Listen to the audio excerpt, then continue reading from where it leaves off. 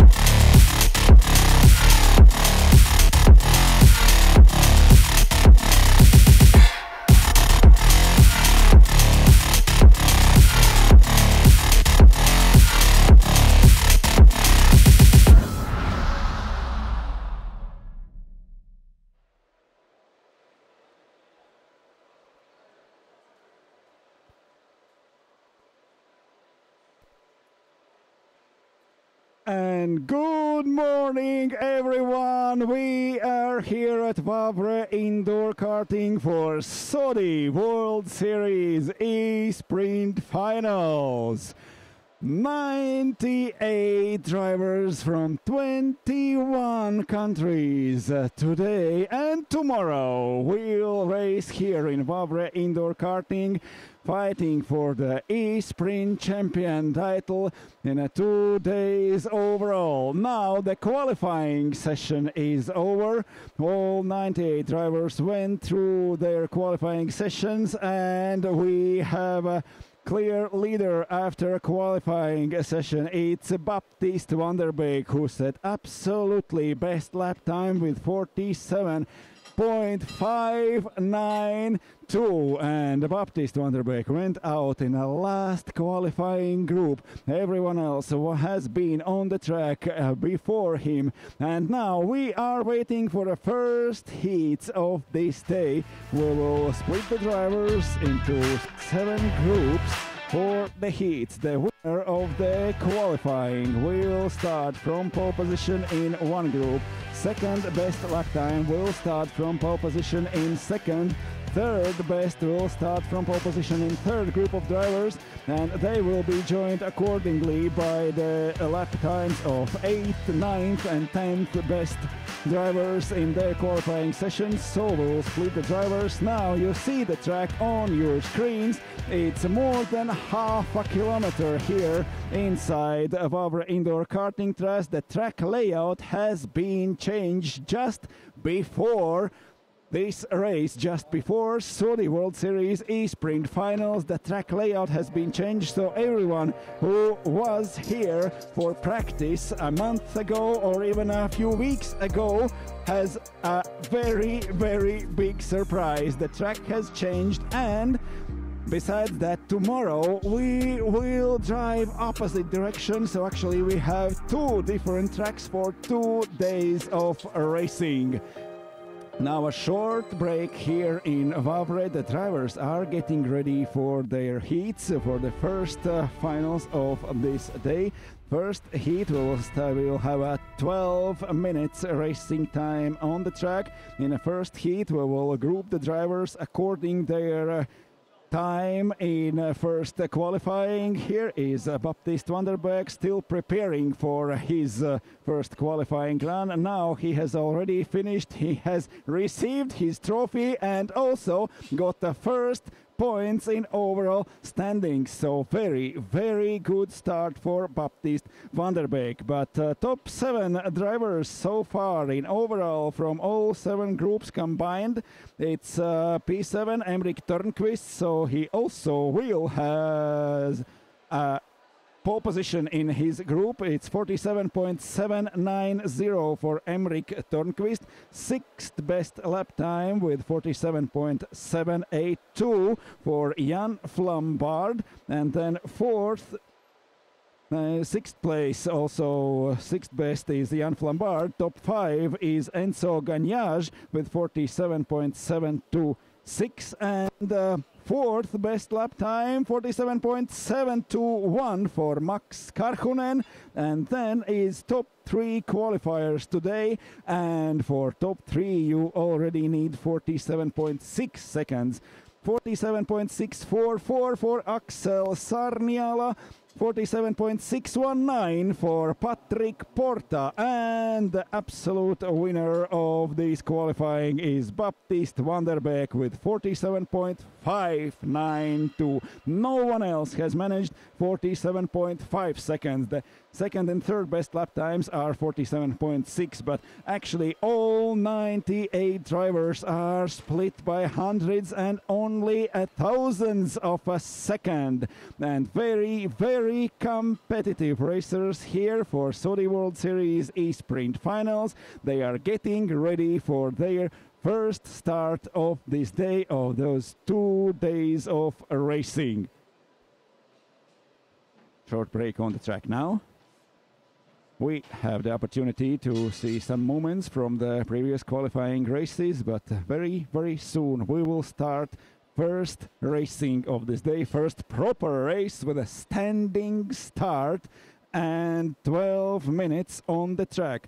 Then after that, before the second heat, we will have a very, very short qualifying session, only 3 minutes. That means maximum 3 flying laps, not more you can manage during 3 minutes qualifying session. The groups will remain the same for second heat, but the starting positions can change in those 3 minutes. So that will be for the second heat, and then there will be a finals for the first day when the groups will be split based on heats merged. To results of both heats will be put together to decide which driver will start in which group and from which starting position in the final of the day 1 here in Saudi World Series E-Sprint Final in Wavre Indoor Karting. Now the drivers are in their kartings. They are ready to go. We are waiting the last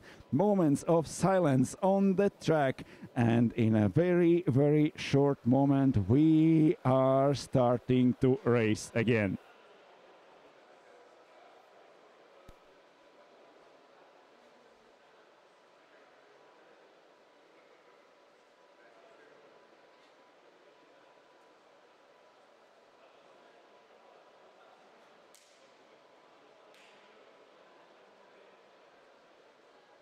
Everything is set. We are ready to go. The stewards and judges taking their places, their spots on the track to see everything what goes on there. It's a very, very interesting track here in Wavre. It's a lot of time crossing itself. It's in two different levels, and 2 times during one lap you are going up and down, and the track is crossing itself. It's a very, very interesting circuit, and it has a tremendous amount of grip. The tires are holding really, really good, but they are overheating, and already as the Baptiste van der Beek, the leader of the qualifying, said he had to cool his tires during his qualifying session to get the best lap time. So you can overheat them pretty quick, and that will destroy your qualifying. That destroyed qualifying for a lot of racers today, and we will see how it will pan out in a first proper race with a standing start. Now drivers queuing at the exit of the pit line, waiting for a green light. We go green here in Wavre. We are on the track and preparing for the first start of this day.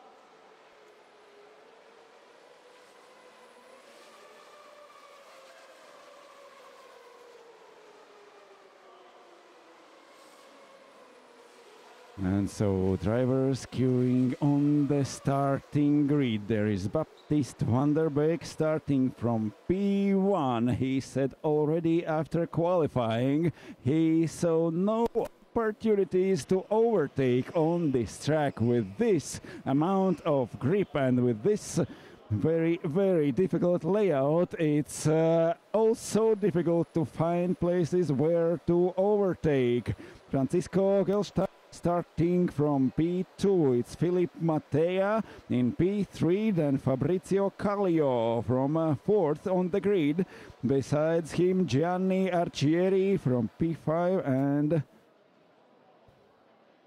that's the results of last qualifying. Now Baptiste is back on the track for the first race, and we see him there in karting number 21 for each race.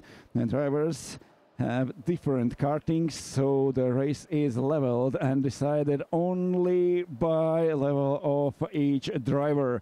The go-karts are new, they are identical, and we are ready to race.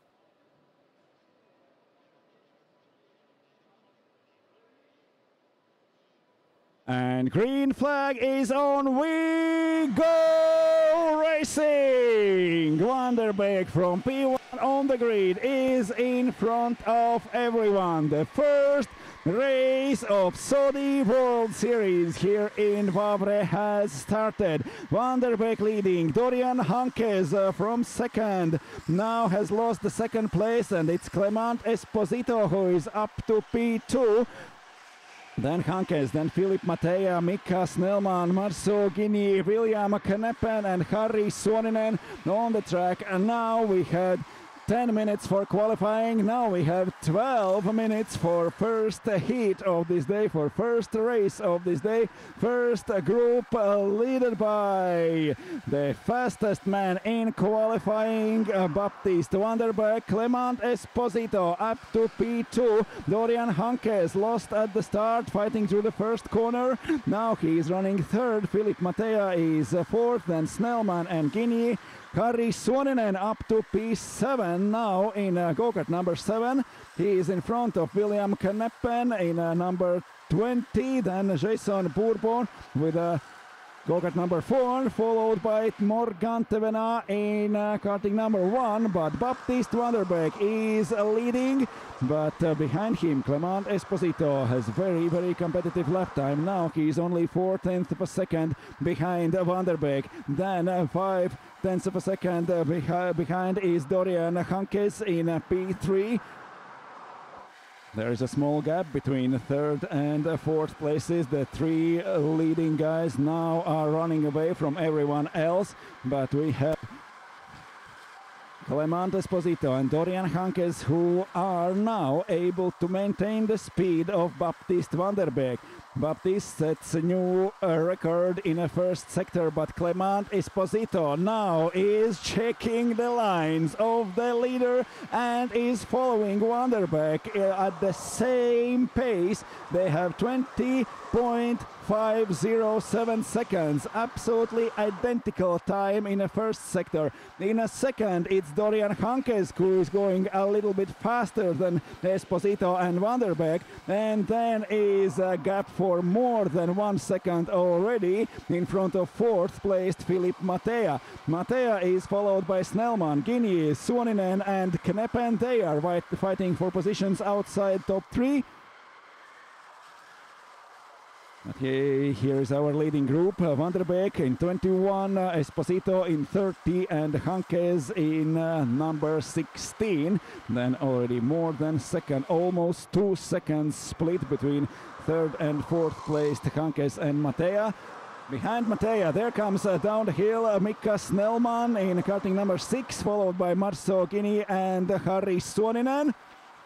We have fight for the first 3 places. We have fight for a P4. There are 5 drivers now fighting with Mattea, Snellman, Guinea, Suoninen and Kneppen. Chasson Pourpon in P9. Morgan Tevena is P10 now.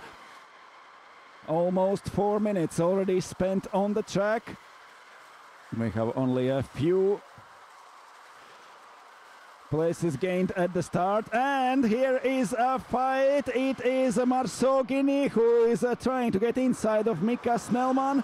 Guinea with karting number 25 now fighting for 5th position. And here they coming downhill once again. Baptiste Vanderberg still leading in front of Esposito and Hankes, but the fight is going on at the second part of the first 10 positions. It's Mattea. Guinea moves up in front of Snellman, followed by Suoninen and Kneppen. Will be anyone else to gain positions on the track? The judges are all around. They are checking the drivers. They are checking, do they overtake correct? There are a lot of penalties available today. There is a long list of penalties for infringements done on the track, and you have to be really careful and really fast to do the overtaking here in Wavre. Vanderbeek leading, pulling away a little bit each lap, a few hundreds. Now he's starting to pull away with 47.8. It's already almost a second between him and Esposito. Hankes is following in third, now only 3/10 of a second behind Esposito. Vanderbeek is running away, and we have Esposito in number 30 fighting with Hankes in number 16. Here they are coming. Hankes with a white crash helmet following P2 very closely. Will we see any more overtaking moves during this race? We are almost through half of this race. 6.5 minutes still left racing. Vanderbeek is pulling away with 47.8 second lap time, 47.9 for Esposito and Hankes, and Van der Beek is leaving them to fight for P2, but P1 stays with Baptiste Van der Beek. He is leading the first race of this day, first race of Saudi World Series E-Sprint Finals. 6 minutes left to fight on the track, 47 seconds the best drivers need for a whole lap here. The lap is more than half a kilometer long here in Wavre Indoor. It's a very, very interesting and very, very difficult layout with a huge amount of grip and a possibility to overheat your tires, which is not a common thing in rental karts, but here it is possible. So you have to be careful, you have to be fast, and you have to be able to fight for your position. Van der Beek is already more than 1 second in front of everyone. Esposito hold behind him in first laps, but now Van der Beek is proving why he was faster in qualifying. 47.8 is absolutely best lap time in this race. Baptiste Van der Beek got 1 second behind him. Now it seems like he is controlling the gap, setting the new best lap time, but it's 3/10 slower than his lap time in qualifying, and now he's holding his speed very, very stable. Esposito is already almost 3 seconds behind. Hankes is fighting with Esposito. It's number 30 and number 16. Here goes Van der Beek, and then fight for P2 and also fight for P4 between Philippe Mattea and Marceau Guinea. Mattea, number 19, Guinea with 25, and also very close behind him is Mika Snellman with number 6 and P6. 4.5 minutes till the end of this race. The second group of drivers are getting ready. Now they are checking their weight, they are taking their ballast and preparing for their race. We have 80 kilograms, that's the minimum. The driver with the weights and with all the equipment must weigh. All the kartings are identical, so the driver must bring their ballast to the race to be in the rules. And now we have more than third of a race left, less than 4 minutes to the finish line. Baptiste Van der Beek is 1.7 seconds away from everyone. Esposito and Hankes fighting for third place, and Marceau Guinea going up to fourth in front of Philippe Mattea. It took a lot of laps for Marceau Guinea, but he did it. Now he is P4. There is more than 2 seconds to third place driver Dorian Hankes, so we will see how much of those 2 seconds will be able Marceau Guinea to delete during the last laps of this race. Now the leading group of drivers are following back behind Baptiste Van der Beek, and we still have a fight for a second place between Esposito and Hankes. Esposito got in front of Hankes at the start during the fight at the first corner. Hankes was faster in qualifying by 8 places in a qualifying lap times, but now he's sitting behind in P3 and unable to do the overtaking. Clement Esposito is defending his position on the track perfectly. Now Hankes has not found any spot to put his karting besides the Espositos. We have 2.5 minutes till the finish of this race. Baptiste Van der Beek 1.8 seconds in front of everyone. Absolutely controlled race from Baptiste Van der Beek. Started from P1.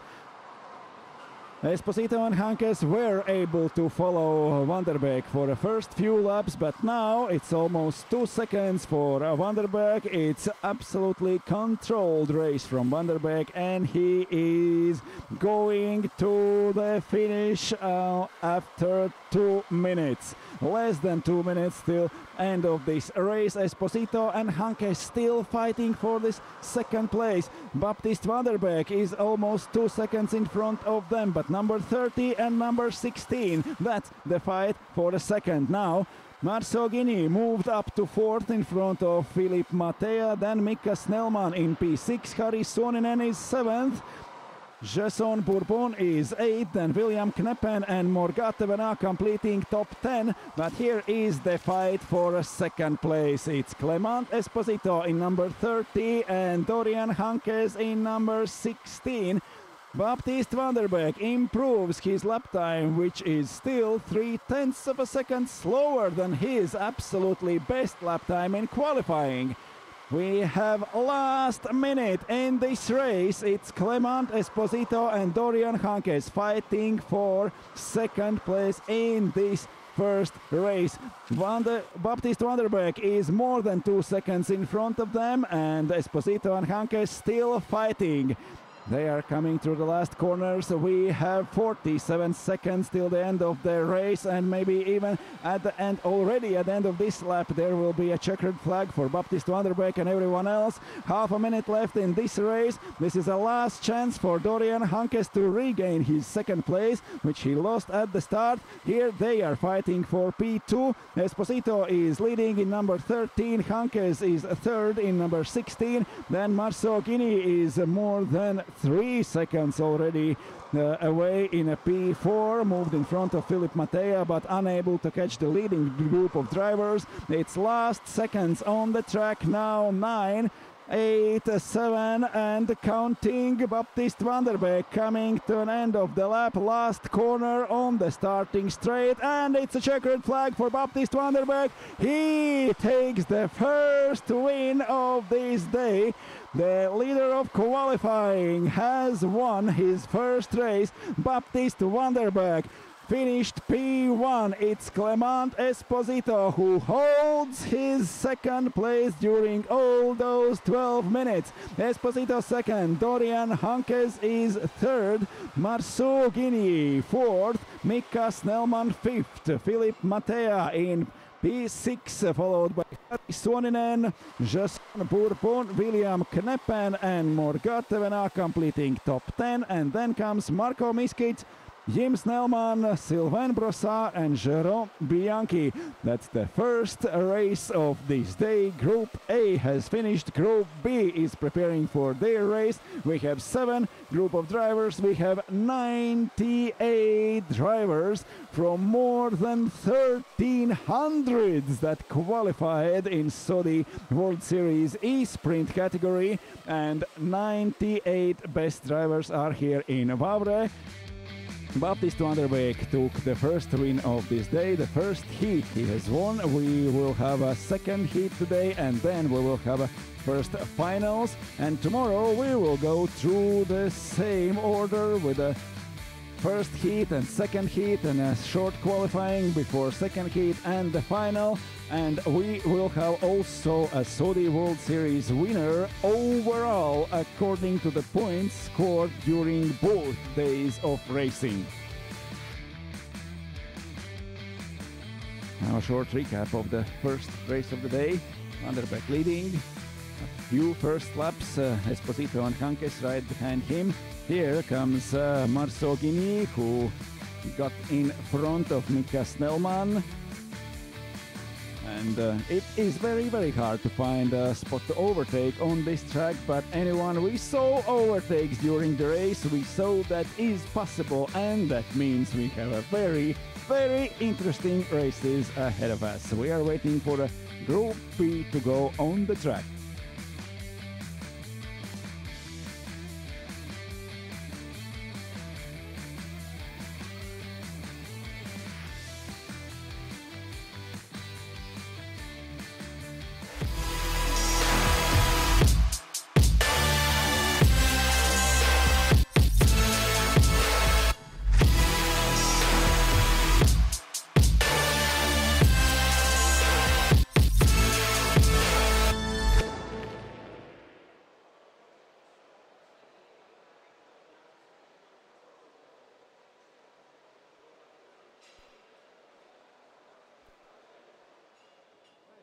Short break here in Wavre. Group B of drivers. The second best qualifier leading this group of drivers on the track. We are in the pit lane now, waiting for the green light to come on at the exit to the track. And the Group B ready to race.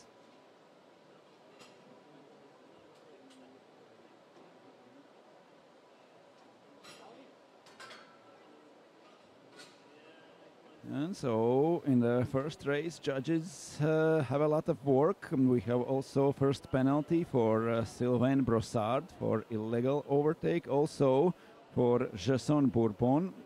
Also, he broke the rules during overtake, but it seems like everything is okay for Marceau Guigny. We saw his overtake move in front of Mick Snellman, and Marceau Guigny finished P4. He is also investigation, but so far seems good. It's a penalty for Jason Bourbon and penalty for Sylvain Brossard from a first race. But now we are waiting. After formation lap, the karts will be back on the starting grid, and in a very few moments we will go racing again.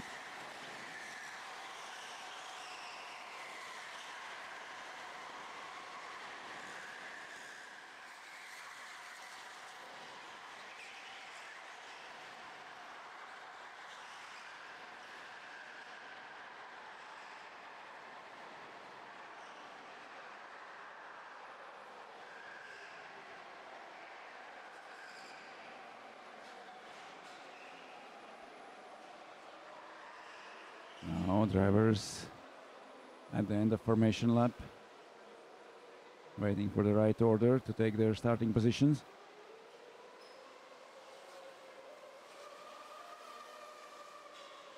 We are ready to start second race of this day here at SWS World Series E-Sprint Finals.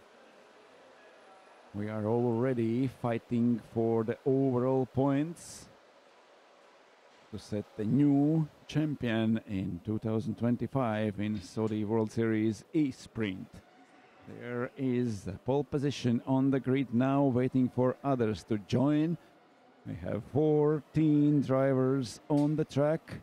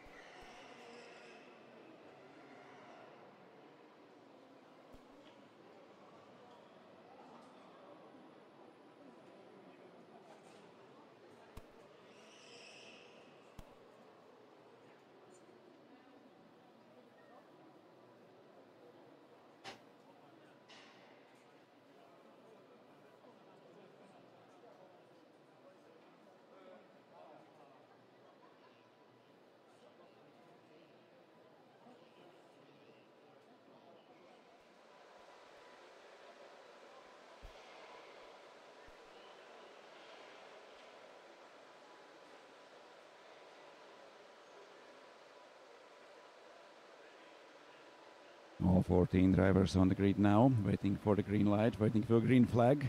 The judges are still busy with the overtaking moves we saw in the first race, but now we go racing again. It's a first lap in a second race of this day. A lot of fighting during the first two corners, and then we are going up, we are going down, and the first lap of this race begins. Patrick Porta from the P1, Michal Letovanec and David Masiero behind him, then Roni Rautala, Karmo Kerb, Mars Liepinch, Natalia Stalosova. It's Julian Bianchi in 28 who has lost a few positions at the start, not only one, but it seems more than 2 positions down is Julian Bianchi, and the first lap Patrick Porta leading, Michal Letovanec in number 22. Now in second place David Masiero is third, Roni Rautala fourth, then Karmo Kerb. We will see how far down the order is Julian Bianchi. Number 28 has lost some positions, he is 3 places down. It's Julien Pascal and Raphael Bro who are in front of him. Julien Bianchi now is P10. Patrick Prahonig gained a few positions at the start, and Antoine Wies is down in 14th now. But Patrick Porta in number 17 leading the race in front of Michal Letovanec. Here they are coming down through the next corner.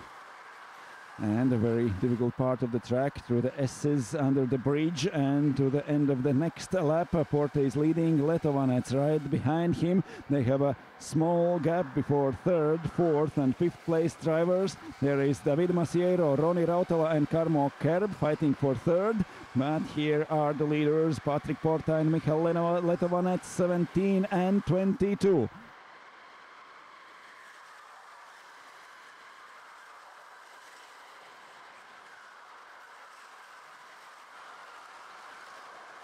Julien Pascal gained 2 positions at the start and now is running 7th. Rafael Bro is behind him. They are fighting for a P7 now. Natalia Astolosova is 9th and Patrick Prahoinig in P10 moved up a few places at the start. Here is Patrick Porta in number 17, leading Michal Letovanets. They are very close, in only 0.2 of a second, splitting 2 leading drivers. It seems like Patrick Porta is already defending his position on the track, going narrow into the first corner. The first corner was mentioned by a few drivers yesterday as the opportunity to overtake during the race, but we have not seen overtakes there yet. We will see how it will pan out in a fight between Letovanets and Porta. It seems like Porta is defending his position already. He is looking back in the straights to see how far is Letovanets. He is close enough to do something, to fight for the first place of this race. Only 0.2 of a second separating them. We see there is only a few centimeters between their go-kart. They are going through the last corner now and through the starting straight, and the next lap is finished. From the middle of the track goes into the first corner Patrick Porta. He is defending his position, but they are still able to pull away from David Masiero, who is now running third and trying to defend his position from Roni Rautala and Karbo Kerb. There are coming those 3 drivers, 24, 32 and number 9, fighting for third, fourth and fifth position. Then 6 is Mars Lepin, Julien Pascal is 7th, Patrick Prahoinig up to 8th place. Already at the start, Prahoinig moved up to P10 now. He is 2 spots up in a P8 now. But so far it's Antoine Wies who got penalty for illegal overtaking move. So now Antoine Wies is qualified last in go-kart number 5. But Patrick Porta and Michal Letovanets still fighting for lead, still only a couple of tenths of a second between them. Almost 8 minutes left in this race. David Masiero, Roni Rautala and Karmo Kerb in P3, P4 and P5. Here they are coming up to the hill for the second time in this lap. But here are the leaders, Patrick Porta and Michal Letovanets, number 17 and number 22. Letovanets is right behind Porta all this race. Will be able to pull out the overtaking move. It's very, very narrow line into the first corner from Patrick Porta. Michal Letovanets has 12 minutes to find his spot to overtake Patrick Porta. Will he able to do this? Will he risk to do the overtake? Maybe it's better to get a second place and fight in a next heat where there will be a new qualifying session and there will be opportunity for everyone to be inside the same group to get a better starting position for the heat number 2. But now they are fighting on the track. Here is Karmo Kerb, a little split between him and Roni Rautala. Rautala still fighting with Masiero for P3, but here is Patrick Porta and Michal Letovanets. It's almost half of the race, 6 minutes left, and Porta still leading. Mars Lepinch and Julien Pascal fighting for 6th position on the track. Mars Lepinch in go-kart number 23 and Pascal with number 2. They are in front of Patrick Prahoinig. Prahoinig now is up to 8, also because of Antoine Wies got a penalty for illegal overtake. But here is Patrick Porta. He is going really narrow in almost all corners to defend his position from Michal Letovanec. They are fighting for the lead. They are fighting for the win in this race. We have less than 6 minutes left till the finish, and Patrick Porta still in front of Michal Letovanec. Letovanec has 8 laps already he has done behind Porta. In 8 laps has he found a place to overtake, to try to get in front and to win this race. Letovanec is following really closely Patrick Porta. They were split by more than 1/10 of a second during qualifying, but now it seems like Letovanec is showing to Porta, go faster, let's move away from the followers. They have 2.5 seconds split between second and third, so David Masiero is far enough behind, so Michal Letovanec does not have to worry about anyone overtaking him. He can concentrate on Patrick Porta.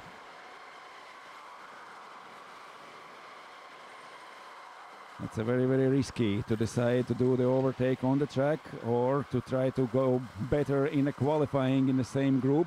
Now Michal Letovanec is second.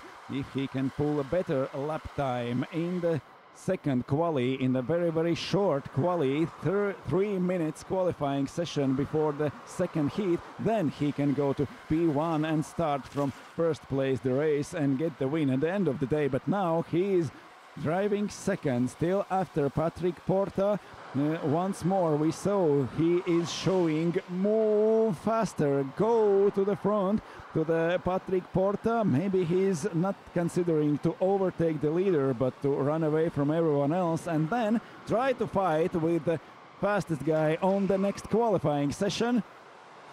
And there is a crash going into the first corner. Julian Pascal and Mars Lepinch fighting for P6. Patrick Prahoynig now is classified 8, but it's Antoine Wyss in front of him. Wyss has got a penalty for illegal overtake. 3 seconds added to Antoine V lap time in this race, but Porta and Letovanec still at the front. Behind them, there is a lot of things going on now. Masiero, Rautala and Kerb in third, fourth and fifth. Julian Pascal moves up in front of Mars Lepinch. Lepinch down to P7 now. Patrick Prahoynig up to 8th place in front of Rafael Bro, Natalia Stalosova, who is running 10th, and Oli Horko outside top 10 in front of Julien Bianchi, Favas Youssef and Antoine V.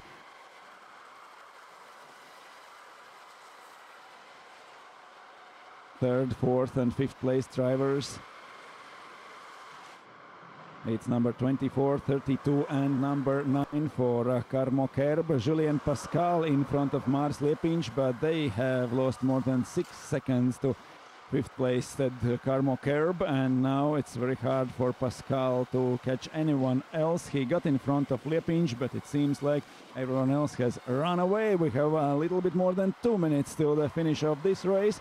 Porta is still leading, half a second in front of Michal Letovanec. They have a 3 seconds gap between second and third place. David Masiero. Masiero still half a second in front of Roni Rautala. Karmo Kerb 1 second losing to Rautala and coming home fifth. Then Julien Pascal up to P6 in front of Mars Lepinch. Rafael Bro is P8 because of Antoine Vy's penalty seconds. Natalia Astalosova is classified 9th and Patrick Prahoynig is back to P10. So after a few crashes in the first corner, at the second part of the race, it seems like we will have some decisions from the judges at the end of the race. Now, Natalia Astalosova already received the first warning, and we have a 3 seconds penalty for Antoine Wyss. He did it wrong at turn 7. And now he is classified last, but is not running last on the track. Antoine V with the go-kart number 5. Here are the leaders, Patrick Porta and Michal Letovanec. 0.2 of a second between them. No overtaking moves from Michal Letovanec. He is driving very, very cautiously behind Patrick Porta. It seems like he has made his decision. Maybe second place is a lot better than some penalty for illegal overtake. The Porta was faster in qualifying. Now Michal Letovanec has seen his lines, has seen how fast he can go with Patrick Porta, and maybe he knows already where he can gain this position at the second qualifying, at those 3, maybe 4 flying laps, which will be available for second qualifying, for second heat of this day. The time is over, it's the final lap. Letovanec still chasing Patrick Porta, but without fight for the lead. We are through the last corner, there is checkered flag. Patrick Porta takes the win, Michal Letovanec is second, then Masiero, Rautala and Kerb. Following each other whole 12 minutes of this race, Julien Pascal comes home 6th, followed by Mars Lepinch in P7, then Rafael Bro, Natalia Astalosova and Patrick Prahoinig completing top 10. It's Olli Horko and also penalty for Julien Bianchi. Number 28 got 3 seconds at the end of the race, and Bianchi now is classified 13th. Patrick Prahoinig last across the finish line. Antoine Wies is 12th with those 3 penalty seconds. Fawaz Youssef 11th. Olli Herko in P10. In front of him is Natalia Astlosova, Rafael Bro, Mars Lepinch P7, Julien Pascal P6, then Karmo Kerb, Roni Rautala, and top 3 David Masiero, Michal Letovanec and Patrick Porta.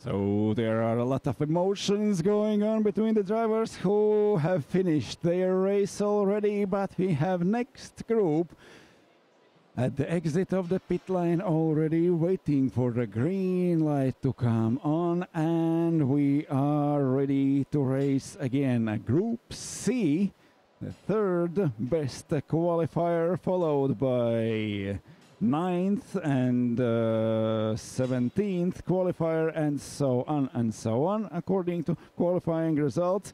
It means now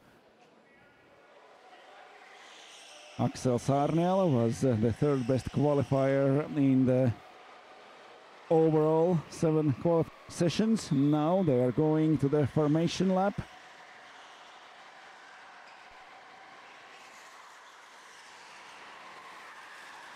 And the stewards are already waiting for them at the end of the lap to cue the right order for the starting grid.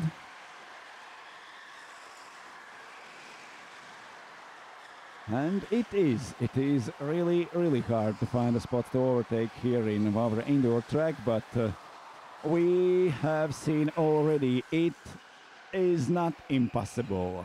Some drivers can do that. Some drivers decide to take their position and fight in a qualifying before the second heat. That's the opportunity, because we will have the same groups, but with a new qualifying session, with the opportunity to get a better starting position on the grid for the second heat. And then, combining the results of both heats, we will put the drivers on the grid for the finals of this day. And during the qualifying, during both heats and during the final, drivers are fighting for the overall points for this day's ratings, and also the overall points from both days will decide the Saudi World Series E-Sprint champion here in Wavre.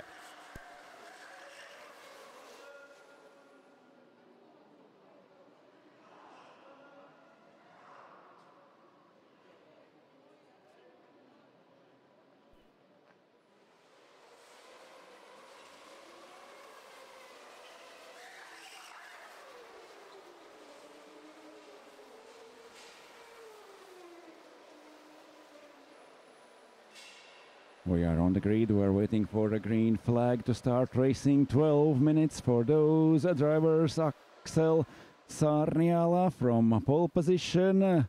Remy Penetier in a second place. Andrei Salipnieks P3 on the grid.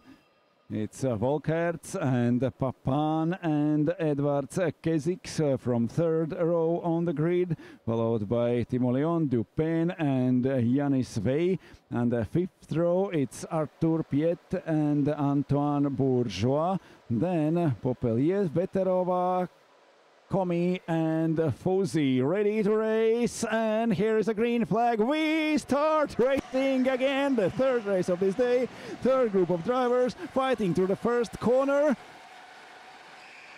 A lot of crashes through the first corner, but it seems like Axel Sarniala is able to pull away already after a few first meters of this race. He is followed by Andrei Leipnieks, who has got a position at the start. Leipnieks was third, and now it seems he's running second in front of Remy Panetier. Then Kyle Volkerts and Martin Papan. Laura Veterova has lost positions at the start. Now she is running last in the first lap. Also, Arthur Piette is in front of Yanis Vey, up to one place better than he started. First lap completed. Sarniala holds his place. Andrei Leipnieks is up to second, followed by Remy Panetier.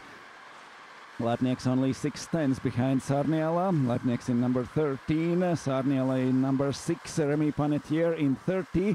It's Arthur Piette in front of Yanis Vey, Antoine Bourgeois in P10, and Popelier, Komi, Fozzi and Veterova is running last now, but there is a fight going on at the end of the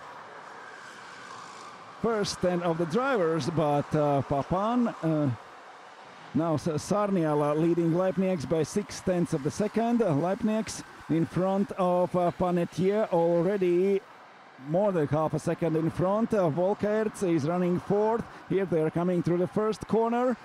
New record in the first sector for Sarniala. Better than everyone else in a second is Andrei Leipnieks. In a third part of the track, Remy Panetier now is faster than everyone else and setting the fastest lap time of this race with 47.9 seconds.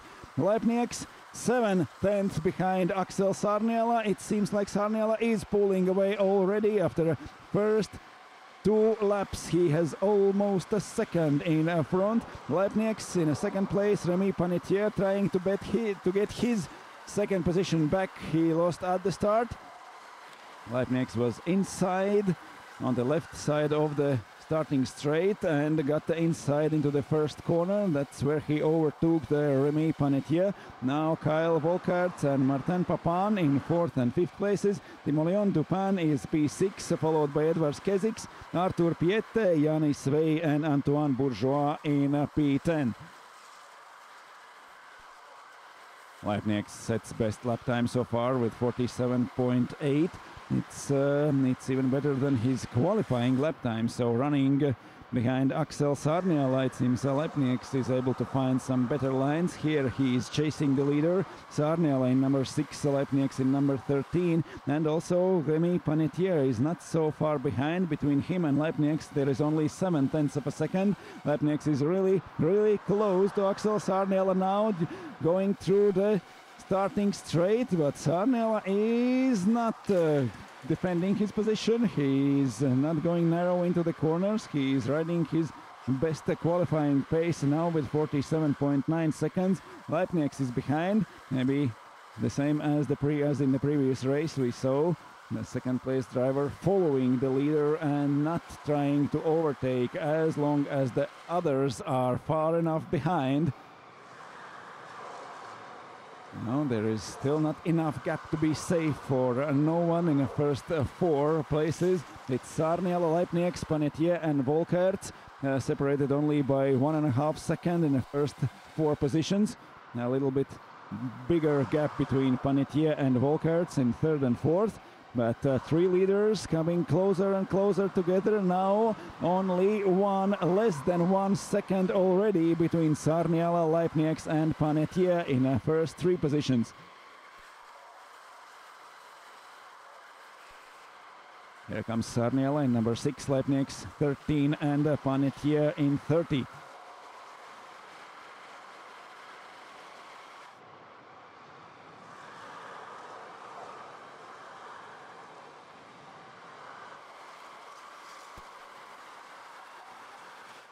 For the first few laps there was a gap between 2nd and 3rd place drivers, between Leipnigs and Panetier, but now it seems like Panetier has got a better lap times of at least 2 last laps, and he's closing on the leaders.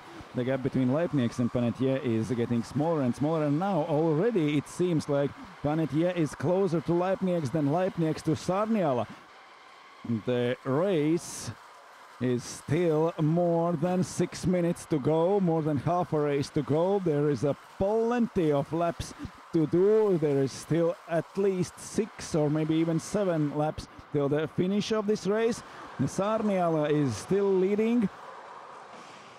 Axel Sarniala had 3rd best lap time overall in qualifying.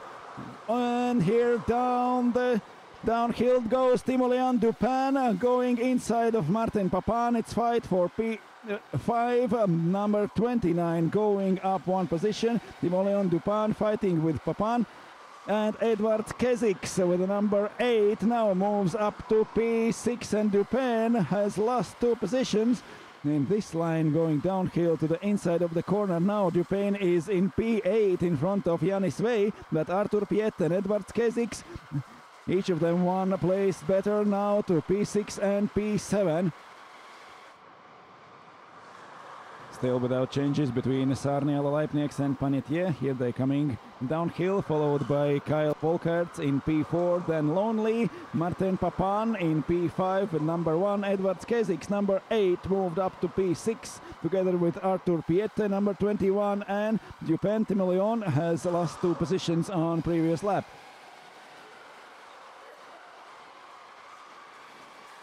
We are over the half mark of the race. 5.5 minutes left till the finish. Leading group of drivers here: Sarniala, Leipnigs and Panetier, 6th, 13th and 13th number on the go-karts, and also Kyle Volkart a little bit falling back during those last laps. There is 1.4 seconds between Panetier and Volkart. The 4th place driver is losing ground a little bit at the last laps of the race. Martin Papin is more than 3 seconds behind in P5, riding quite lonely with a go-kart number 1. Edwards Keziks, almost 1.5 seconds behind Papan in a P6. Then Artur Piette, who is 1.5 seconds behind Keziks. Timo Leon, Dupin and Yanis Vey fighting for P8 and P9 on the track now. Sarniela and Leipnieks, and we have lost Remy Panetier. He was a few laps ago, he was very, very close to Leipnieks, and it seemed like he could start to fight for a P2, but now Panetier has fallen back for more than 1 second behind Andres Leipnieks. Panetier is riding third, but not able to fight for better position in this race. Kyle Volkert is 2 seconds more back, and then Papan, Keziks, Piette, Dupien, Vey and Bourgeois fighting for the positions from 6th till 10th. Last 4 minutes of this race, it's Leipnieks with number 13 following Sarniala number 6 in the first 2 positions of this race. Leipnieks has already improved his lap time compared to his qualifying lap. 47.7 now is going Leipnieks together with Axel Sarniala. Sarniala got 47.6 in his best qualifying lap. Now he's a little bit slower than in qualifying, but second best driver Andres Leipnieks is quite faster than he was in qualifying. Maybe he has got better lines watching what Sarniala is doing on the track, and maybe we will see better lap time from him in the short qualifying session before second heat. Now Leipnieks still riding behind Sarniala without any moves to try to overtake the leader. Remy Panetier now is almost 2 seconds behind. He is falling back. Sarniala and Leipnieks pulling away last 3 minutes of this race. Kyle Volkert is almost 2 seconds behind Panetier. So third, fourth and fifth place drivers now going quite lonely and quite safe through the track without anyone able to overtake them. Here coming downhill, Papan, Keziks, Piette and Dupain, and also Vey and Bourgeois at the end of first 10 of the drivers. We have a little bit more than 2 minutes till the finish. Group C, the race is coming to an end. Sarniala and Leipnieks. No one else has been able to maintain this speed, this pace on the track. Sarniala and Leipnieks pulling away from everyone else. Now there are 2.5 seconds between Leipnieks and Panetier. Remy is falling back during the last laps of this race. Last 2 minutes left for racing for Group C on the track. Volkert in P4, then Papan, Keziks, Piette, Dupain, Vey, Bourgeois in P10, followed by Popelier, Komi, Fozzi and Veterova.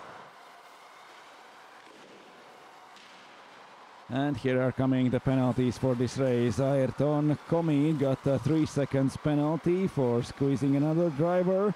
There is also a penalty for Herdi Fozzi for pushing, and Fozzi is now classified 13th. He has number 7 on his car. We have last minute of this race. It means 2 laps to go for Group C. First heat.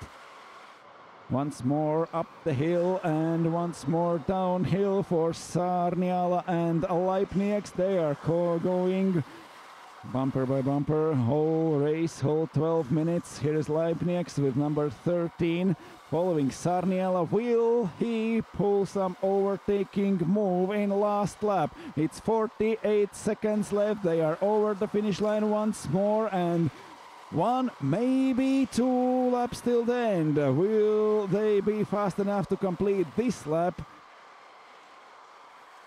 faster than the time runs out for this race? Sarniala and Leipnieks, and 3 seconds gap behind is Remy Panetier. Then Kyle Volkert 2 seconds behind Panetier. Martin Papan in P5, Edward Keziks P6. The last seconds of this race, here are Sarniala and Leipnieks, number 6 and number 13, leading this race. Whole 12 minutes, last 10 seconds. They are going through the last corners. And here is the last corner and the finish straight. It's a checkered flag already. Axel Sarniala takes the win. Andrejs Leipnieks gets one position at the start and then is following closely the leader whole 12 minutes of the race. Will he be able to pull a better lap time during the very short qualifying session before heat number 2? Now Remy Panetier is third. Kyle Volkert over the finish line in P4. Martin Papan is 5th. Edward Kezik 6th. Arthur Piette in P7. Then Timoleon Dupin, Yanis Vey and Anthony Bourgeois in P10. Followed by Wouter Popelier, Ayrton Comi, Herdy Fosi and Laura Veterova.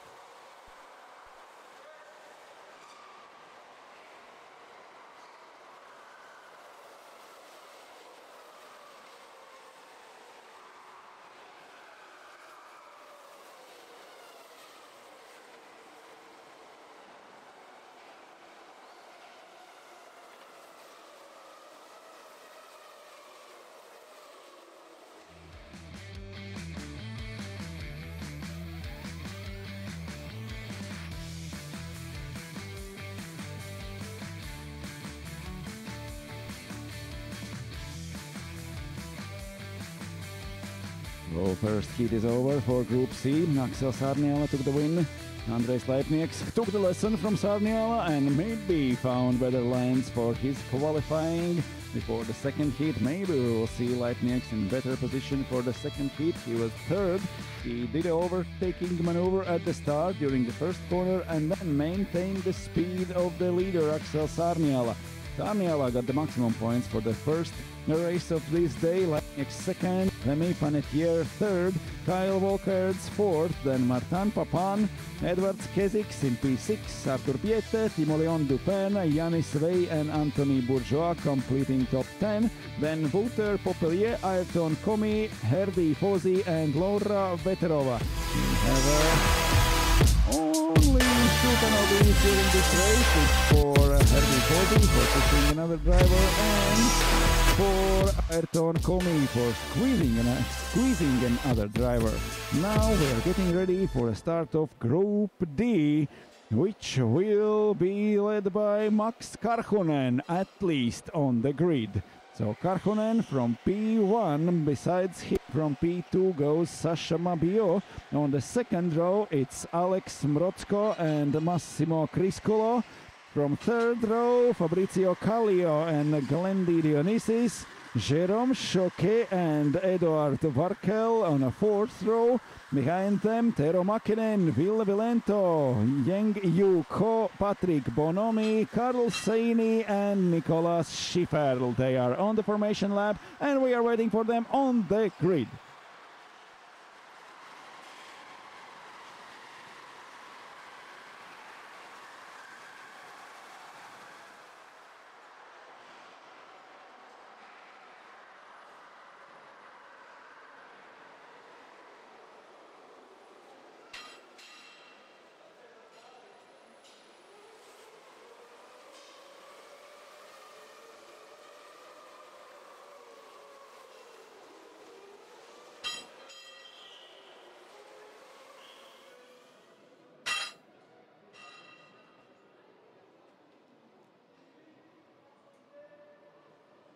Drivers on the grid already. There is Max Karhunen in the number 27, already pointed his karting to the inside of the first corner to defend from Alex Mrocko, who is right behind him. From the second on the grid goes Sasha Mabio, but he is on the outside. We already saw in previous race how Andrejs Leipnieks from P3 went up to P2.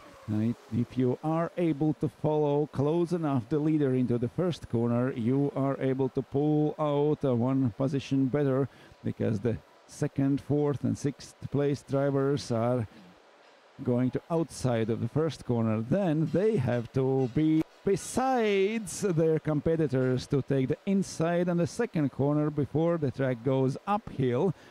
How it will pan out during this start, we will see already in a few seconds. It's Max Karhunen and Sasha Mabio in a first row. Alex Mroczko and Massimo Criscolo from second. Yellow flag on the start, and we go racing again from the second. Mabio through the outside of the first corner. Karhunen uphill already, maintaining his first place. It's Sasha Mabio and Massimo Criscolo. They're behind him. Mabio with number 23, Mroczko with number 9, and Criscolo with number 22. Max Karhunen pulled away already in the first sector of the first lap. Now he's going uphill for the second time during this lap.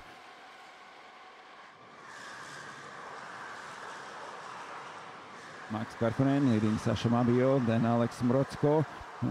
All of them maintain their positions. It's Glendy Dionysis who moved up to P5 in front of Fabrizio Kallio. Kallio lost at the start, and now go-kart number 10 is a few positions down. They are completing the first lap. Glendy Dionysis up to fourth.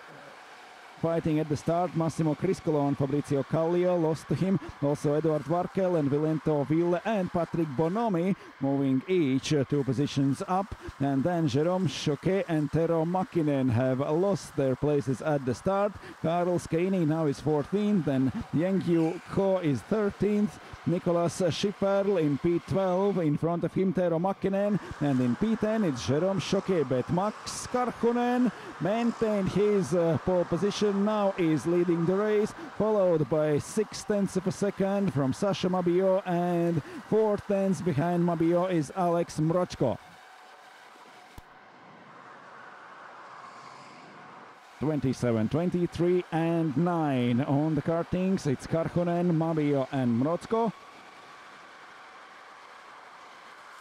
Glendy Dionysis moved up 2 positions at the start, but now is losing more than 1 second to the leading group of drivers. There is 3 drivers within 1 second now, and more than a second behind them is Glendy Dionysis in P4, Massimo Criscolo following in P5, and Fabrizio Kallio P6.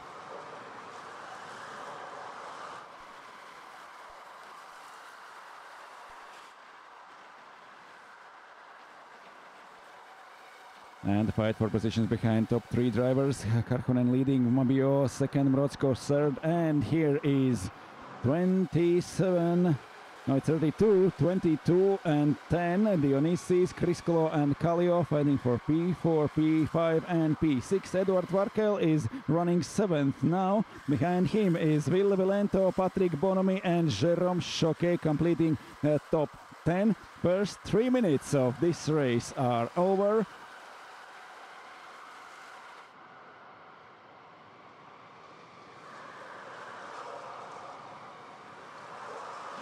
It's Max Karhunen in 27, leading Sasha Mabio, only 0.3 behind him. Only 0.3 further back is Alex Mroczko. All 3 drivers bumper by bumper going through the last corner onto the starting straight. 1 more lap completed, 8 minutes to go. Behind them is Glendy Dionysis, Massimo Criscolo, Fabrizio Kallio and Eduard Varkel fighting for positions from 4th till 7th.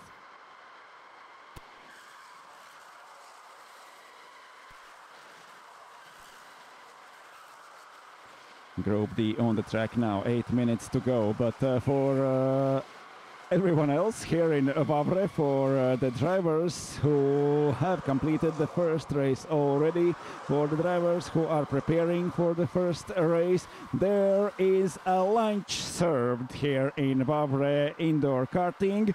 So if you are hungry, you can go and take a lunch now, or if you want to take less ballast for your next race, you can go and take lunch now. But we are still racing on the track with the Group D. It's Max Karhunen leading, Sasha Mabio second and Alex Mroczko in third, and then fight between 4 drivers: Glendy Dionysis, Massimo Criscolo, Fabrizio Kallio and Eduard Varkel. Leading group of drivers: Karhunen, Mabio and Mroczko. It's 27, 23 and number 9, and then is coming a train from 4 cars Dionysis in 32, Criscolo in 22, Kallio in number 10 and Varkel in 17. They are fighting for P4, P5, P6 and P7. They are very, very close on the track. Eduard Varkel lost a few tenths during this lap, and now Kallio, Criscolo and Dionysis are fighting, three of them. Varkel now has to gain more than 1 second to join this party. Now Varkel is in P7.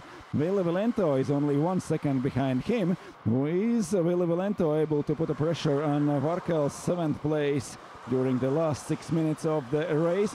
Then Jérôme Choquet, Patrick Bonomi, Tero Mäkinen, Yeng Yu Ko, Nicolas Schifferl and Karl Skaini from 9th till 14th.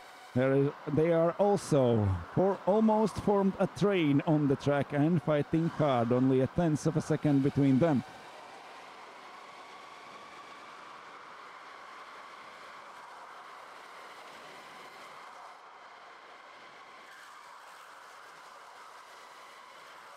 And for everyone else who is not racing currently and not preparing for a next start, it's Group E drivers who are getting in the go-karts now. But for everyone else, there is a lunch served here in Wavre Indoor Karting track. So go take your lunch. You will need less ballast for a next race, and you will be happy. That's how it works. But we are on the track still after already 8 laps of racing. Max Karhunen leading, Sasha Mabio second, Alex Mrocko third, then Dionysis, Criscolo and Kallio fighting for the 4th, 5th and 6th places. Eduard Varkel has lost to Kallio, and there is more than 1 second between them, and Ville Vilento is closing on Eduard Varkel, and maybe we will see a fight for 7th position at the last laps of the race. 5 minutes left till the finish.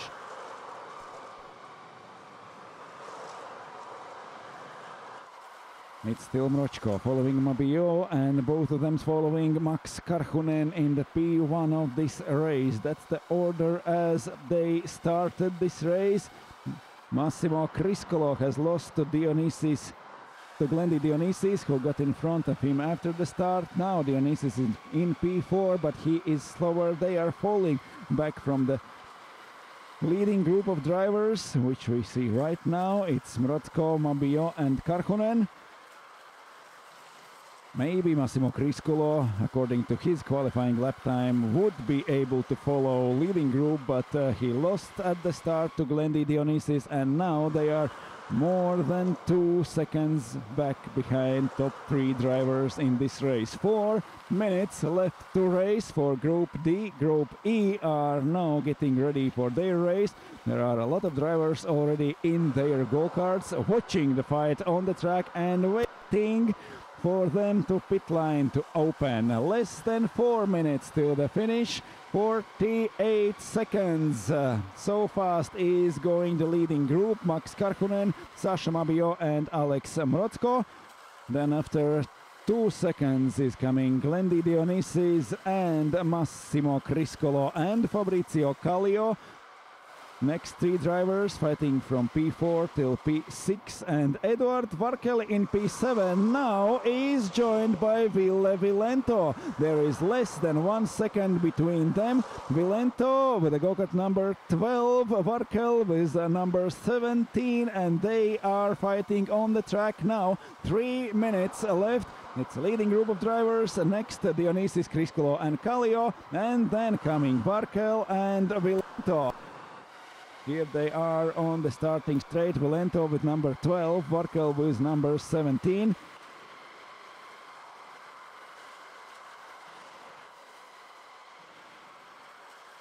It's a North European Championship for 7th and 8th now. It's Eduard Varkel from Estonia and Ville Vilento from Finland. Vilento has joined Eduard Varkel in a fight for 7th. Varkel was together with Criscolo and Kallio, but fell back during the last laps of this race. We have 2.5 minutes to go. Here with 27 comes Max Karhunen, Sasha Mabio and Alex Mrocko behind him. They are going like a train through the whole race. All these 12, and there is a fight for P7 between Varkel and Vilento. Does he succeed? Now they are starting the next lap. We have 2 minutes left on this race. Karhunen, Mabio, Mrocko leading, then Dionysis and Kriskolo and also Kallio. And Eduard Varkel is still in front of Ville Vilento. He has held his 7th position. Eduard Varkel still in P7, Ville Vilento in P8. Then Jérôme Choquet in P9, Patrick Bonomi completing top 10, followed by Tero Mäkinen, Yeng Yu-Ko, Karl Skeini and Nicolas Schifferl. 1.5 minutes to race. Up the hill, Max Karhunen in number 27, Sasha Mabio and Alex Mrocko, 3 fastest drivers on the track in this group. Circling the track in 48.0 seconds. Glendy Dionysis now left alone in 4th place. Massimo Criscolo, Kallio, Fabrizio, Eduard Varkel and Vilento Ville now fighting from positions from 5th to 8th. But we have last minute in this race, 2 last laps of this race. The leading group of drivers coming through the last corners. One more turn and there is a starting straight. It's less than 45 seconds till the end of this race, so this is a last lap. We are going through the final lap. It's Max Karhunen leading, Sasha Mabio second, Alex Mrocko third. They are going this order all 12 minutes of this race. They qualified in this order, and here he goes inside. Alex Mrocko going inside, diving to the inside of the Sasha Mabio in the very last lap of this race, and he succeeds.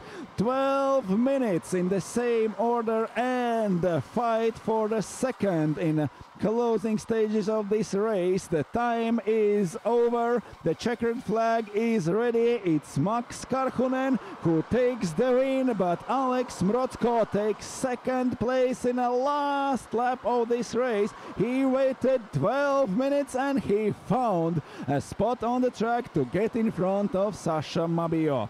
Karhunen first, Mrocko second, Mabio third, then Dionysis, Criscolo, Kallio, Varkel and Vilento maintaining their positions. Jérôme Choquet in P9, Patrick Bonomi is 10th, then Tero Mäkinen, Yeng Yu-Ko, Karl Skeini and Nicolas Schifferl.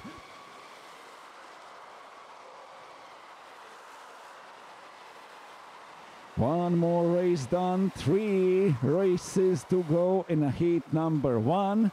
Karhunen takes the win, Mrocko takes second in front of Sasha Mabio in the very last lap of the race. Now they have earned the lunch. The lunch is served upstairs in front of kitchen, so every driver who has not to be on the track right now.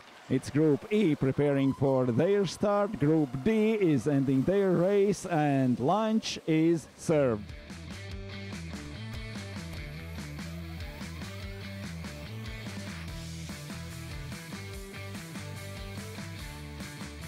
Great fight at the start of this race that decided a lot, as in the previous races too. But I think the best move from this race was Alex Mrocko on the last lap, getting in front of Sasha Mabio. They were driving first, second and third whole race, more than 1 second in front of everyone, and Alex Mrocko waited for the very last lap to get his second place in this race. Maybe if we would have a longer race, maybe we would see one more overtaking move from Alex Mrocko. Here they are coming second and third, and here waiting for the last lap, Alex Mrocko, and he did it perfectly. There is now we got the news from judges. There is an investigation about the move Alex Mrocko did on the last lap, but look, here he comes, he dives inside, Sasha Mabiot leaves the door open and Alex Mrotko goes through on the very last lap of this race. But now Group E is on the track and getting ready for their first heat.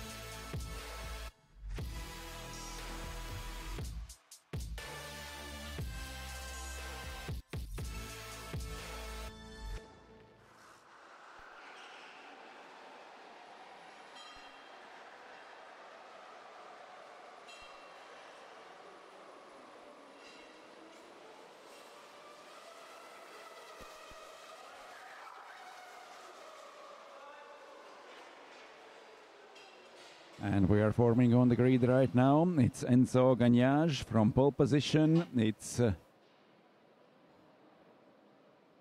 Janis Pajunen from P2 on a second row. It's Theodor Ivarsson and Adam Heng. Third row, Igor Dibash and Chico Gonzalez. Then fourth row for Maxim Delmotte and Edis Malinovskis. Then Pascaletti and Lutzenkirchen, Misle and Bray and Lorenzi and Jonas. Drivers aligning on the grid. 3 races to go in the first heats here in Saudi World Series E-Sprint Finals. Fifth row already taking their spots on the grid. Sixth row is coming, and then there is Jakub Jonas. Something with his go-kart on the track. Everything is checked and he's ready to race. Coming to his grid spot. Last spot on the grid for Jonas, and in the front of this group is Enzo Gagnage and Janis Pajunen in a P2. So Gagnage and Pajunen from first row, Heng and Iverson from second, then Gonzalez and Dibash from third, Delmotte and Edis Malinovskis from P8, and we go racing again. It's Group E on the track, fight for a second place through the first 2 corners, and a huge crash. There is a pile of cars at the outside of second corner. We have 3 drivers left in the second corner. They have lost everything in this race. It was hard, and it was too hard.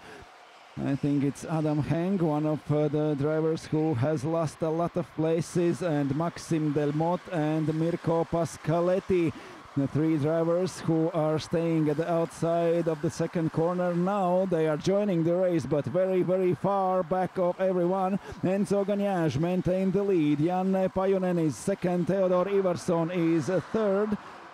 They have maintained their positions, but now Edis Malinovskis, after a great start, moving up to P4 from P8 on the grid. Great start for Malinovskis. René Lutzenkirchen is fifth. Then Nino Bray is in P6, followed by Jakub Jonas, Igor Dibash, Julien Misle, Chico Gonzalez, Jonni Lorenzi, then Pascaletti, Delmotte and Heng are the 3 drivers which crashed at the second corner at the very first stage of this race.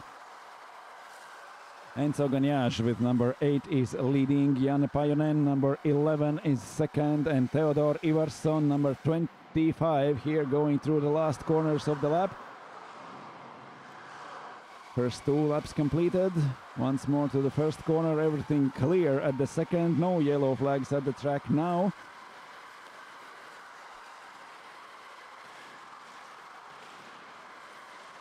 And is clear also from the previous race, Alex Mrotko. There will be no further action. The judges went through his overtaking move and decided everything was done perfect. Now we are fighting uphill. It's Julien Misle trying to get in front of Igor Dibash. Fight for P8 and P9 now on the track. And still Gonzalez after Missler after Dibash, Jakub Junas leading this group in P7. But here are Genyaj, Pajunen and Ivarsson. And one more fight on the track. It's Julien Missler and Gonzalez fighting with Dibash. Jakub Junas is in front, going downhill again from the inside through the corner. Is going Julien Missler. And Julien in front of Igor Dibash, moving up to P8 now.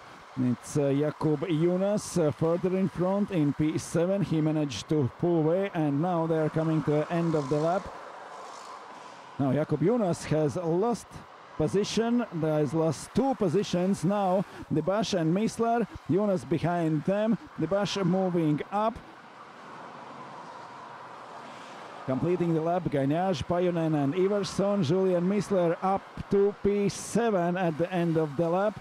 Then Dibash is P8 and Jakub Junas lost 2 positions on 1 lap and now is running in 9th position in front of Chico Gonzalez in P10. Then Joni Lorenzi, Mirko Pascaletti, Adam Heng and Maxim Delmotte after crash at the start, now chasing the other drivers, but they are 8 seconds behind. There is 8 seconds between Lorenzi in P11 and Pascaletti in P12.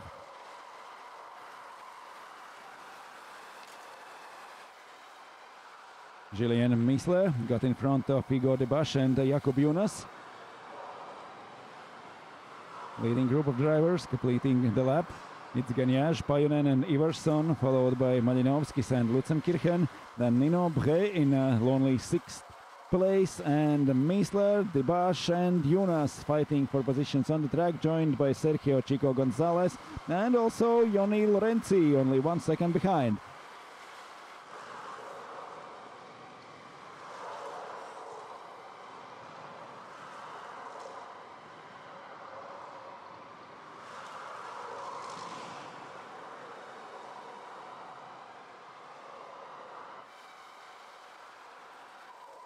Jakub Junas with number 19, followed by Sergio Chico Gonzalez with number 6. It's Julien Missler and Igor Dibash pulling away in P7 and P8. They are fighting for position on the track, but now they are fighting 2 of them, Missler and Dibash.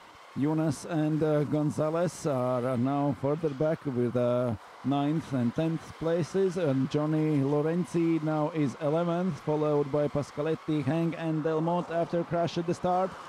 6.5 minutes left. This is Janne Pajunen and Theodor Ivarsson.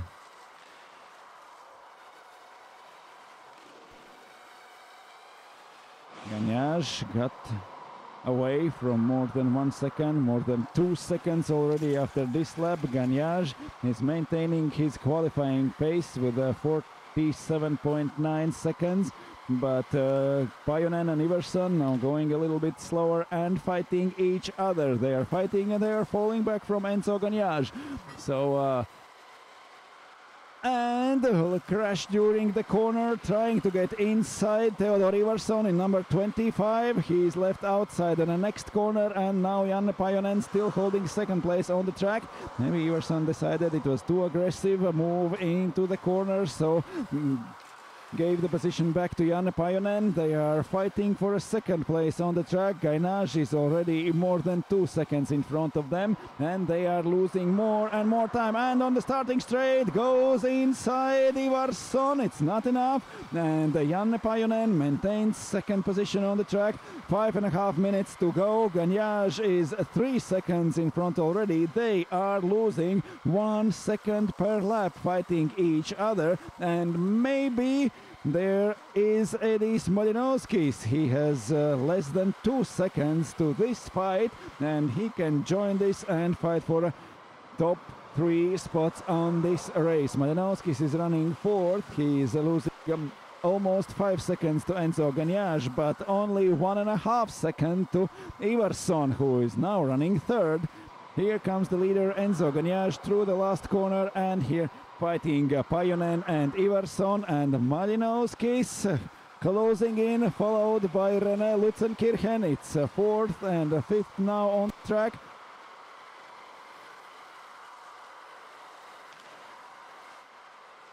Pajunen and Iverson 11 and 25. The corner before the second uphill. From the narrow line going inside to the corner, Janne Pajunen, he is defending his position on the track. They are losing time, they are losing to Enzo Gagnage, and there are drivers behind them catching up. It's Pajunen in 11 and Iverson in 25, fighting for the second place. 4 minutes left for this race. Enzo Gagnage is leading by more than 4 seconds already. And here are Edis Malinowskis and René Lutzenkirchen. They are fighting each other for P4 and they are catching Iverson and Pajunen. Here is the next train of drivers, Jakub Jonas, Sergio Chico Gonzalez and Joni Lorenzi in 19, 6 and 30.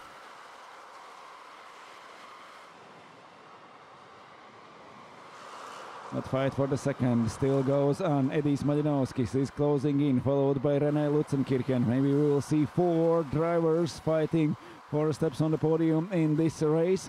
Now Gagnage is far away,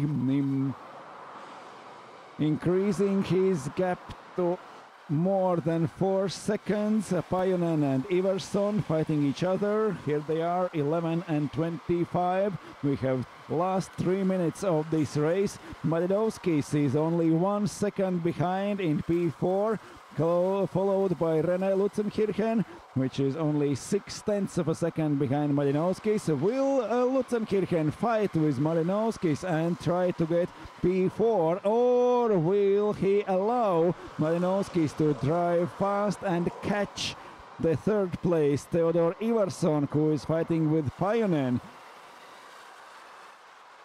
If Lutzenkirchen will start to fight with Malinowskis, they will lose time, the same as Pajunen and Iverson. It seems like Pajunen and Iverson also decided that they do not need this company. They have to pull away and then decide between them who will be second and who will be third. But if they will be joined by Malinowskis and Lutzenkirchen, there will be a train of 4 cars, and there no one can predict how it will end.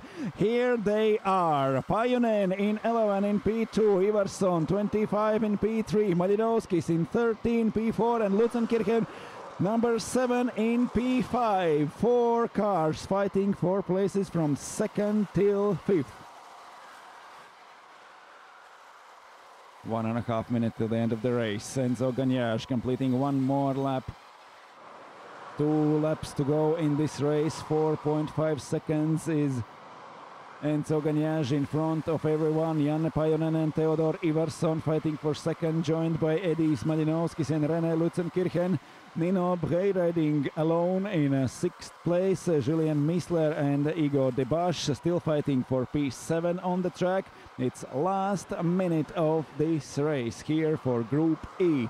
2 more races in the first heat left, and then we will start to prepare for a second qualifying, which will be only 3 minutes, and we'll decide starting positions for the second heat. The groups will remain the same, but the starting positions on the grid can be very different. Now Enzo Gagnage, number 8, leading the race. The last minute of this heat.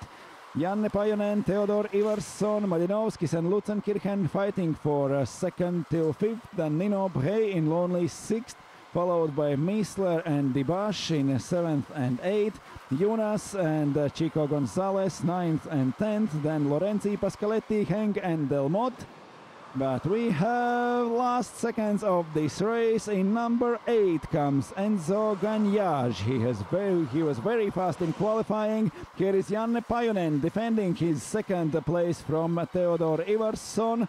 Pajunen going very, very narrow into the corners to maintain his 2nd place. Enzo Gagnage takes the win, almost 5 seconds in front of everyone, and fight for 2nd place. It's Janne Pajunen in front of Theodor Iverson, and holding his position by only 0.2 of a second. Edis Molinovskis, after very lucky start, goes fourth over the finish line.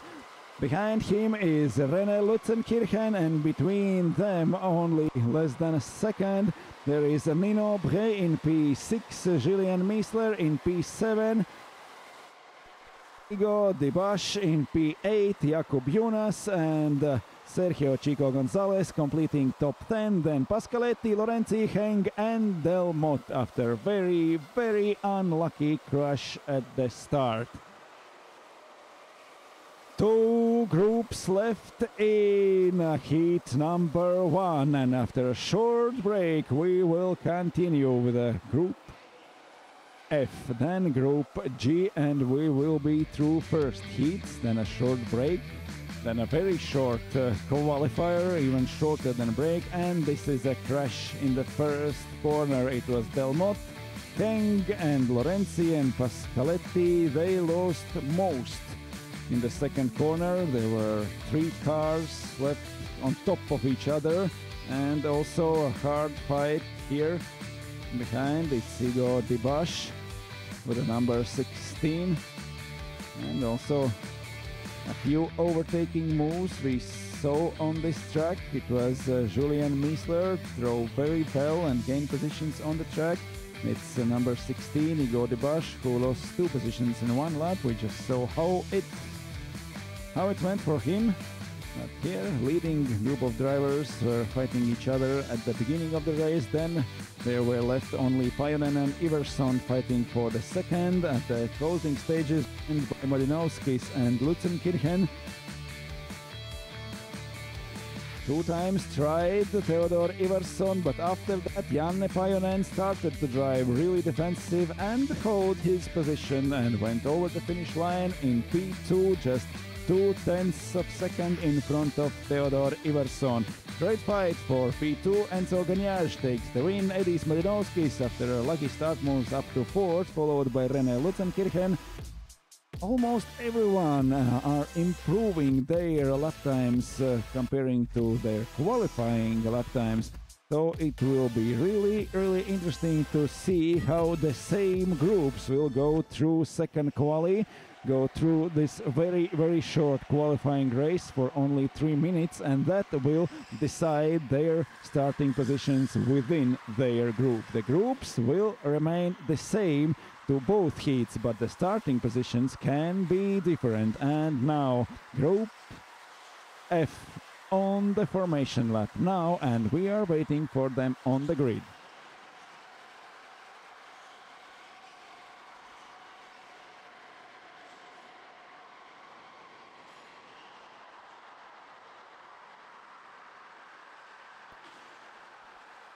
And through the last race we got with a few warnings and a few investigations, but no penalties and no further actions, so quite intense but fair racing. Now Jan Flambard is taking pole position for this race, joined by Theo Janček on a first row. From a second row goes Loic Martin. Here he comes with the number 3. Loic Martin from P3 on the grid. It's Francesco Panatti on the second row and outside of the track. There is Emilien Gouchon on the third row together with Gary Su. Then Albert Ingo from fourth row on the grid, joined by Maxim Kuhn. Then Lutzenkirchen and Peifer, Signorini and Sutz, and Massoli and Camarata on the 6th row on the grid. The next group is ready to go. The last spots are taken now. And at the front is Jan Flambard with a 6th best lap time through the qualifying. Now he is in a P1 for Group F, first race of this day. Theo Janček is besides him. On the first row, from second row, goes Loic Martin and Francesco Panatti. We have all drivers on the grid and ready to go.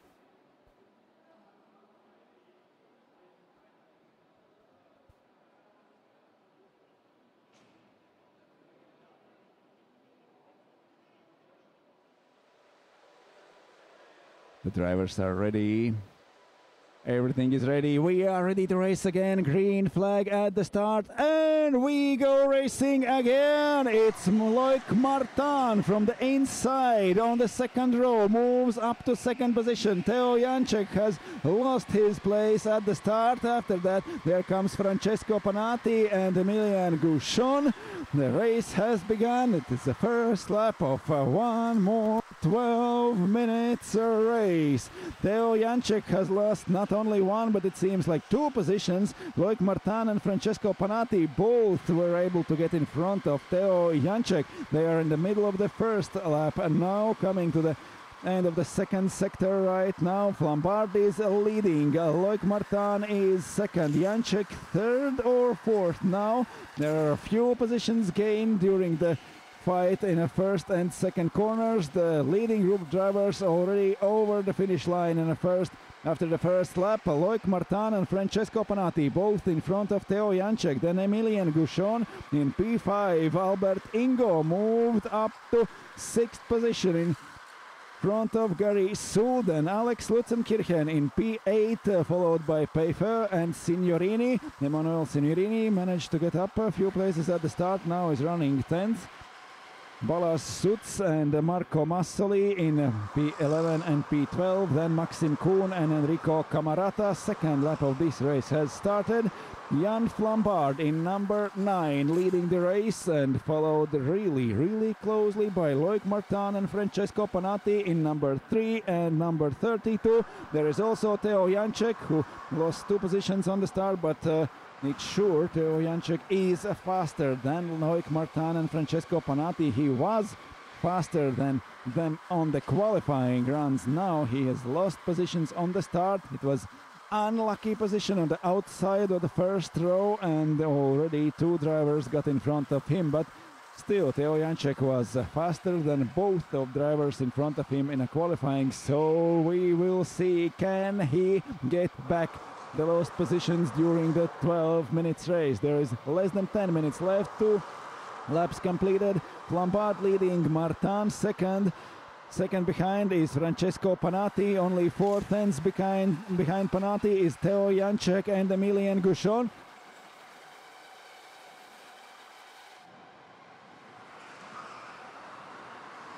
It's Balas Suts in at number 10, now running 11.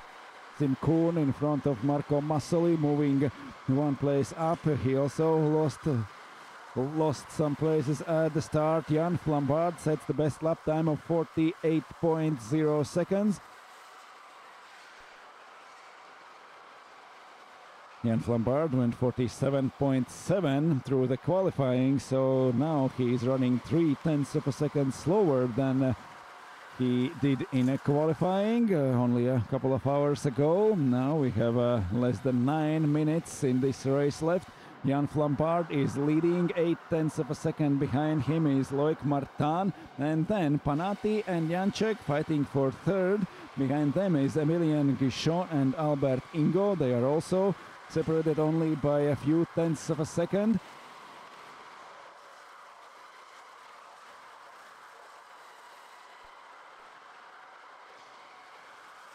Here is Teo Janček in number 27. Francesco Panati is only half a second in front of him, but also Emilian Gouchon in number 5 is really close behind, and there is also Albert Ingo in number 22.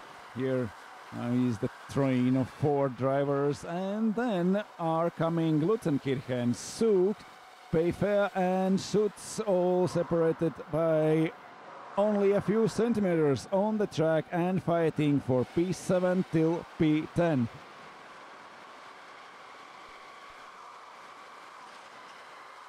Second between Flambard and Loic Martin. 1 more second between Martin and Panati. And Janček only a few tenths behind Panati, trying to get at least 1 position back. Here is number 22 of Ingo Albert.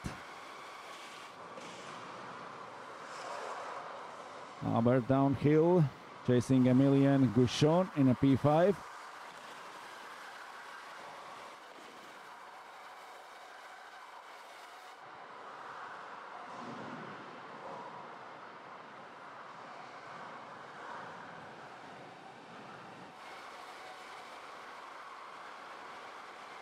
5 minutes spent on the track already, 7 to go. Second and 1.1 second already between Jan Flambard and Loic Martin. Flambard is pulling away with improving lap times. 48.0 is running now Jan Flambard. It's his best lap time so far, but in qualifying he went for 7.7. So this is still not his best speed he is capable of, we know that. And there is 1/10 slower going Loic Martin. 1.1 between first and second. Francesco Panatti 0.9 seconds behind Loic Martin, already increasing the gap to 1 second. And there is a 1 point between Panatti and Theo Janček. Janček is a little bit pulling away from Emilian Guichon. Then Albert Ingo and Alex Lutzenkirchen. Ingo went away from Lutzenkirchen. There is almost 3 seconds between them. Then Alexander Peyfer, and in P8 fighting with Gary Sux, Palas Sutz and Mark Mattoli. They are forming a train on the track with 4 go-karts, 24, 23, 10 and 17. Then Maxime Kuhn, Emanuele Signorini and Enrico Camarata. It's Maxime Kuhn, number 18, who's got a penalty.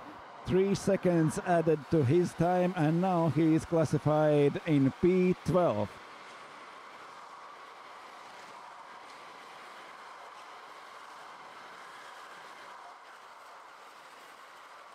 Marco Mussolini moving up to P11, but not on the track, but only in the rankings. Maxime Kuhn has added 3 seconds to his time, and now is classified 12 in front of Emanuele Signorini and Enrico Camarata. One more warning for Alex Lutzenkirchen. In the next breach of rules he will receive some kind of penalty. Now it's only warning for number 28 Alex Lutzenkirchen, but Jan Flambard is leading by almost 1.5 seconds already. It goes to 1.7. There is more than second between Loic Martin and Francesco Panatti. Theo Janček is more than 1 second behind Panatti, not able to catch him, not able to gain back at least one position he lost at the start. Emilian Guichon is 1.1 seconds behind Janček. Then Ingo Albert is very close behind Guichon. They are fighting on the track, and the same as Sutz and Massoli for P10 and P11. 4 minutes to go in this race.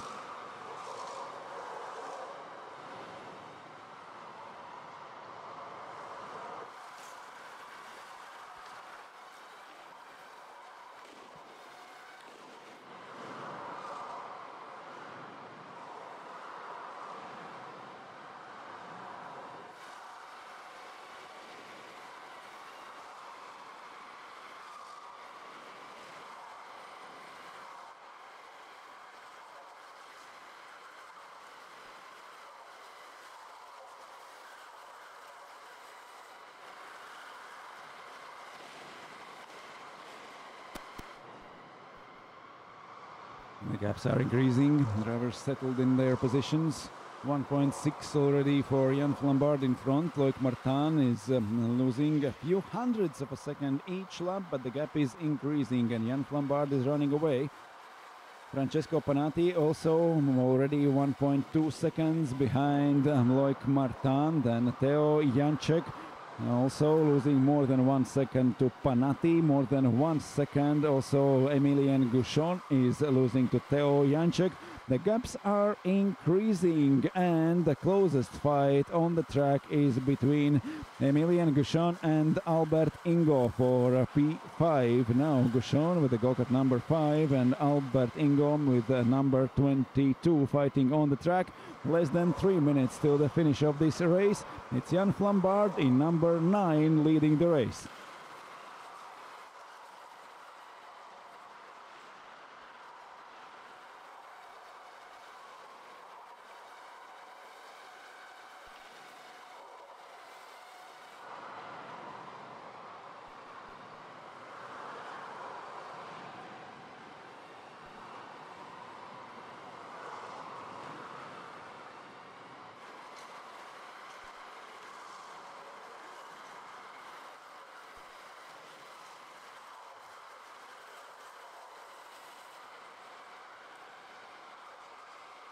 Last 2 minutes in a Group F first heat today. Flambard already almost 2 seconds in front of everyone. Loic Martin after a great start running second. Francesco Panatti went behind him at the start and both of them got in front of Teo Janček. Janček is running fourth but losing ground to leaders, and now it's almost 1.5 seconds between him and Panatti. Emilien Gouchon and Albert Ingo fighting for P5. They are on the track with numbers 22 and 5. 22 for Ingo, 5 for Gouchon. A little bit more than 1 minute left in this race. Jan Flambard sets his best lap time in this race, only 1/10 of a second missing to his qualifying lap time, which was 47.7. Now Jan Flambard, before the last minute of the race, goes 47.8 and is 2.3 seconds in front of everyone. Less than second again between Loic Martin and Francesco Panatti. We already saw in the previous race the overtaking move on the very last lap of the race goes to the last lap Jan Flambard. It's 40 seconds left on the track. Jan Flambard uphill for the first time during the last lap of the race. Francesco Panatti is only 7/10 of a second behind Loic Martin. Is it close enough for Panatti to take a fight for a second place during the last lap? Here goes the leader, Jan Flambard in number 9, but 2.5 seconds behind him is the fight for a second. And there comes Loic Martin and Francesco Panatti. 0.7, 0.6 between them. They are completing the second sector of the lap already. There are last corners of this lap. Jan Flambard sees the checkered flag and takes the win. Loic Martin and Francesco Panatti second and third. Teo Janček fourth, but Albert Ingo on the very last lap moves up to P5 in front of Emilien Gouchon. Gouchon now is over the finish line in P6, followed by Alex Lutzenkirchen in 7th, then Alexander Peyfer in 8th, Gary Su P9 and Marco Massoli completing top 10, then Balas Schutz, Emanuele Signorini, Maxim Kuhn and Enrico Cammarata.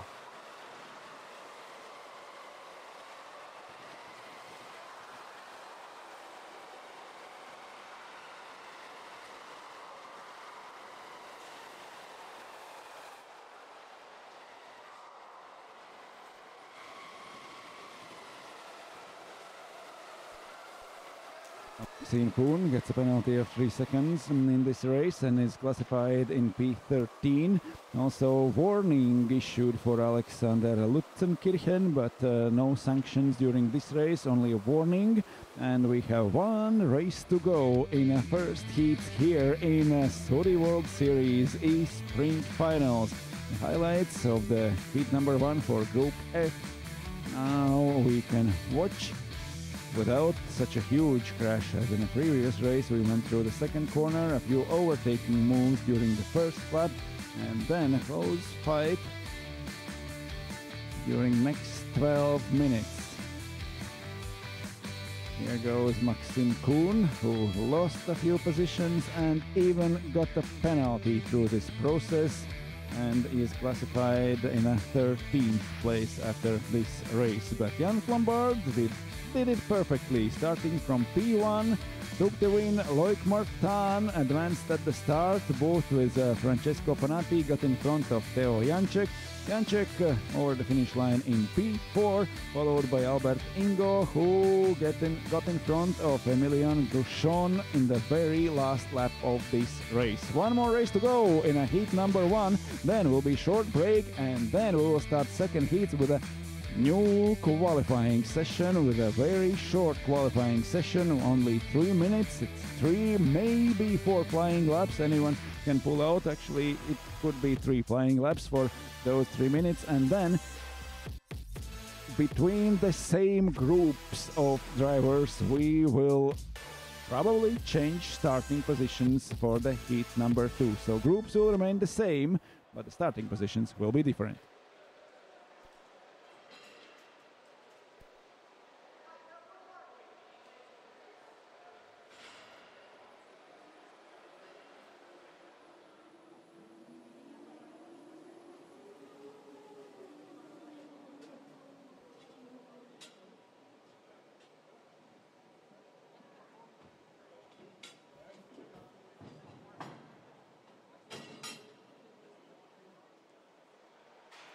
And now 7th group of drivers queuing at the exit of the pit line. There is a red light still at the exit of the pit line. We are getting ready for the last race in heat number 1 here in Saudi World Series E-Sprint Finals. It's Emrik Törnqvist and Francesco Gelstein on the first row. It's Michael Willim and Tani Borja on the second. It's Gianni Arciere and Florian Kolle on a third row on the grid, followed by Thibaut Petronat and Mattia Grappolini, then Nissinen and Konsa, Brossard and Isop, Otessier and Jamil Issa on the 7th row on the grid. We are ready to race one more race for 12 minutes in the first heat of Saudi World Series E-Sprint Finals. We will have the winner of this day, we will have the winner tomorrow, and we will have the overall winner of Saudi World Series E-Sprint. We'll have a new E-Sprint champion for the third year in a row in this category. It's the third time when E-Sprint finals are run here in Saudi World Series. First was in Sweden, second in Switzerland, and now for the third time we are here in Belgium for the electric karting racing. It's Emrik Törnqvist. From pole position in this race, it's Francesco Gelstein from the P2. On the second row, they are joined by Michael Willim and Tani Borja, then Gianni Arciere and Florian Kolle.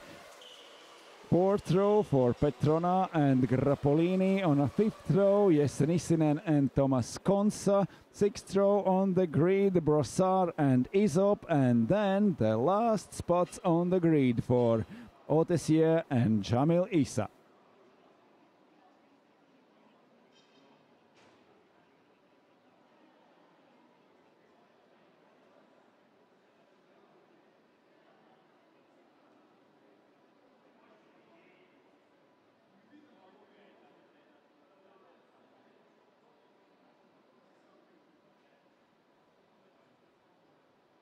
All cars on the grid. First heat's coming to an end. Only one race left. Then will be a short break, and then we will have a new qualifying session for only 3 minutes, for only 3 flying laps. But now we go green again. It's Törnqvist through the inside fight for a second place, and it's Michael Willim and Francesco Gelstein fighting for the second.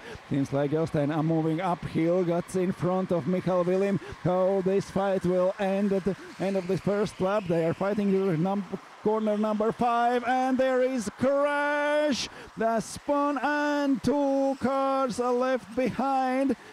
It's Tani Borja, lost everything, and now fighting from the very last place. He has spun again.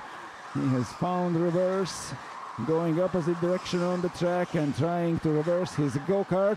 It's Emrik Törnqvist who managed to hold his pole position, but their fight for a second was very hard through the first corners. Now it's Tani Borja who has lost everything and is running dead last, a lot of seconds behind everyone in this so competitive company. It's almost impossible to catch anyone through those 12 minutes for this race. It's Törnqvist leading, Gelstein second, Michael Willim up to third, Gianni Arcieri is fourth. The very good start from Gianni Arcieri. He is now running fourth, followed by Florian Kolle. Thibaut Petronat is in P6, followed by Jesse Nissinen. Then Mathieu Otessier and Matteo Grappolini fighting for P8. The one more lap completed for Törnqvist, Gelstein, Willim and Arcieri. It's Petronat in front of Kolle during this lap. Thibaut Petronat number 13 moving up to P5. Florian Kolle in P6. Then Jesse Nissinen only 0.2 of a second behind Kolle. Kolle in number 11, Nissinen in number 1. Here are leaders, Törnqvist in 30 and Gelstein in 6.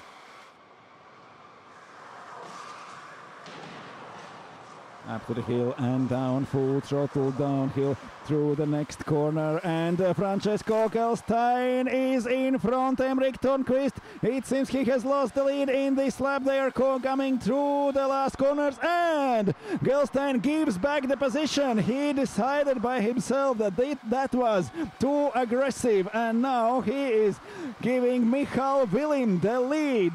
Gelstein let Willim past Emrik Törnqvist, lost already 2 positions. Maybe Gelstein thought that it was Törnqvist behind him, not Willim, but Willim gained everything from this fight. Now Michal Willim, lap before he was 3rd, and now is leading the race in front of Francisco Gelstein and Emrik Törnqvist.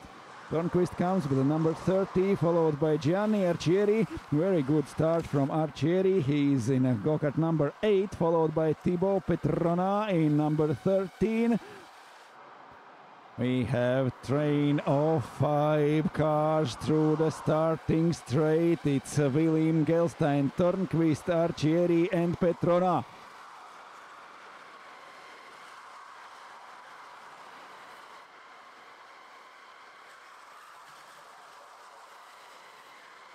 Michal Willim leading in number 4, Francisco Gelstein right behind him.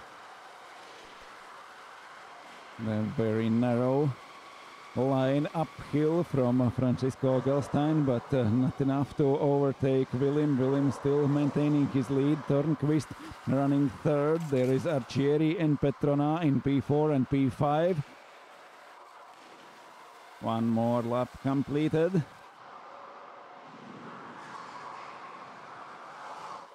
It's very, very difficult in this train of 5 cars running through the 6th lap of the race. Willim, Gelstein, Törnqvist, Arcieri and Petrona. Each mistake can cost you not 1 but already 5 places. They are very, very close, one after each other.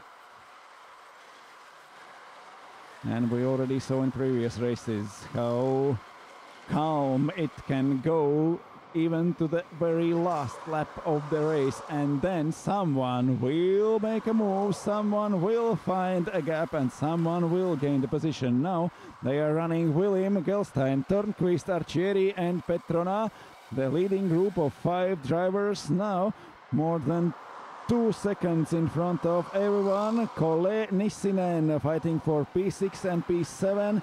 It's Otesier, Isop, Konsa and Brosagra Polini. Lost a few positions during this lap. Now he's in front of Jamil Issa and Tani Boria. Boria after 2 spins in the first lap and goes to the inside. Francisco Gelstein. And he succeeds. No! Uphill! It's Michal Willim back in front. Willim leading, Gelstein and Törnqvist now fighting for the second. Downhill goes Willim. Törnqvist is following. He has lost position, and now Törnqvist is 4. Gianni Arcieri fighting with him. Thibaut Petrona.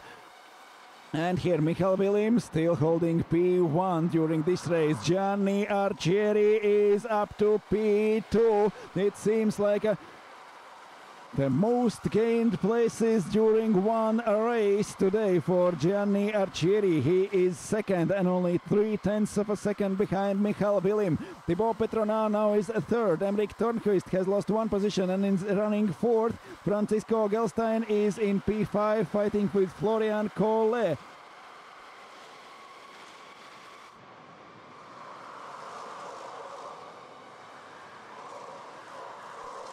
Very different lines through the corner after downhill. Willim still leading. Gianni Arcieri trying to find a spot to overtake him. It seems like Arcieri could go faster. He has already gained a lot of places during this race. Number 8 seems quite fast. We have 5.5 minutes to go. A long race in front of us still in this Group G. First heat, Willim leading by only 0.2 of a second in front of Gianni Arcieri. Thibaut Petrona is 0.4 back in 3rd place, and Emrik Törnqvist 1 second. 1 second separates 4 first drivers in this race. It's William in number 4, Arcieri in number 8, Petrona in number 13, followed by Törnqvist in number 30.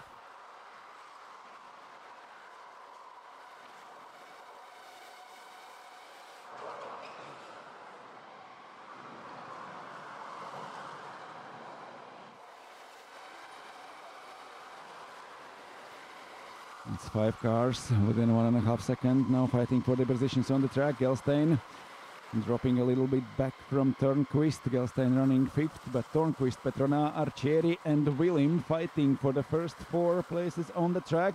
It's one more contact between Arcieri and William. Now is a penalty for Matteo Grappolini. He has number 20 and is classified 12th now with 3 seconds added to his time on the track. He's a little bit better with a 8th place on the track now, but we have last 4 minutes through this race. William leading, Arcieri 2nd, Petrona 3rd, Törnqvist 4th and Francisco Gelstein closing again and closing the gap between him and the drivers in front. There is only a 0.5 of a second between Gelstein and Törnqvist, Petrona, Arcieri and William are all within 1 second.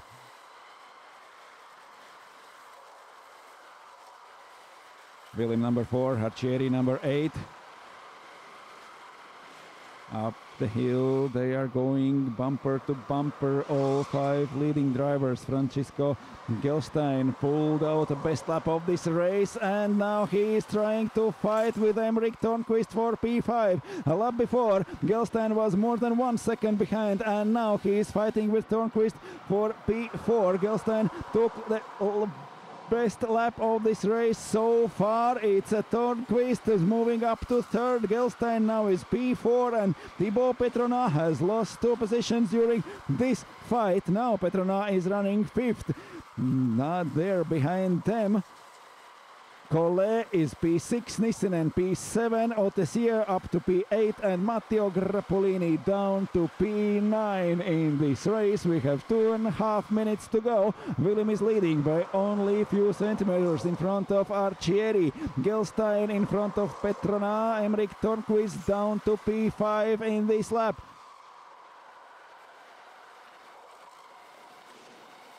And Törnqvist is still running 3rd on the track, but he got penalty 3 seconds for pushing to overtake and 3 seconds for Emrik Törnqvist. He is 3rd on the track but classified only 5th. Here we see number 30 only behind William and Arcieri, but on the list on the left side of the screen we see Törnqvist in P5. That's 3 seconds added to his time of this race. There is a fight going on. Arcieri still trying to find his way past Michal William. It's Gianni Arcieri fighting for the first place in this race. And there goes Gelstein up to P6. Arcieri has lost 2nd place during the last laps of this race. Petrona now is 3rd, Arcieri P4 and actually P5 on the track, while Emrik Törnqvist is classified 5th in front of Collet and Nissinen. 1 minute to go. Törnqvist with number 30. Now we see him 2nd on the track. Does he know that he has a penalty? He has 3 seconds added to his race time and that means 3 places lost in the classification. We see him already in P5, but here on the track he is running 2nd. We have 1 more lap to go. Michal William is leading. Then Törnqvist on the track 2nd, 5th in the rankings. Gelstein is classified 2nd now. Petrona 3rd, Arcieri 4th and Törnqvist in P5 will finish if there will not be increase the gaps behind him. Now he is losing on the track for Gelstein and Petrona, and also Arcieri is close enough to classify in front of Törnqvist. Willim, last seconds of this race, final lap of this race. Michael Willim coming downhill with number 4. Francisco Gelstein with number 6. We see him behind Emmerich Tornquist, but Tornquist has got a 3 seconds penalty. And here is checkered flag. Michael Willim takes the win.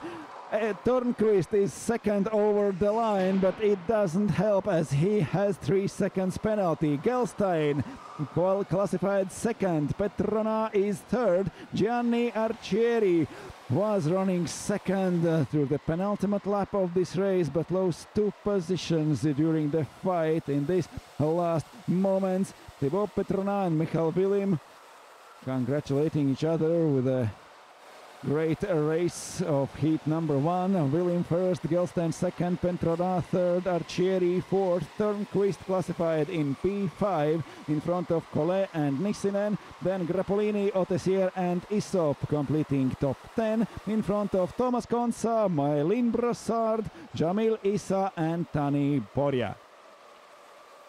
The first heats are over. Now the groups will remain the same, but we will have a short qualifying session, 3 minutes, to decide a place on a starting grid within each group.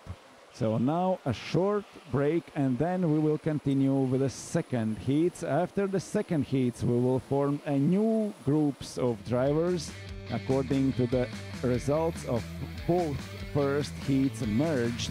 But now we can watch the best moments from this race. Maylin Brossard hitting the ball at the exit of first corner. It's Tani Borja who spun, or actually it seems like someone helped him to spun at that corner.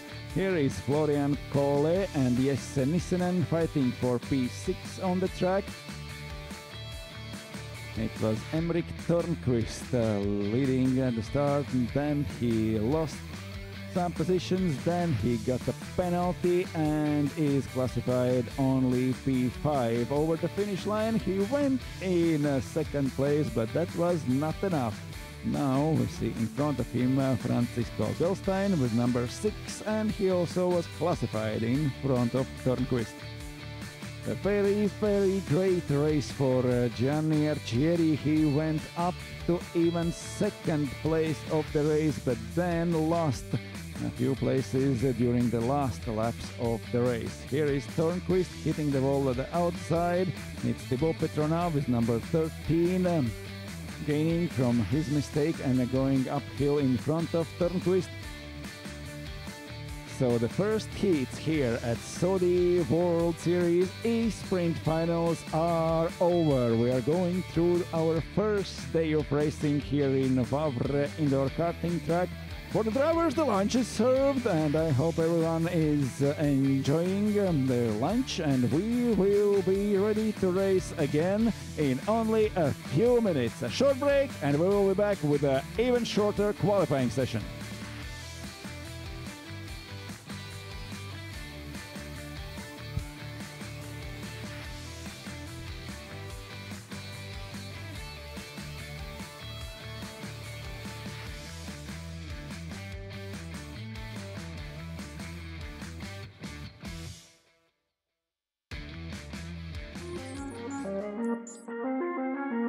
Starting Payern protocol, improving carts. Charging batteries. Loading. Complete.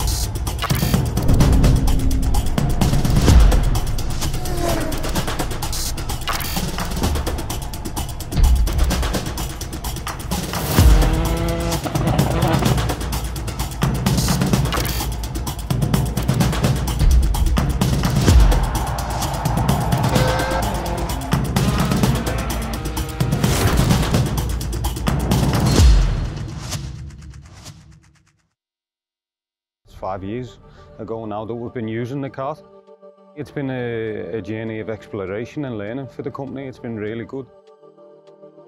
You know, the batteries are exactly the same battery as when we launched, which I think is really impressive when you think that we've had well over 2,000 charging cycles. Even with the powertrain, you know, it really means that there's no maintenance with this product, and I think this is really a credit to the guys at Rotax to develop such a robust car. And if you look at the performance, when you consider the weight that we carry at the moment, it is really impressive.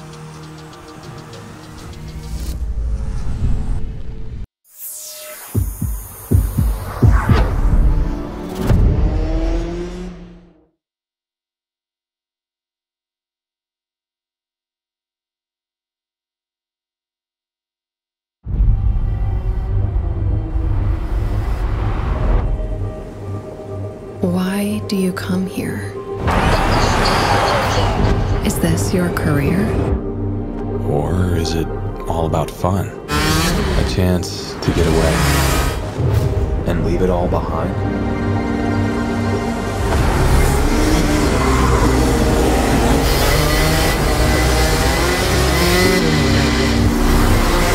Or do you chase your personal best?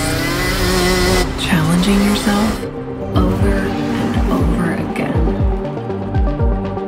Why do you come here? Maybe you're here to collect moments. Good ones. And not so good ones.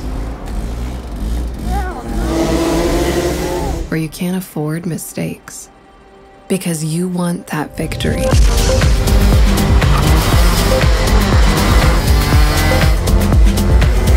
It's all about this one moment when the hard work finally pays off.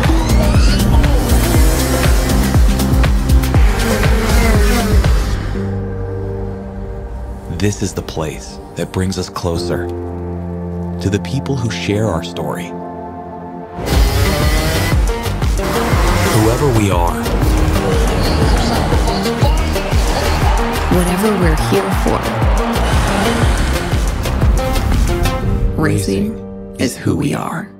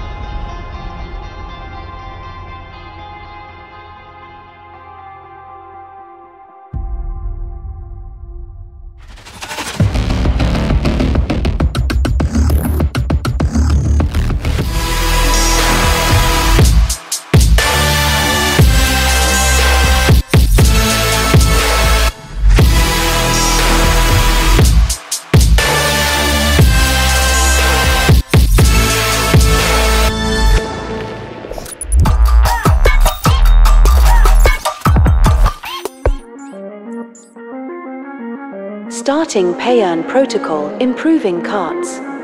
Charging batteries. Loading. Complete.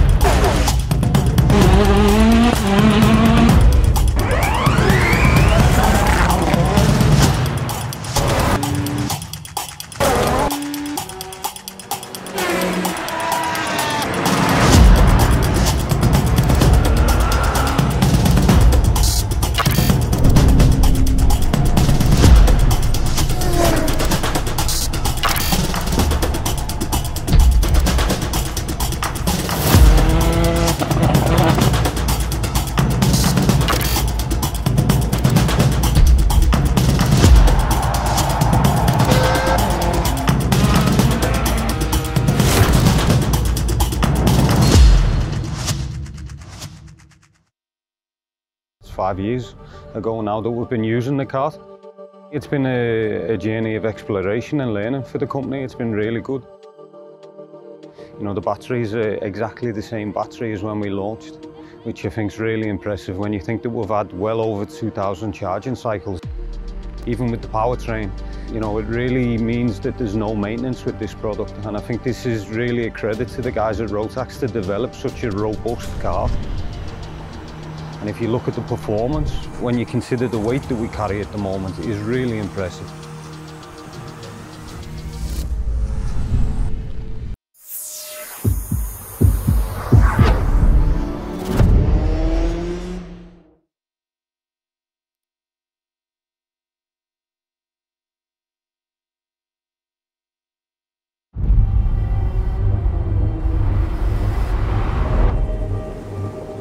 Why do you come here? Is this your career? Or is it all about fun? A chance to get away and leave it all behind?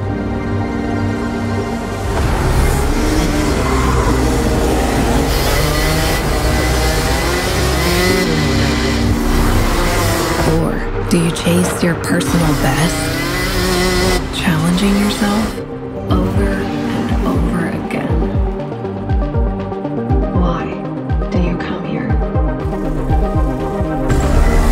Maybe you're here to collect moments. Good ones. And not so good ones. Or you can't afford mistakes because you want that victory.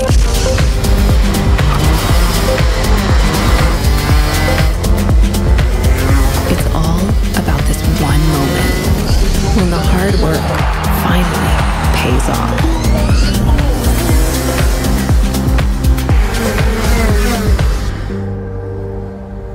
This is the place that brings us closer to the people who share our story. Whoever we are, Whatever we're here for, racing is who we are.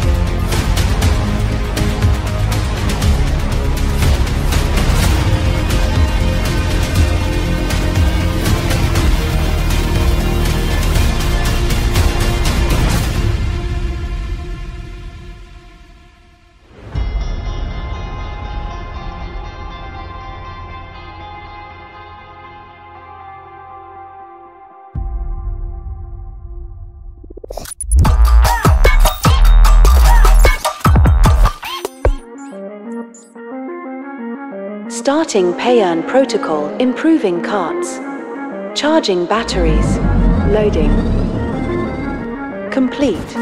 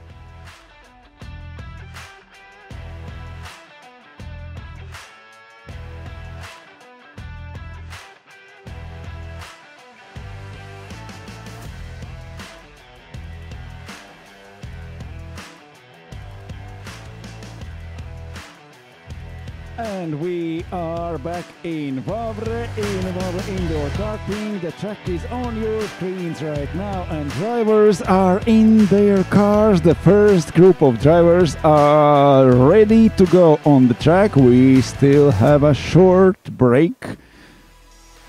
We will have even shorter qualifier before the second heat of this day. Now we are waiting for the track to go green and we will be racing again. It's time for the second heat of this day. Now there will be a very short, only 3 minutes long qualifying race that will decide the starting grid, but the groups will remain the same as they were in a first heat. So Baptiste van der Beek with Dorian Hankes will fight for their lap times, and also Philippe Mattea and Clement Esposito, Mika Snellman and Marcel Guinea, also Harry Suoninen, William Knappen, Morgat Venat, Jason Bourbon, Jérôme Bianchi, Marco Miskits, Jim Snellman and Sylvain Brossard are ready to go. We are waiting at the exit of pit line for the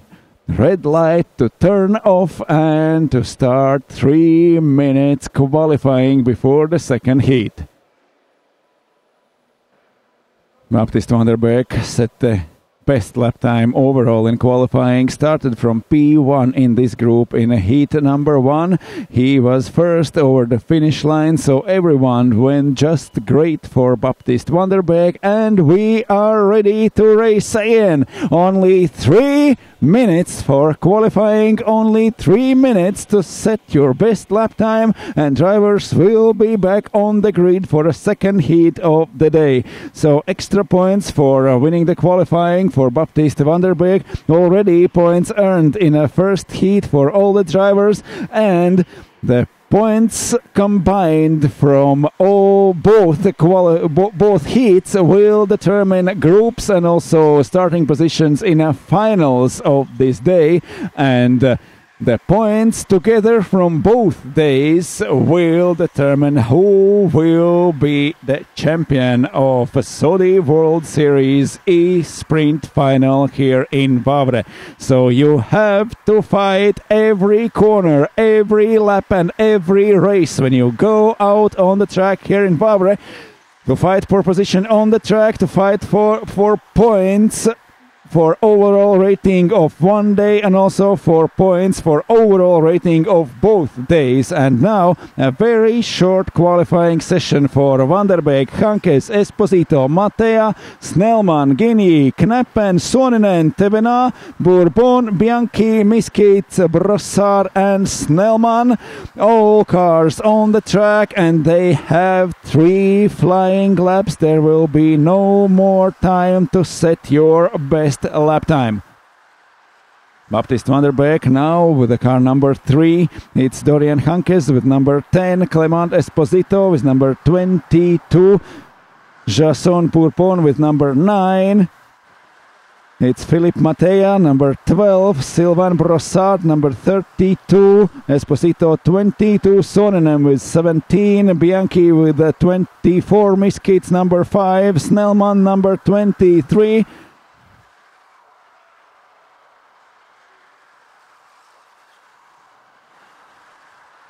And now Clement Esposito in a very first flying lap over the finish line goes in 48.09 seconds. Now it is the best lap time so far. Baptiste van der Beek manages to set only 48.1. Philippe Mattea ends the qualifying in P3 with a 48.2. It seems like Baptiste van der Beek was ready for more laps in qualifying. In 3 minutes you should be able to complete 3 laps, but we have only 4 and qualifying times are set.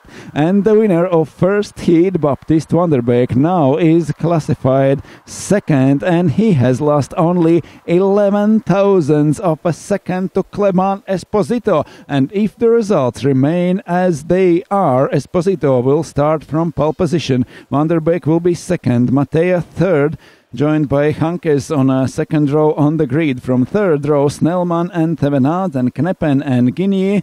On the fifth row will be Suoninen and Bourbon, then Bianchi, Snellman, Miskit and Brossard. Only 2 laps for qualifying. 3 minutes, 1 lap to go out from the pit lane to start the flying lap, and in 2 laps it is over.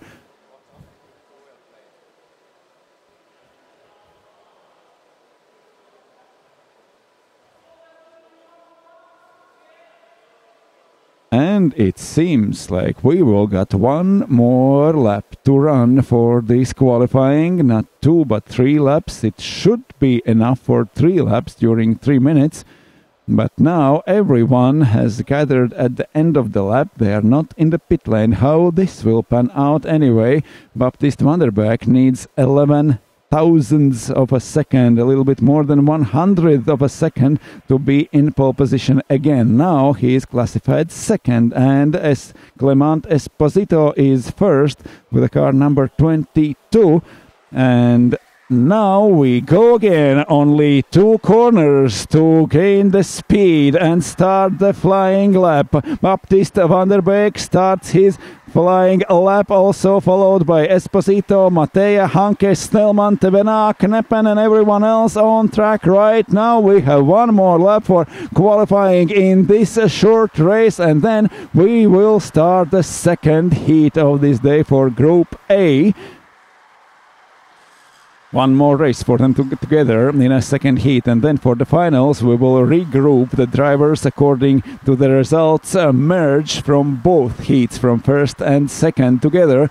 Now Esposito is 48.0. We know Baptiste van der Beek, he can go faster. He won the qualifying with a absolutely best lap time of 47.5. Now he went half a second slower. Can he improve in 1 lap? Actually, from a standing start, just 2 corners before the finish line where the time is checked. Now we're running through this 1 qualifying lap. Esposito is still classified first. Can van der Beek pull better lap this time?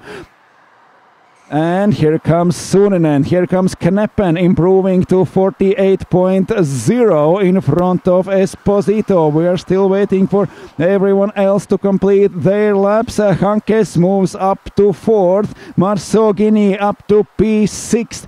Baptiste van der Beek now is classified 3rd, 700ths of a second off the pace of William Kneppen. Is that it, or can van der Beek and Esposito pull better lap times this time on the last lap of this qualifying? Almost everyone now is going slow over the formation lap, and that's all. We got 1 more lap, but from a standing start, just 2 corners before finish line, it's very, very hard to gain the speed, to get the tires in the right temperature and to get the best qualifying lap time. Baptiste van der Beek now is classified 3rd. After first 2 laps he was 2nd, losing just to Clement Esposito. Now after 3rd qualifying lap, William Kneppen got in front of both of them and now is classified on pole position. So Kneppen in 28 is going to P1 on the grid. Clement Esposito will start 2nd and Baptiste van der Beek only 3rd.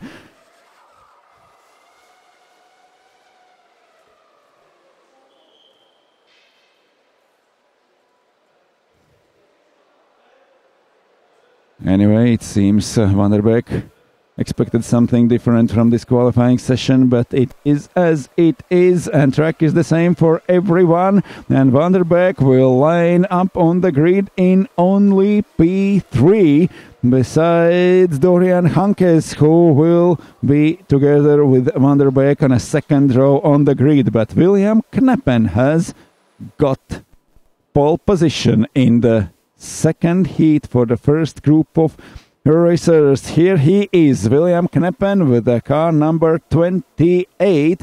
There is Clement Esposito with number 22 from second on the grid. Baptiste van der Beek comes only third with a go-kart number 3. There is Dorian Hankes in P4, number 10. We see him on the second row on the grid. They are joined by Philippe Matea and Marceau Guignier in P5 and P6. Fourth row for Mika Snellman and Morgat Tevena. Fifth row is Jérôme Bianchi and Harry Suoninen. Then Jason Bourbon, Sylvain Brossard, Marco Miskits and Jim Snellman. That's it, and we are ready to race again. And the winner of qualifying, the winner of first heat, now is standing third on the grid, Baptiste van der Beek. He's actually, maybe it's even better for him to start third, not second, because we saw a few races in the first heats when the outside line is worse than the inside, and a third place driver goes inside through the first corner and is able to gain a position in front of second place driver. So maybe after this one lap, when Esposito and van der Beek both lost to William Kneppen, now van der Beek is in better position than when he was second. The green flag is ready, and we are ready to race here in Wavre. These are second heats in a first day of racing, and flag goes down. Knappen through the first corner. Van der Beek fighting for second uphill. William Kneppen down, and there is a crash. Jason Bourbon hits the wall on the left side on the track uphill there in the first, second level of the track. Everyone else completing the first sector already. Van der Beek maintained his third place behind Clement Esposito and William Kneppen. Without changes, the leaders go through the first corner according to their starting positions.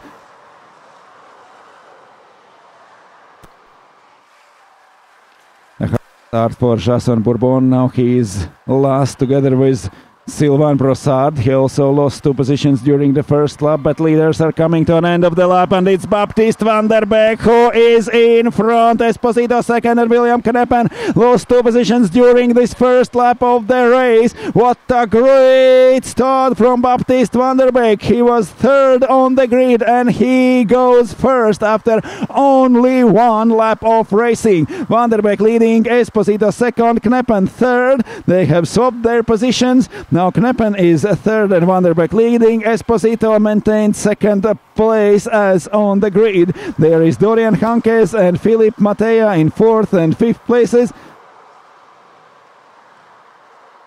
Already almost half a second advantage for Baptiste van der Beek. Clement Esposito now is trying to go faster. He is following very closely to Baptiste van der Beek. 0.3 seconds between them. 0.8 to William Kneppen in third. 1.4 seconds to Dorian Hankes in fourth. The second heat has started.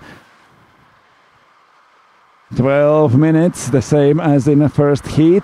Van der Beek and Esposito leading. Kneppen very, very close behind them. Kneppen was faster than Van der Beek, was faster than Esposito during those only 3 laps in qualifying. That means how fast Kneppen can adapt to the track, how fast he has learned, and how better he went considering his qualifying results. Now 1 more lap completing. The leading group of 3 drivers going through the first corner, followed by everyone else. There is, after the top 3 is coming Dorian Hankes in P4.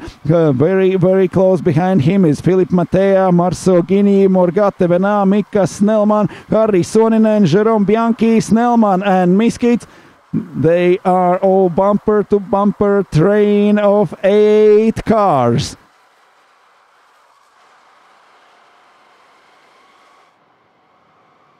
New lap record for William Kneppen. He's trying to hold his position right behind Van der Beek and Esposito. There is only 0.6 seconds between first and third place drivers, between Van der Beek and Kneppen.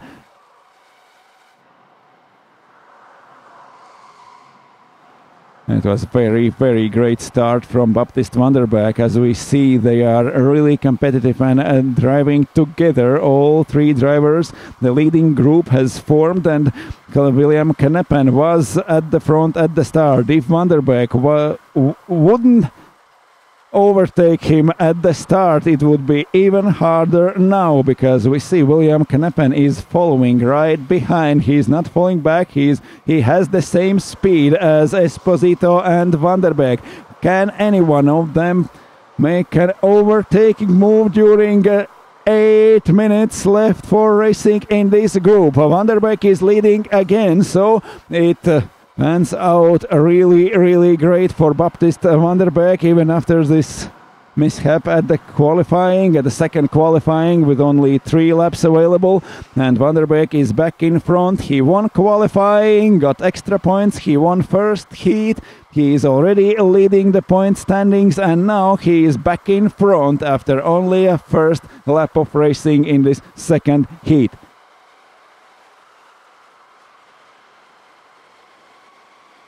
Clément Esposito is dangerously close to first place of Baptiste van der Beek. There is only 0.2 of a second between them. Second behind is William Kneppen, falling a little bit back from van der Beek and Esposito. Hankes still fourth, but there is a split between P3 and B4. There is more than 1 second between Kneppen and Hankes. Philippe Mattea is only 0.5 of a second between Hankes. Then Marceau Guinea in P6. They are fighting for position on the track. Then Morgatevena and Mika Snellman. The next pair on the track is number 27 and number 18, fighting for P7. But here are Baptiste van der Beek with number 3 and Clément Esposito number 22.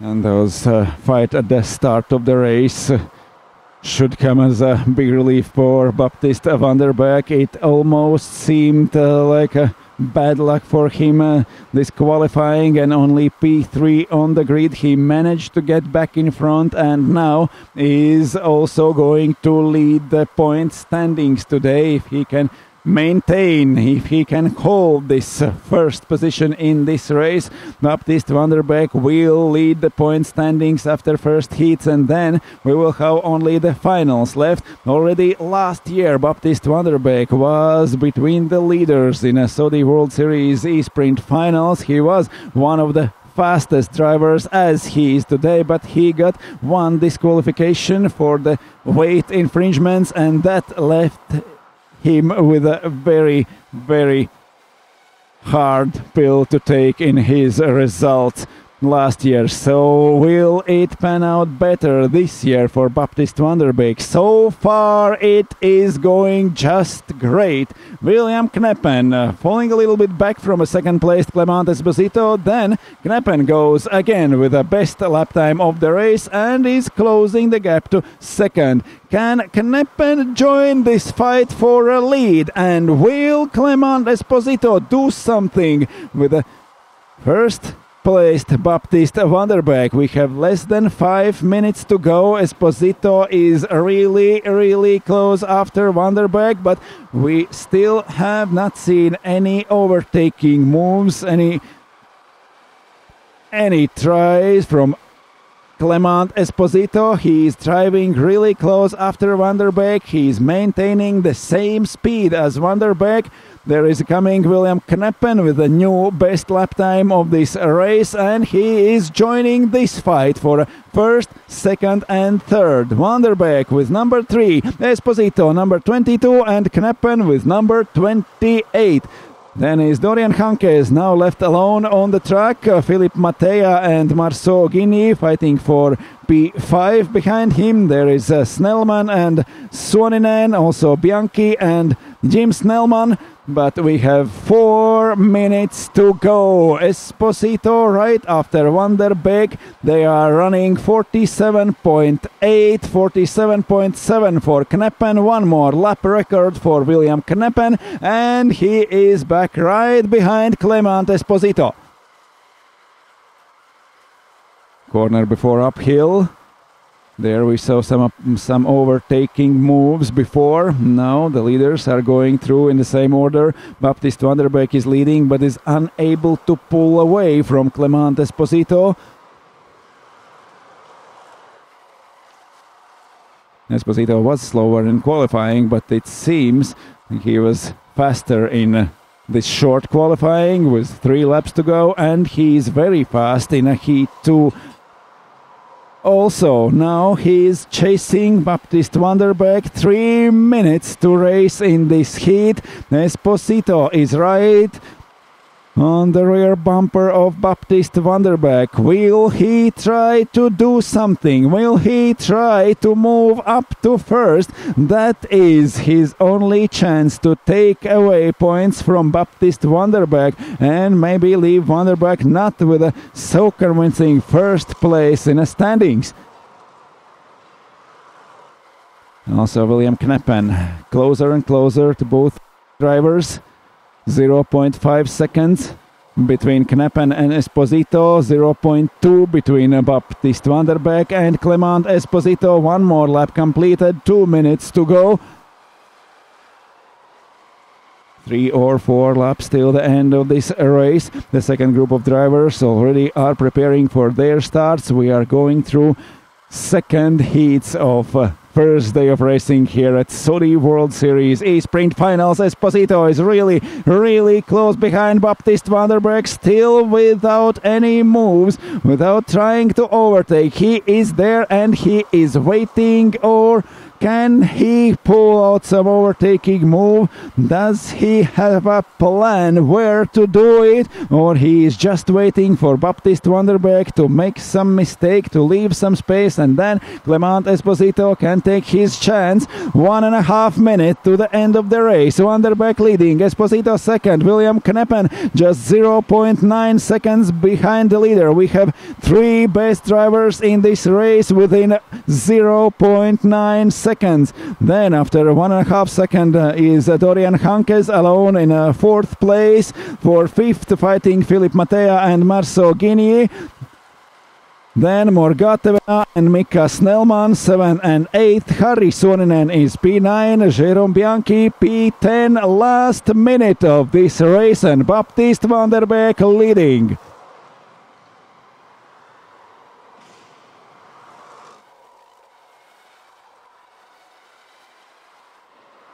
Less than second between first and third place. Goes through the first corner Baptiste Van der Beek, followed by Clement Esposito. Here uphill we are following William Kneppen. He is right after Van der Beek and Esposito.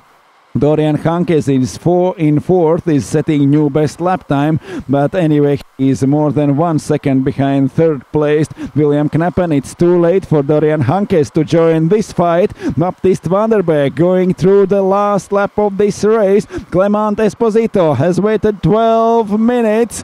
Will he make a move? Is he able to make a move to overtake somewhere on the last lap through those S's? And here is Baptiste Van der Beek through the last corner of this race, and he takes the win from P3 on the grid. Baptiste Van der Beek wins again in front of Clement Esposito and William Kneppen. Dorian Hankes comes 4th, then Philippe Mattea. After Mattea, it's Marceau Guigny in P6, 7th, Morgan Tevena. Mika Snellman is 8th, Harri Suoninen 9th, Jérôme Bianchi P10, then Dim Snellman, Marco Miskit, Jason Bourbon and Sylvain Brossard. Bourbon crashed in the first lap, then he got a penalty, 3 seconds added to his time in this race, and now he is classified 13th in front of Sylvain Brossard. Group A has finished heat number 2, and we will see a quite different company for the finals. Now the results of both heats will be merged, and we will form new groups of drivers for the fights in a first finals here in Saudi World Series E-Sprint. We will see 6 more races in a second heat, and then the main races of this day, the finals. We will fight for the podium in this day, on the first day of racing. We will fight for the podium on the second day of racing tomorrow, and then we will crown the champion of Saudi World Series E-Sprint, taking the results of both days together.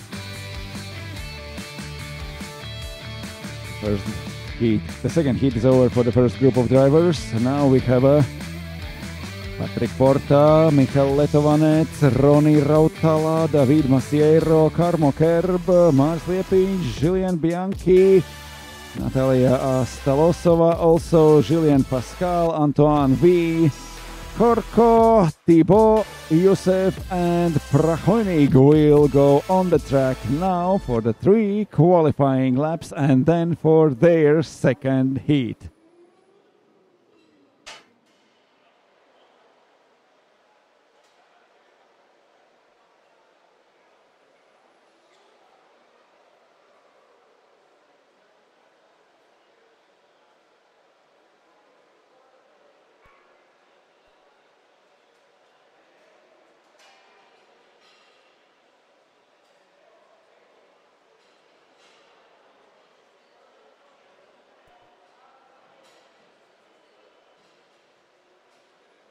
So the drivers have formed the queue at the exit of the pit lane. There is still a red light.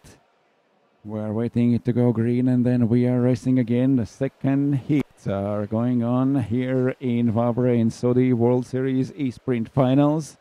The second heats of the first day of racing.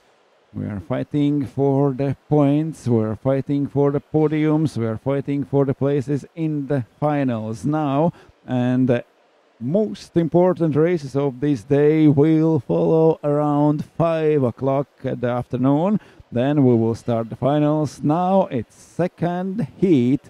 We are getting ready with a second group of drivers. Everyone are in their kartings right now and ready to go. There is a long queue at the exit of the pit lane. Red light still on. And the last seconds before we are racing again. 3 laps for a very, very short qualifying. You have no time to warm up the tires, no time to prepare or do something different. You have to be fast right out of the box, right out of the pit lane. And it's green light and we go racing again. 3 laps for qualifying to determine starting positions, and the group remains the same as in the first heat, but this is the opportunity for everyone to get a better starting place.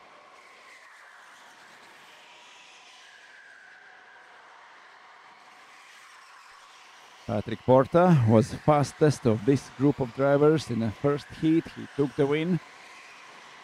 Now he is joined by Masiero, Kerb, Astalosova, Pascal, Bro, Youssef, Prahonig, Herko, Vies, Bianchi, Mars Liepiņš, Roni Rautala and Michal Letovanec. Only 3 laps for this qualifying session, and we will put the drivers on the start once again. The first lap out of the pit lane, so only now we are starting first flying laps.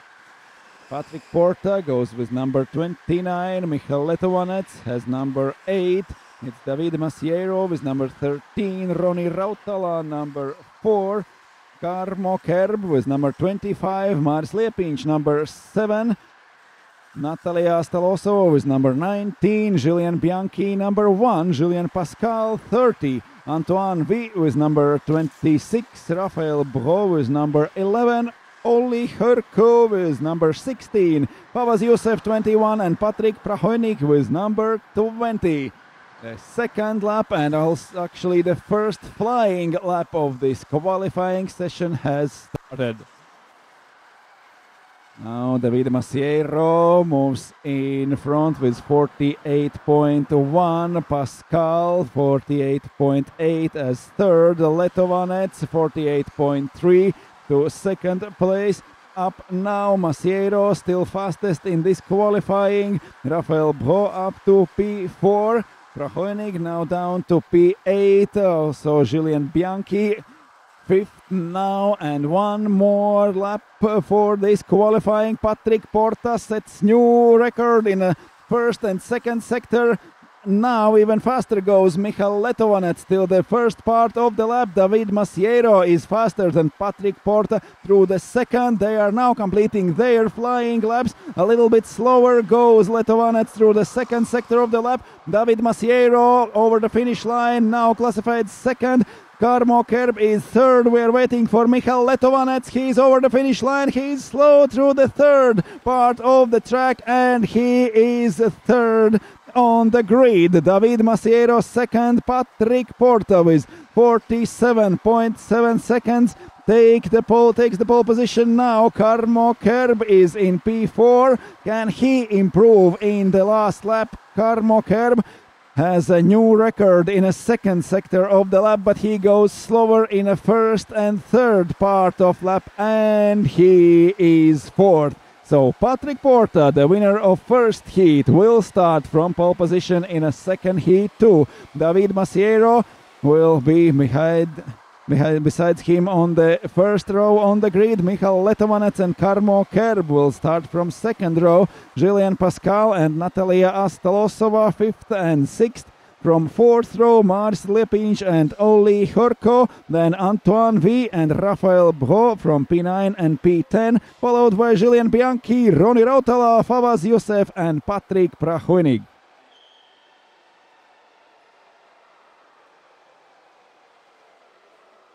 End of the lap, just 2 corners before the starting straight. We are looking for Patrick Porta and car number 29. That's the number of Patrick Porta go-kart in this second heat. Then David Masiero with number 13, Michal Letovanec with number 8.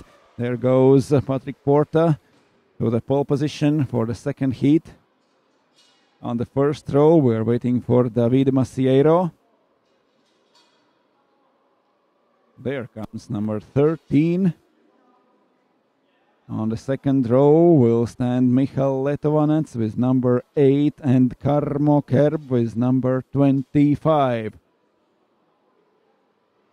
All others on our screens right now, the drivers are forming the queue at the end of the formation lap, and now they are going to start trying to warm up the tires, not to lose the heat gained in those pre-qualifying laps. Very aggressive Julien Pascal trying to warm up his tires just before the start. Everyone else is coming to join the leaders on the grid. It's number 19, Natalia Astalosova in a P6 on the grid. There is Mars Liepinch from P7 with the number 7 and Olli Hörkö with number 16. Then Antoine V. It's number 26. And Raphael Bro with number 11 just took 10th place on the grid. After him comes Julian Bianchi, Roni Rautala, Fawaz Youssef and Patrick Prahoenig. 14 cars on the grid and we are ready for a second heat. For second group of drivers here in Saudi World Series E-Sprint, we are ready to race again. Patrick Porta took the win in the first heat. Now he has pole position in the second. Can he do that again?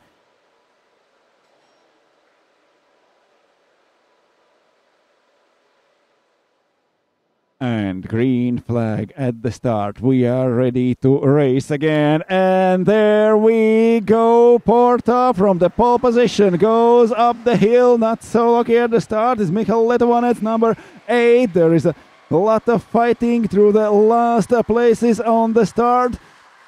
Porta took away great and moving up the hill was already a few meters in front of everyone. There he comes. The second uphill already for Patrick Porta, David Masiero, Michal Letovanec and Karmo Kerb following him. Now they are going through the first lap of this race, but Patrick Porta did everything perfect at the start and now is leading with a small gap already. Masiero second, Letovanec third, Karmo Kerb in P4, followed by Julien Pascal in P5.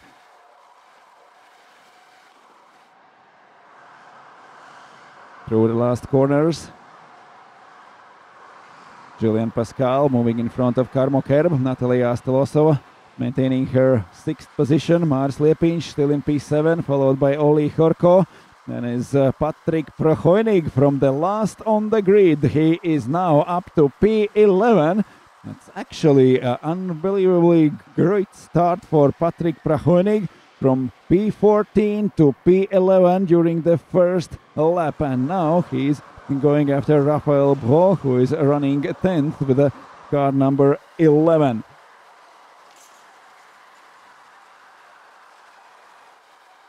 Porta already 0.8 seconds in front of David Masiero. There is 7/10 of a second between Masiero and Letovanec, the top 3 drivers. Masiero is trying to hold on to Patrick Porta. 4/10 of a second between them after a second lap of this race. 10 minutes to go. Will Patrick Porta pull out one more win in a second heat too? He won the first heat. He was the fastest one and now he is leading after a great 3 qualifying laps. He got pole position and now is leading. Only 4/10 behind him is David Masiero. Then there is 7/10 of a second between Masiero and Letovanec, the 3 leading drivers, and then fight for P4 between Julien Pascal and Karmo Kerb, number 30 and number 25. In the first corner we see Patrick Porta with a really narrow line going into the first corner. Is he trying to defend his position already? If he is starting to do that so early in the race, they will not be able to pull away from everyone else. Now, Michal Letovanec goes to only 6/10 of a second behind David Masiero, so third place is closing in. While Patrick Porta is trying to defend his first position in this race from David Masiero, there is only 3/10 of a second between them, but Michal Letovanec is closing in with only 0.9 between him and Patrick Porta. We have 3 leading drivers now within a half of a second, only half of a second between Porta, Masiero and Letovanec. 3/10 between first and second, 4/10 between second and third. Here they are, 3 leading drivers, number 29, number 13 and number 8. There is a more than a second gap between Letovanec and Julien Pascal in 4th place, but Pascal is fighting with Karmo Kerb. They have a number 30 and number 25. Here they are, Karmo Kerb right behind Julien Pascal. And one more lap completed for Patrick Porta, number 29, still leading from the middle of the track inside the first corner. not to give an opportunity for David Masiero to try to dive inside in the first corner. That's one overtaking opportunity that a lot of drivers mentioned yesterday, but I think we have not seen any overtakings in the first corner except the start in the first lap. But after that, the leaders are defending their positions in the first corner, but actually it seems like no one has been able to do the overtaking in the first corner, at least so far. Still, we have 0.3 of a second between Porta and Masiero, 0.4 of a second between Masiero and Letovanec. Through the last corner, through the straight and into the first corner. And there is Pascal and Kerb fighting for P4. After them, Natalia Staloso in P6 and Mars Lepin, Jolie Horko, Antoine Weiss fighting for P7, P8 and 9.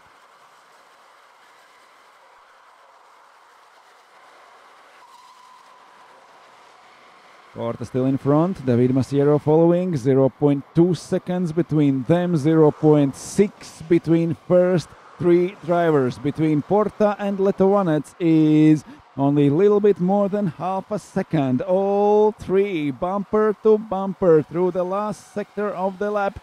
Going through the last corner and to the starting straight. Porta gets a little bit better exit of the last corner, gets a few centimeters through the starting straight. Now the first uphill to the turn 3, and now they're going down again. It's best lap time so far for David Masiero, but there is no way to improve for him. Patrick Porta is right in front, and if David Masiero can and if he wants to go faster, he will have to overtake Porta. Porta is defending his position on the track, and they are losing time to Michal Letovanec. Letovanec was being able to close in, and now we have three leading cars, one after another. 5.5 minutes to go in this race. Porta leading, Masiero second, Letovanec third. Once more to the first two corners and uphill. Pascal and Kerb fighting for P4. Julian Pascal with number 30 in front of Karmo Kerb, number 25. It's Michal Letovanec with number 8 chasing David Masiero and Patrick Porta.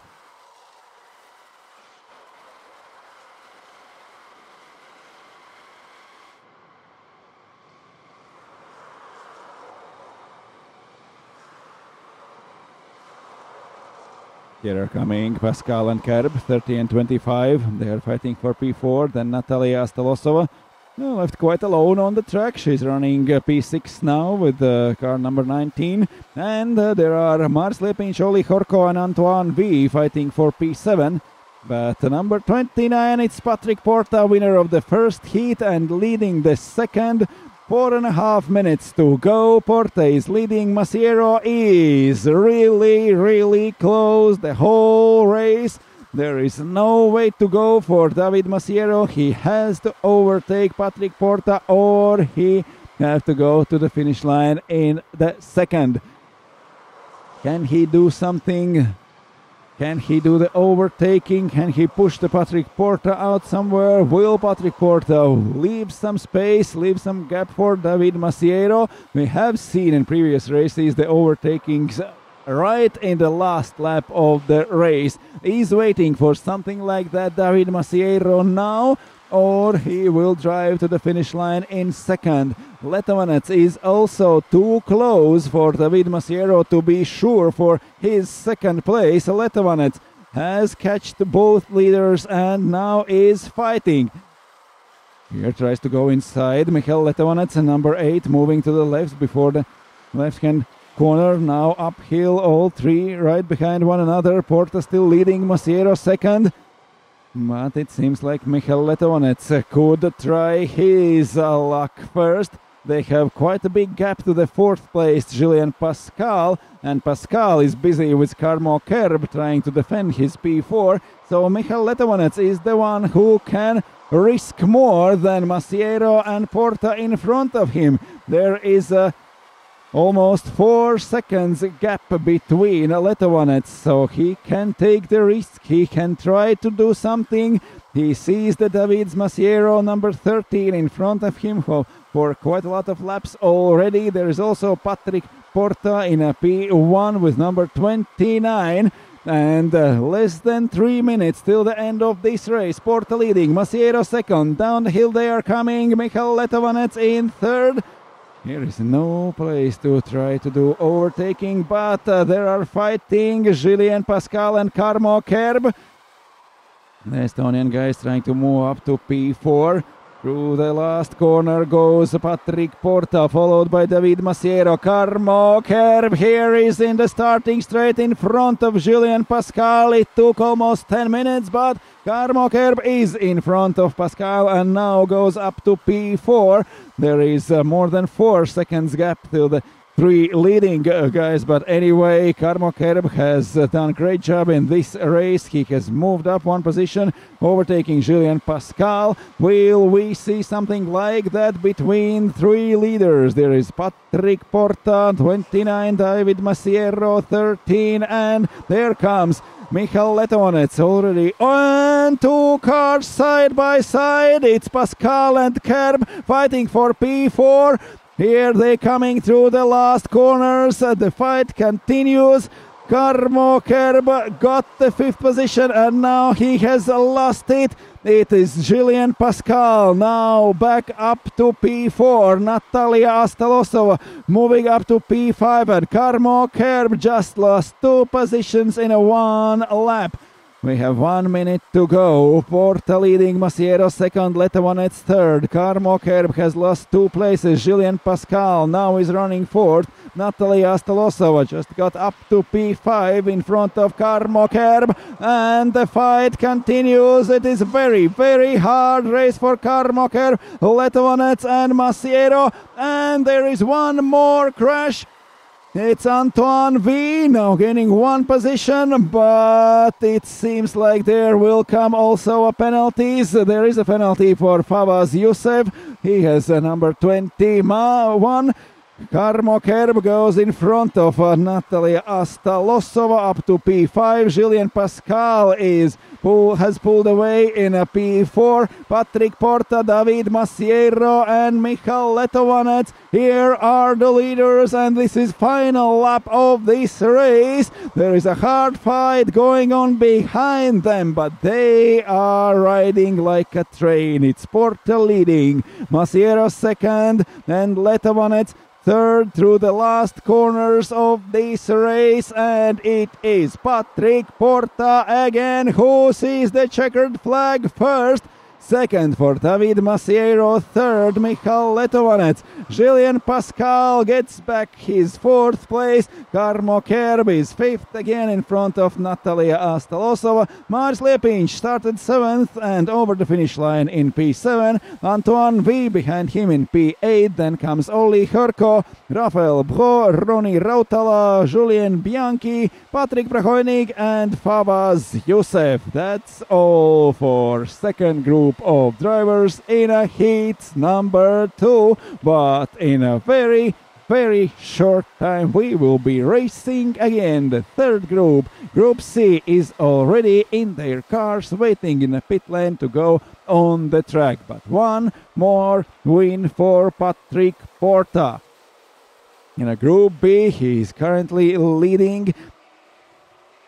It's David Masiero who takes second with a very fast race, but without a fight, without overtaking moves. He started right behind Porta and finished right behind Porta, and Michal Letovanets also in the middle of the race just fell back a little bit and then joined again to leaders and over the finish line goes in 3rd place. But back there was a lot of fight going on between Karmo Kerb and Julien Pascal. Natalia Astalosova got and then lost positions. There was Antoine V and Roni Rautala fighting. There was Fawaz Youssef for pushing, got penalty, 3 seconds added to his time. Patrick Prahoinig was up to 10th and then went back down to 13. but 3 leading cars without changes through the whole 12 minutes of this race. Porta wins, Masiero second, Letovanec third.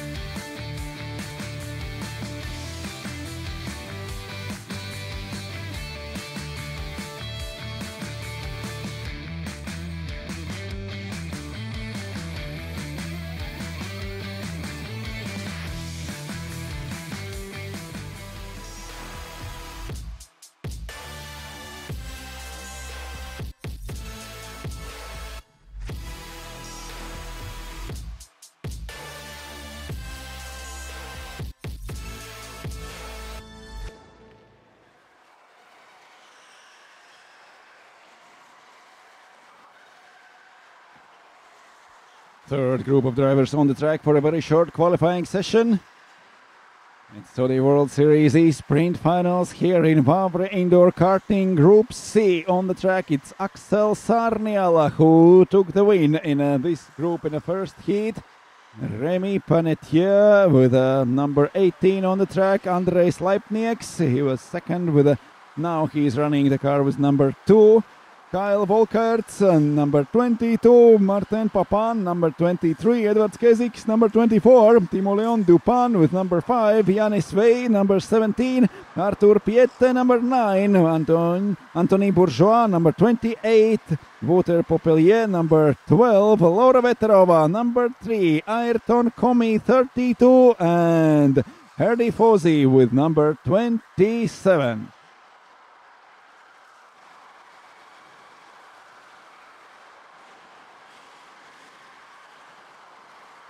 First flying lap for Kyle Volkerts.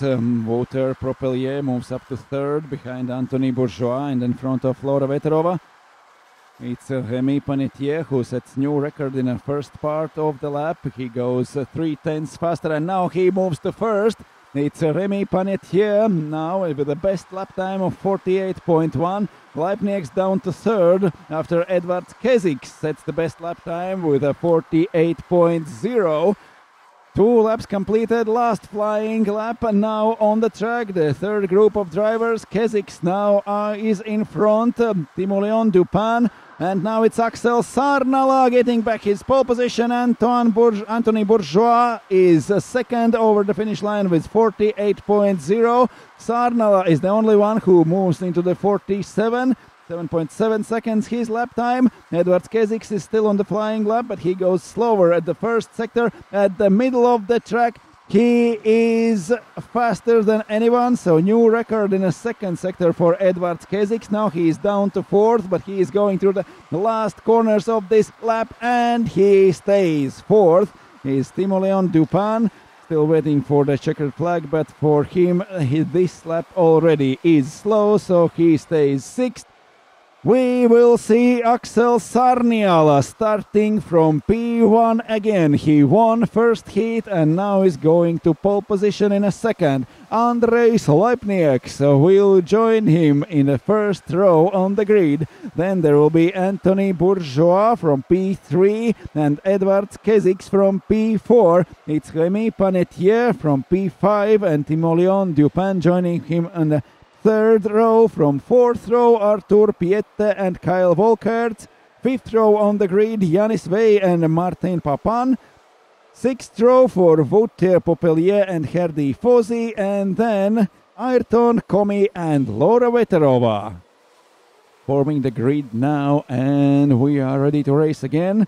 Already on pole position, Axel Sarniala. Leipnieks going to the first row. They are joined by Anthony Bourgeois, now starting third. Edwards Keziks fourth. number 5 for Timoleon Dupain. He will start from P6 on the grid. Number 9, Artur Piette from P7. And here is the winner of first heat in this group. In Group C, it's Axel Sarniela.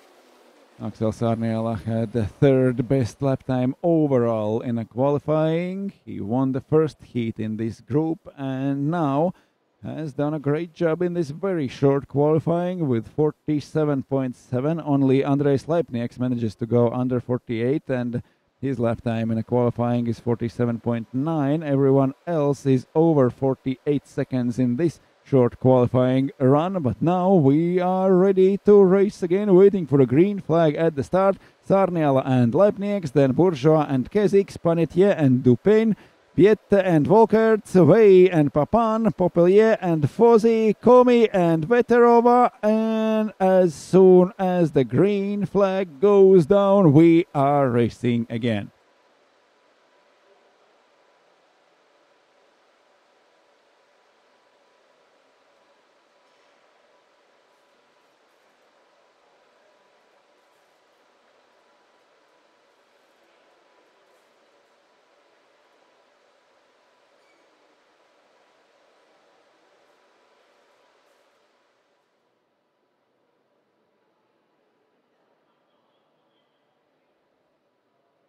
The last checks before the start. Everyone are in their starting positions. The green flag is up and we are ready to race. Sarniela from inside, Leipnieks fighting. He got inside in a second corner. There comes Kesix trying to fight with Anthony Bourgeois, going uphill first time in this race. Quite hard racing in the positions from 7th to 12th. But Axel Sarniela is leading the race. Andres Leipnieks managed to hold his position. It's Artur Piette who is up to P4 or P5 already in the first lap. There is a fight going on between Herdy Fozzi and Vautier Popelier in the first lap, but Axel Sarniela is coming to the end of the first lap, leading this race. Quite a lot of fight for the last positions, but Axel Sarniela is leading with 0.9 seconds already. Leipnieks is second, Bourgeois third, Kesix fourth. Artur Piette gained positions at the start and now is running fifth. Timoleon Dupain is sixth, then Kyle Volkert in P7 in front of Remy Panetier. Yanis Veil in P9, followed by Martin Papan, completing top 10 in this race after the first lap.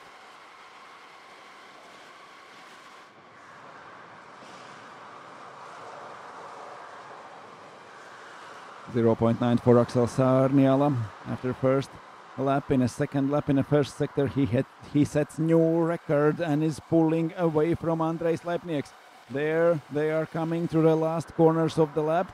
The end of the lap is slower for Sarniela and the whole lap combined is faster for Andres Leipnieks by 2/10, and now there is only 0.7 between Sarniela and Leipnieks. 3/10 further is Anthony Bourgeois, now in P3. Edwards Kesix, P4, 7/10 of a second behind Bourgeois.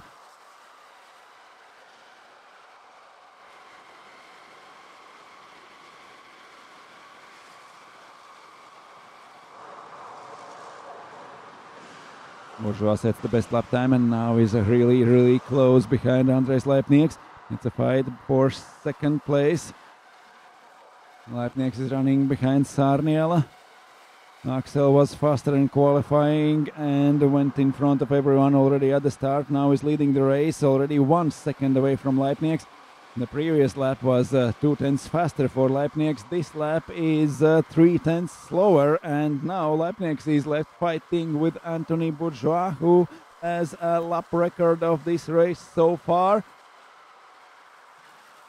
Fourth lap on the track now. Leipnieks and Bourgeois fighting for second, and they are joined now by Kesix, Piette, Dupain, Volkert, Panetier, Vale and Papan, everyone less than second behind each other.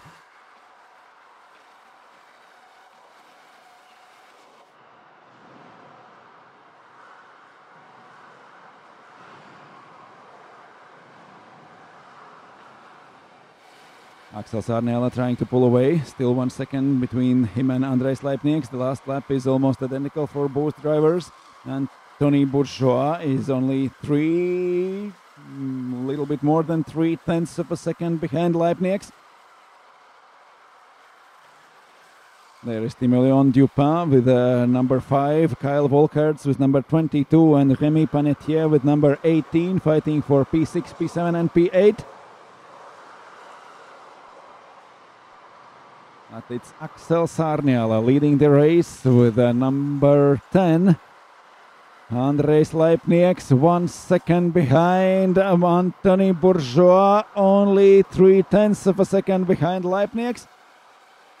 It's Artur Piette now with a new best time in a second sector of this lap, but still running 5th and losing half a second to Edvards Keziks. Andrés Leipniks and Axel Sarniala fighting for the lead. Now Sarniala is pulling away, already lost 0.4 of a second during this lap. Andrés Leipniks, Anthony Bourgeois is really close behind him. It's Axel Sarniala who managed to pull away. Now it's 1.5 seconds between him and Leipniks, and Bourgeois, Keziks, Piette are joining Leipniks and fighting for P2. Here comes Leipniks with number 2, Bourgeois with number 28, Keziks with number 24, and also Artur Piette with number 5, only a few tenths of a second further back. Leipniks, number 2, now holding his second place in the race, but 1.5 seconds behind Sarniala. 2 fast laps from Finnish driver, and now Sarniala is leading quite comfortably this race.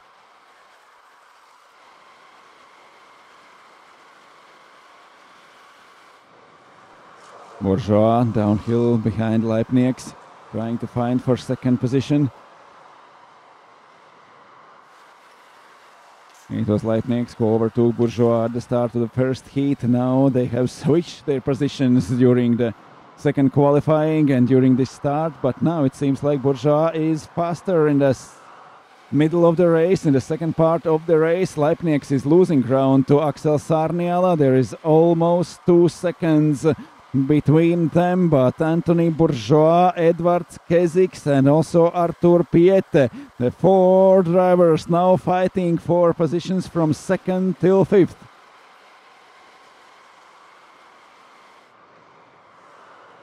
Leipniks trying to get some momentum uphill, jumping in his go-kart.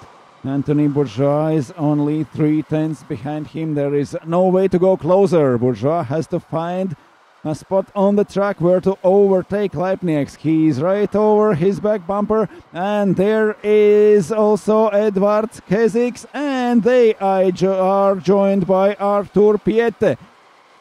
Train of 4 cars, 2nd, 3rd, 4th and 5th positions on the track. Axel Sarniala with a new record and a first sector now goes up to 47.7 seconds, a record best lap time in this race, and is still pulling away from Leipniks. In the first half of the race, Leipniks was really close behind Sarniala. Did he overheat his tires and now is losing grip, and now is trying to hold his position in front of Bourgeois, but in the big first phase of the race, Leipniks together with Sarniala were pulling away from Bourgeois. Now they have changed their roles, and Bourgeois is chasing Leipniks, fighting for the second. Sarniala is pulling away. Already 2.5 seconds is the lead of Axel Sarniala. It's quite a comfortable lead here in Saudi World Series. All the drivers are so competitive and so alike in the speed that 2.5 seconds here in this environment is a really huge gap for Axel Sarniala. He can control this race and comfortably go to the finish line, but Leipniks still has a lot of work to do with Anthony Bourgeois, Edvards Keziks and Artur Piette Here they come, 4 cars through the last corners, and the whole starting straight is advantage of Axel Sarniala. 2.8 seconds is advantage of Sarniala, and then there are left Leipnieks, Bourgeois, Keziks and Piette fighting for second.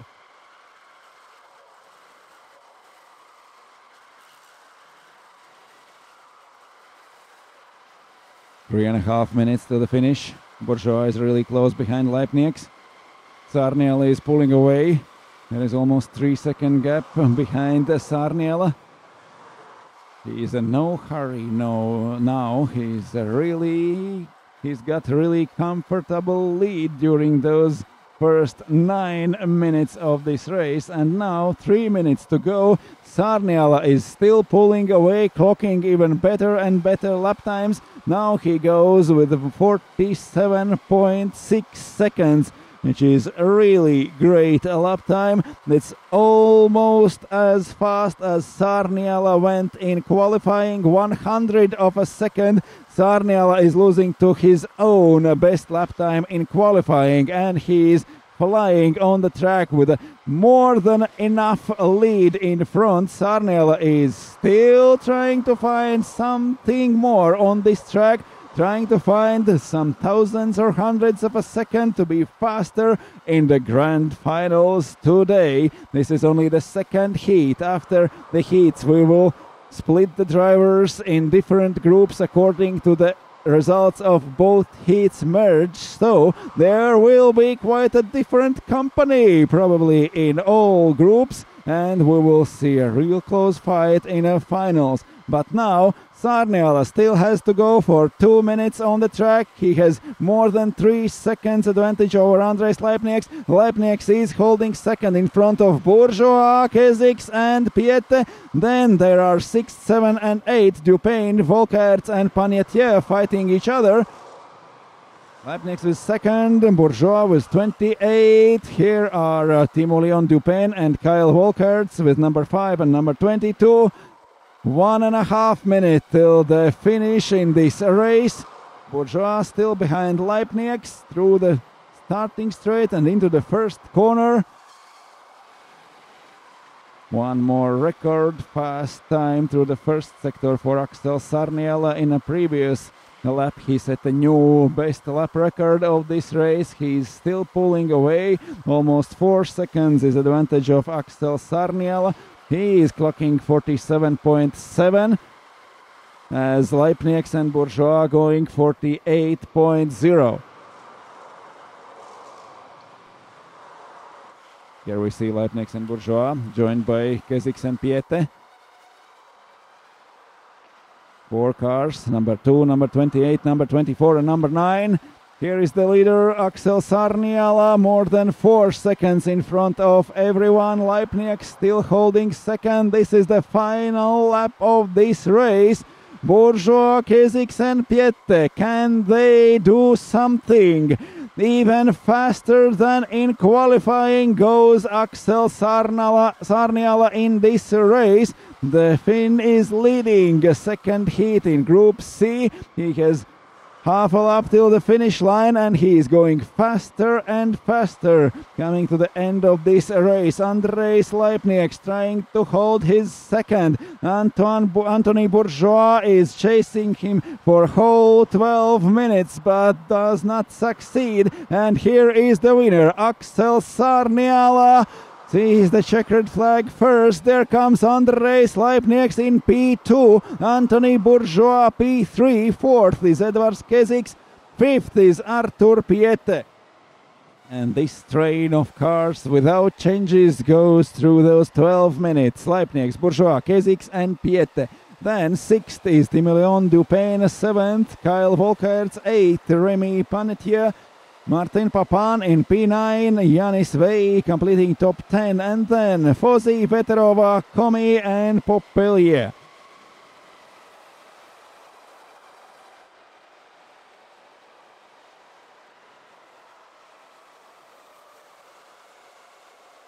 One more great race for Axel Sarniala. He took the win in the first heat in a Group C. He took the win in a second heat in a Group C, and we will see different groups in the finals. Drivers will be split according to results of both heats merged.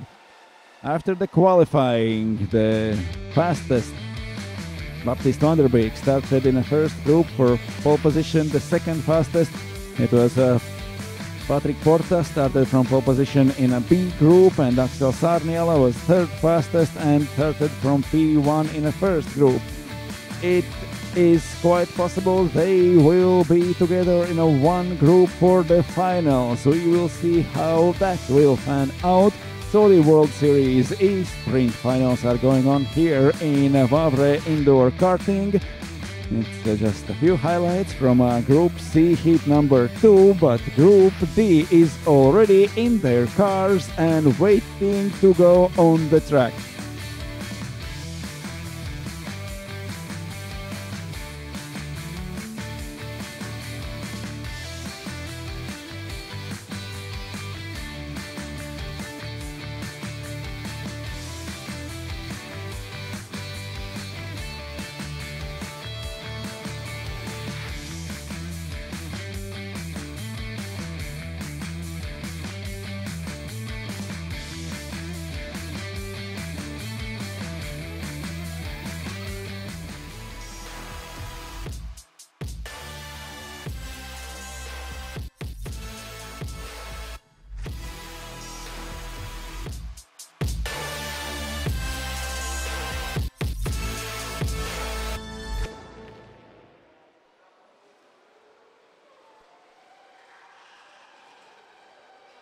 And the pit lane is open. We are going back on the track, and to the spectators here in Wavre, we have a van parked in a wrong place. It's GX375YM. The registration plate, it's a French number, it seems so. So we have to move the white van with the number GX375YM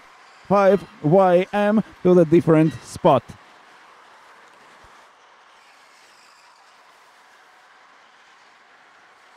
And Group D on the track. We are ready to race again. 3 laps for qualifying. We saw Max Karhunen to win in a D group of first heat, and now he is back on the track. Max Karhunen with number 21, Sasha Mabio 25, Alex Mrotko number 19, Massimo Criscolo number 4, Fabrizio Kallio 11, Glendy Dionysis 30, Jérôme Choquet 7, Eduard Varkel number 20, Tero Makinen 16, Ville Vilento number 1, Yang Yu Ko number 13, Patrick Bonomi number 8, Carl Scaini number 26, and Nicolas Schifferl number 29. Group D on the track for the qualifying before heat number 2.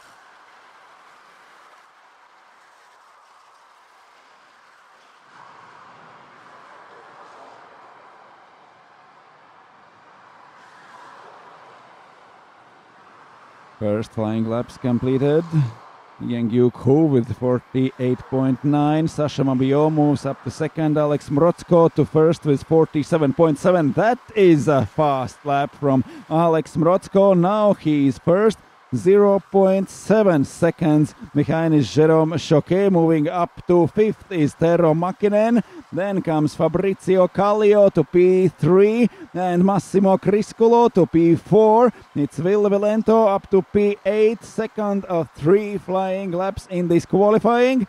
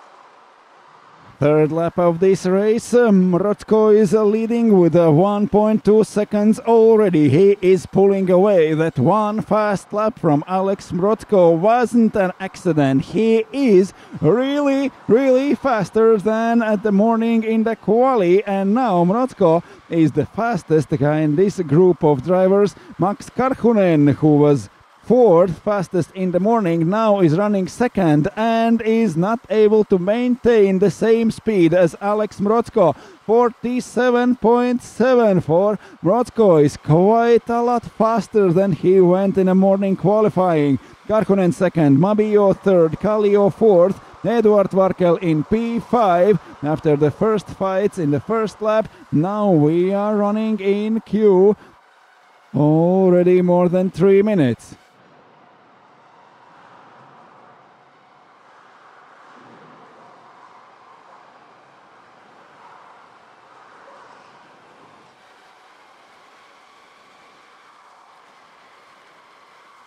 Karel Skajny with number 26 trying to defend his position from Ville Vilento. They are fighting for P12. There are second placed Karhunen, third placed Mabio, and Fabrizio Kallio in fourth with car number 11.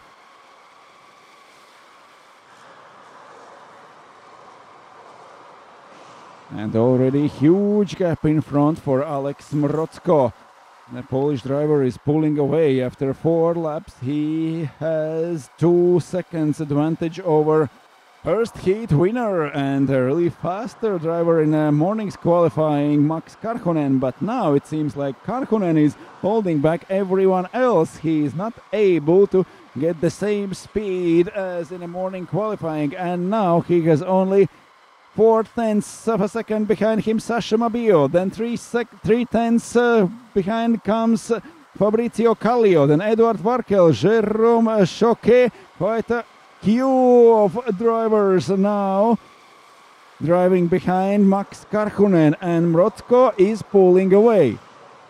A long queue formed behind Max Karhunen.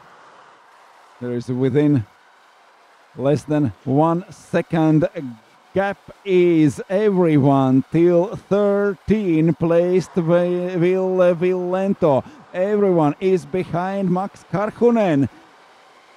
What has happened to Max Karhunen, to the 4th fastest driver in a morning qualifying? Now he has 11 cars behind him, seeming that everyone could go faster. It is Sasha Mabio trying to go inside. He's on the outside before uphill. Maintains his position. Max Karhunen. Mabio now fighting with Fabrizio Kallio for 3rd and 4th place. They are side by side through the next corner. It's Eduard Varkel already joined this company, and now he is fighting with Kallio and Mabio, who will come out 3rd after this fight. But we have 8 drivers within 1 second. They are fighting on the track, and it's Eduard Varkel who gets in front of Fabrizio Kallio. Now Mabio still holds his 3rd place, but Eduard Varkel is only 8/10 of a second behind Mabio, and now trying to catch the top 3 positions. Already 3.5 seconds for Alex Mrotzko. He has pulled away, and now there is no hurry for Alex Mrotzko. We are just over the half mark of the race, a little bit less than 6 minutes left to fight on the track. But here is Sasha Mabio behind Max Karhunen. Eduard Varkel got in front of Kallio and now chasing Mabio.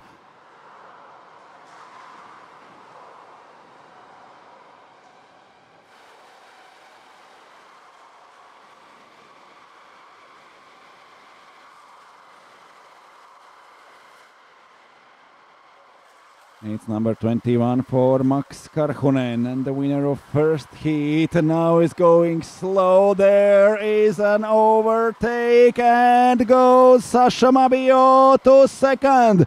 Sasha Mabio moves up to 2nd. Max Karhunen now is 3rd, but it is already almost 4 second advantage for Alex Mrotzko. Could Mabio catch him if he would be in front of Max Karkonen, but it took more than half of the race for Sasha Mabio to get in front of Karkonen. Now the winner of the first race is... And there is in the pit lane number 25, it's Sasha Mabio, just got in front of Karkonen, and now Sasha Mabio is off the race. He goes into the pits and something happened to his car, and Sasha Mabio now is down to 14th. Mrotzko still leading now with 5 seconds advantage. Karkonen now maintains second, but it is Eduard Varkel who moves up to top 3 after Sasha Mabio goes out of the race.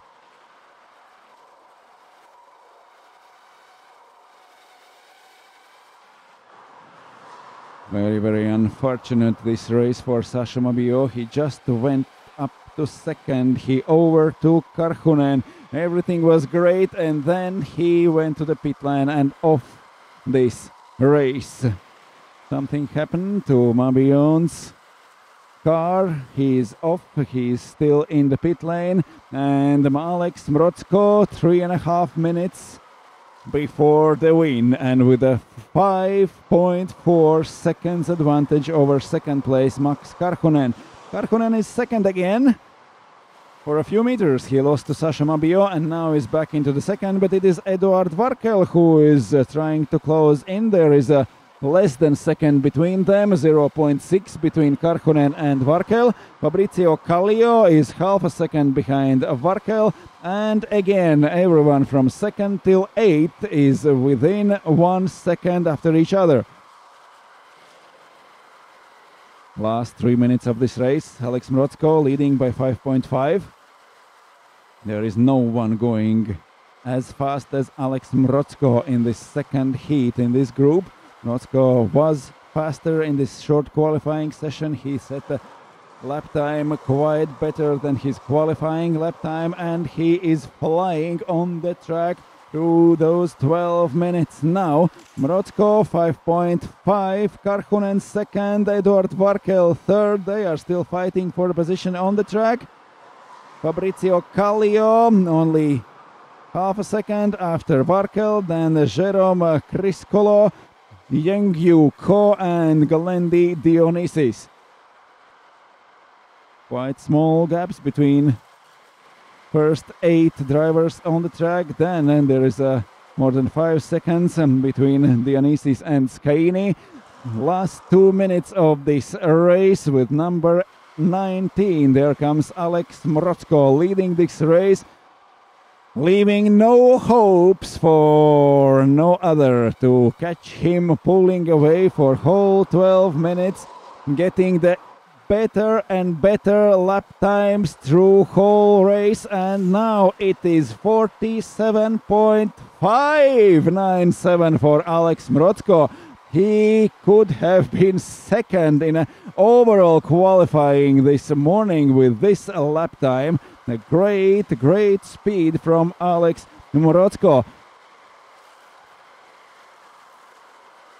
Alex Mrotzko now is only 5 thousandths of a second slower than Baptiste van der Beek went in the qualifying when Baptiste van der Beek won the qualifying. Now Alex Mrotzko is driving in the same speed as the winner of overall qualifying this morning.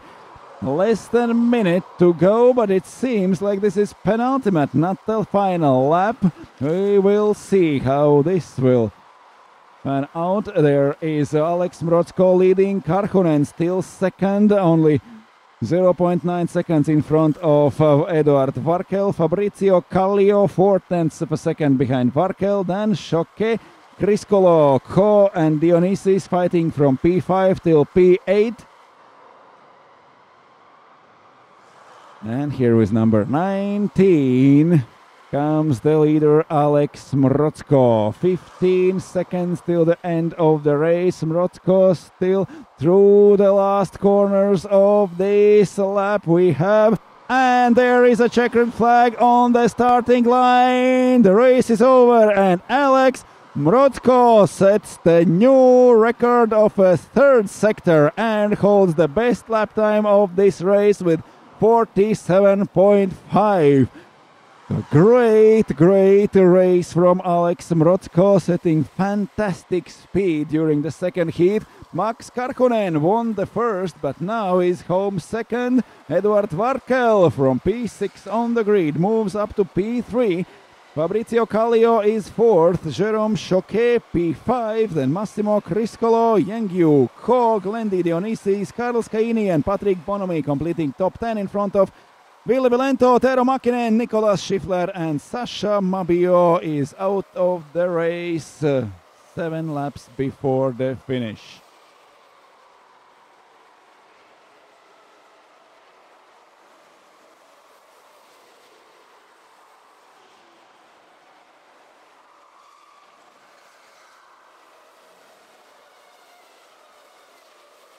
Three more groups for second heat waiting to go on the track. And the group E is already in the cars and waiting for the green light at the exit of pit lane.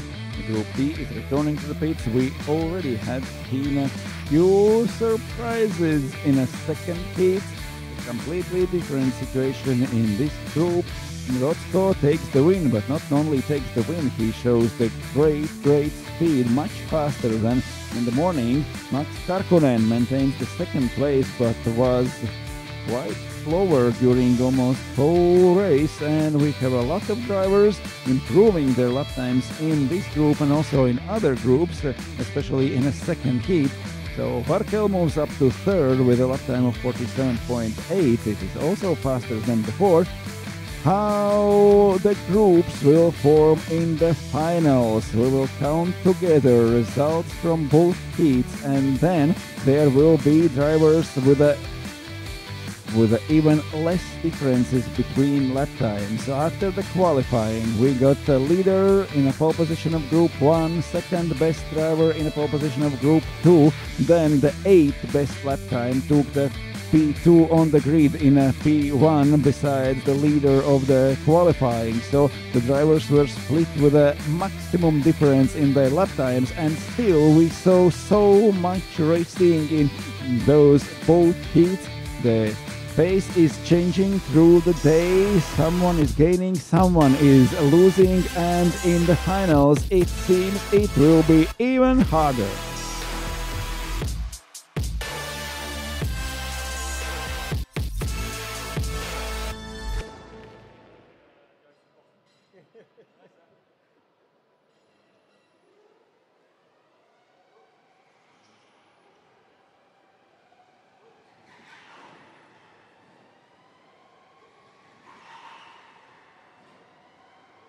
We are back on track again, and Group E goes for 3 qualifying laps. It's Enzo Gagnage who took the win in the first heat.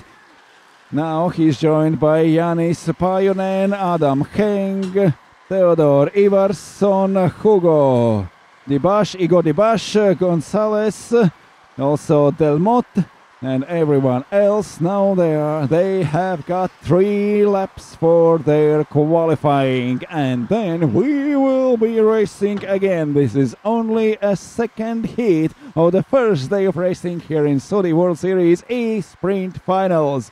Enzo Gagnage with number 17, Pajunen with number 5, Ivarsson 28, Heng 18, Dibash number 24, Gonzalez number 8, Delmotte 12, Malinovskis 27, Pascaletti 32, Lutzenkirchen with number 3, Meisler number 23, Bre with number 2, Lorenzi number 22, and Jonas with number 10. Group E on the track fighting for their positions on the grid for second heat.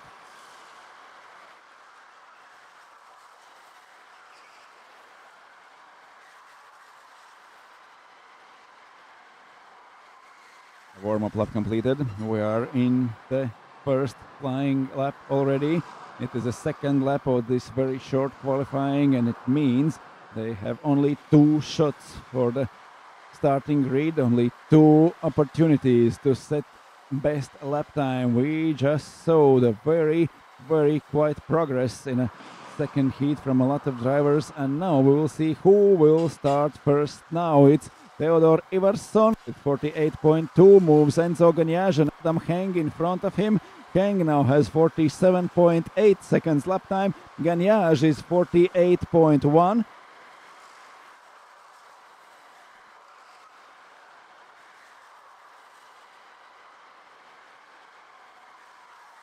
Enzo Gagnaire took the win in the first heat. Now he is second in his qualifying. One more lap to go. The last lap in this short qualifying. 47.8 for Adam Heng, for Theodor Ivarsson too. Ivarsson moves up to second. Enzo Gagnaire is in the fast lap. He improves his time in the first sector. He improves his time in a second. Now he has only a few corners to go before the finish line. Enzo Gagnaire is fighting for his starting position, and he moves only to P3. Just we saw in a previous race, the leader of the first heat is starting third. This is the same for Enzo Gagnaire. That was the same for Max Karhunen in a Group D. Now Gagnaire is third. Theodor Ivarsson goes in front from P2, and Adam Heng is the fastest one with 47.8 and will start from pole position. After top three is Janne Pajunen in P4, then Mirko Pascaletti, Hugo Dibash with P6, René Lutzenkirchen starting 7th, then Maxime Delmotte and Edis Malinowskis. Gonzalez completes 5th row on the grid, then Julien Miesler, Nino Brey, Johnny Lorenzi and Jakub Jonas.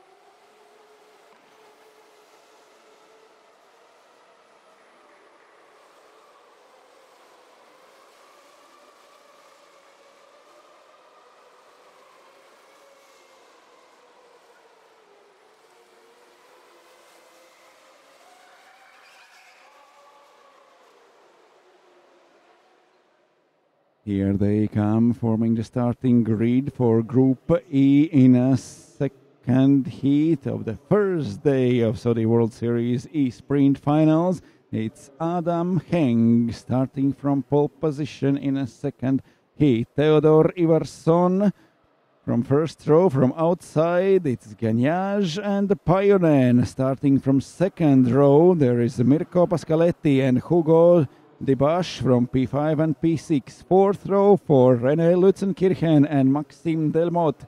Edis Malinovskis and Sergio Chico Gonzalez from fifth row. Then Julien Miesler, Nino Brey, Johnny Lorenzi and Jakub Jonas. Everyone is on the grid and we are ready to race again. Heng and Ivarsson, Gagnaire and Pajunen, first two rows. And so Gagnaire took the win in the first heat. Now he's starting only third. What can he do starting third? Can he gain positions? Can he hold positions? Can he get in front of Heng, who is now in P1? We are waiting for a green flag. Everyone are in their starting positions. Green flag is up on the starting straight and we are ready to race again. No, Ivarsson moves and then moves back. He is second, going through the first corner. Ivarsson maintains second place in front of Enzo Gagnaire. Gagnaire still third after the first corners. With the number 17 on his car, Adam Heng is leaving from P1 on the grid. Here is the fight for the last place in this race. Lorenzi and Jonas, but Adam Heng is leading. Lutzenkirchen in front of Delmotte, also Malinowskis moved in front of Delmotte, one position up from the starting grid. This is the first lap of this race. Group E racing now on the track for their second heat. Great start for Sergio Chico Gonzalez.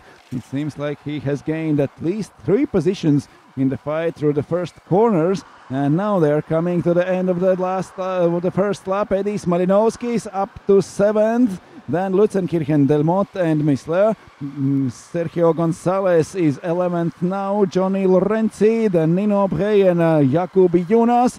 but Adam Heng is leading the race with 7/10 after the first lap. Theodor Ivarsson second, and now holding back Enzo Geniage and Janne Pajunen.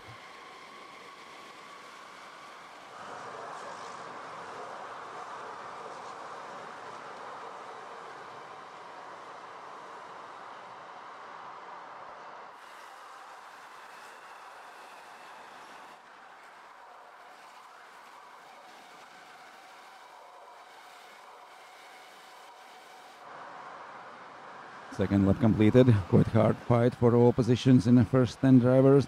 Heng leading, Ivarsson second, Enzo Geniage is third, then Janne Pajunen and Mirko Pascaletti. Good start for Pascaletti. Now he is running fifth. Igor Dibash in P6. Edis Malinovskis moved up in the start to P7. René Lutzenkirchen with number 3 is following him. Then comes Maxime Delmotte and Julien Misle. 0.7 seconds after first lap, 0.6 after second lap. Now through the third lap of the race are going leaders, and Adam Heng is not able to pull away. So far in the first laps he has got everyone else just behind him in a long queue. Everyone is formed up now. It's a 0.6 between Heng and Ivarsson. It's 0.4 in front of Enzo Geniage. It's 0.5 for Janne Pajunen to the top 3. It's 0.4 for Mirko Pascaletti to top 4. And we have all 13 drivers within a second to each other. Only tenths of a second separating first 13 drivers in this race.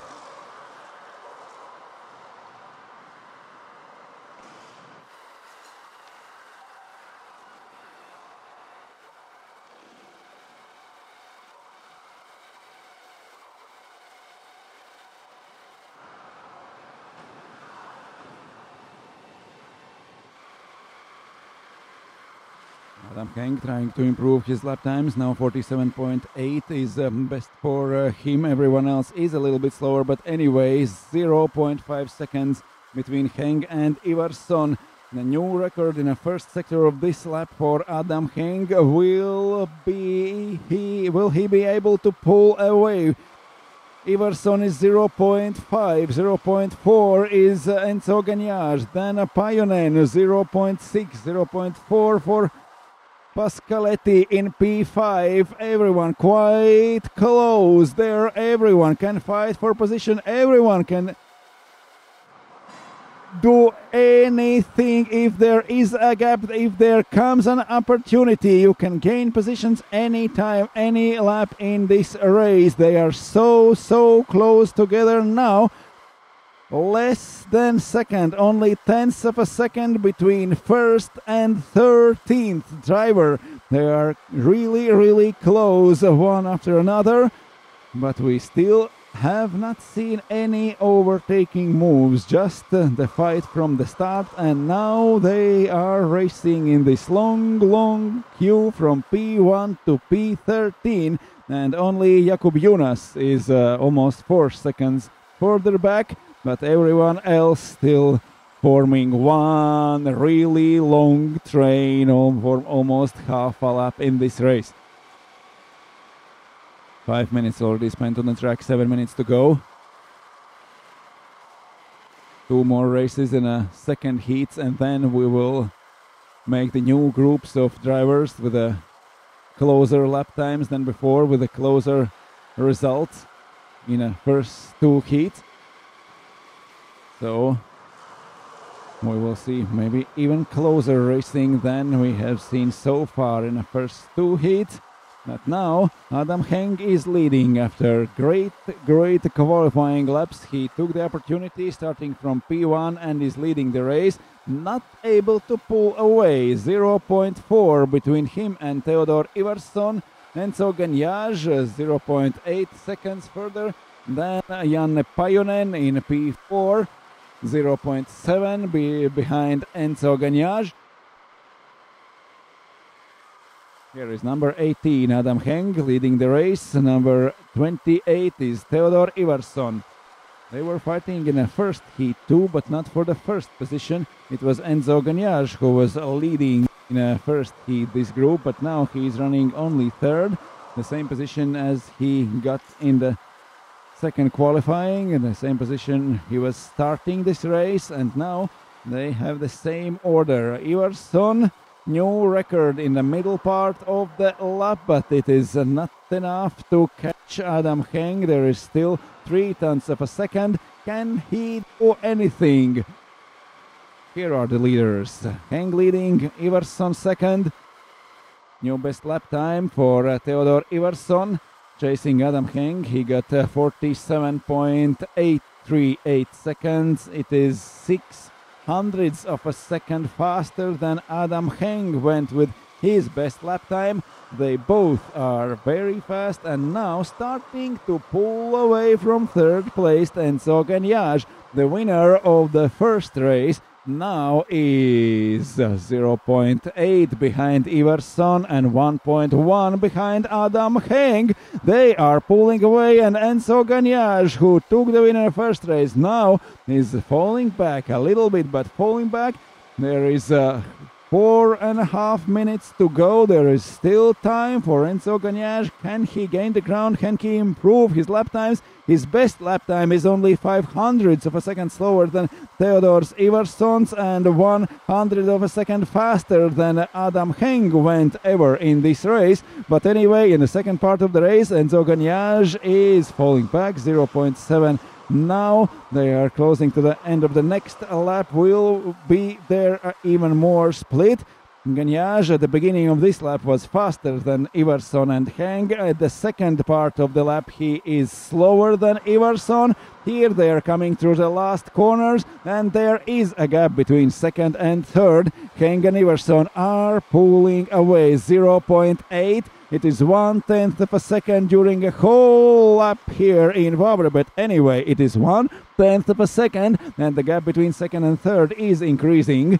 Less than 4 minutes left till the end of the race. Theodor Ivarsson is still chasing Adam Heng. Enzo Gagnage with a bigger gap back in third place. It's Janne Pajunen in P4, Mirko Pascaletti P5. Igor Dibash now driving quite lonely, more than second behind Pascaletti and more than second in front of Edis Malinowskis in P7. Malinowski's got company. There is Lutzenkirchen and Delmotte, also Julian Missler trying to fight with him.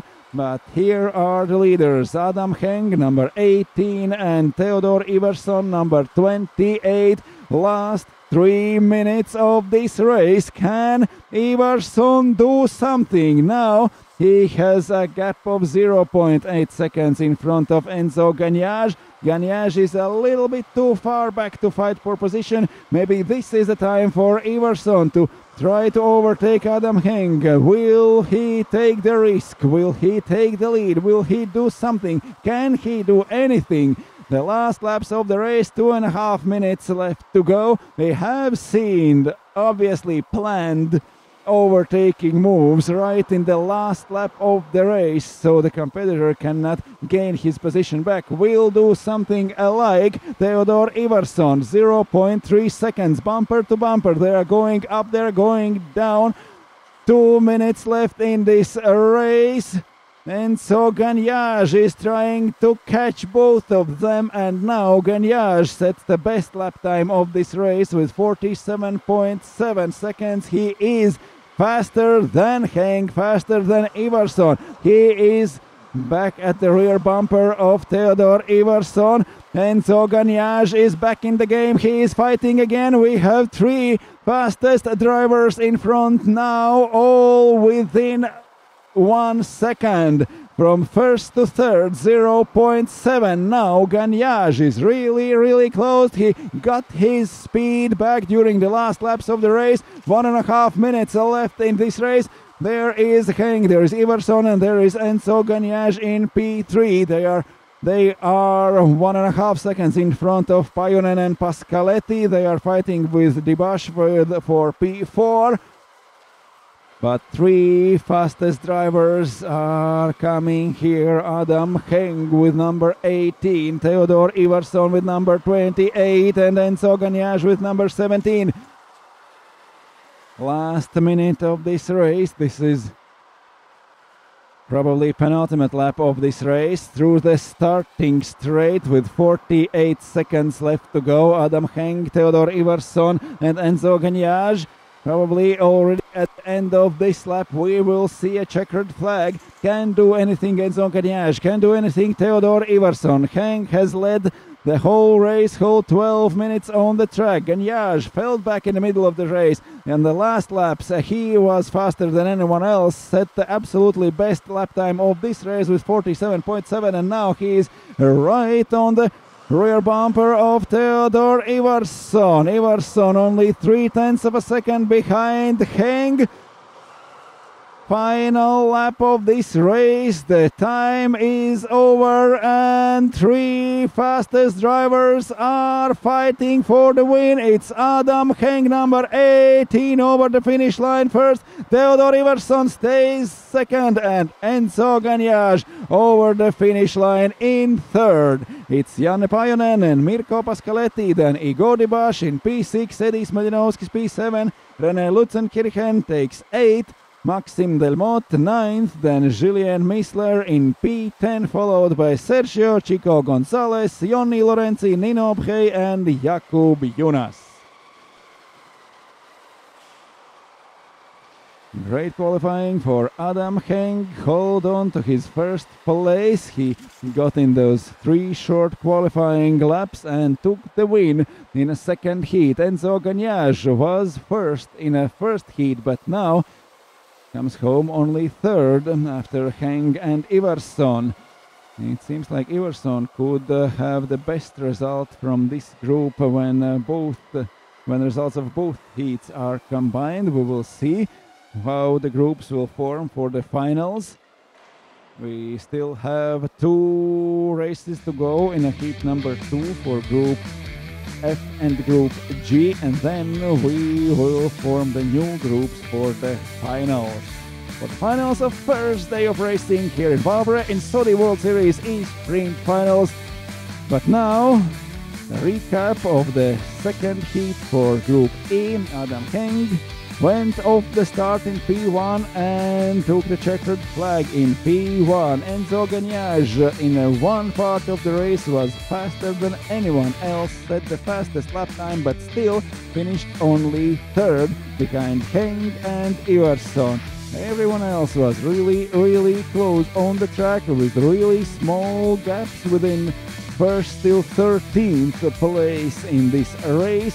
Group E has done their job in the heats and now are waiting for the results of two more groups to get to know how the groups will form for the finals.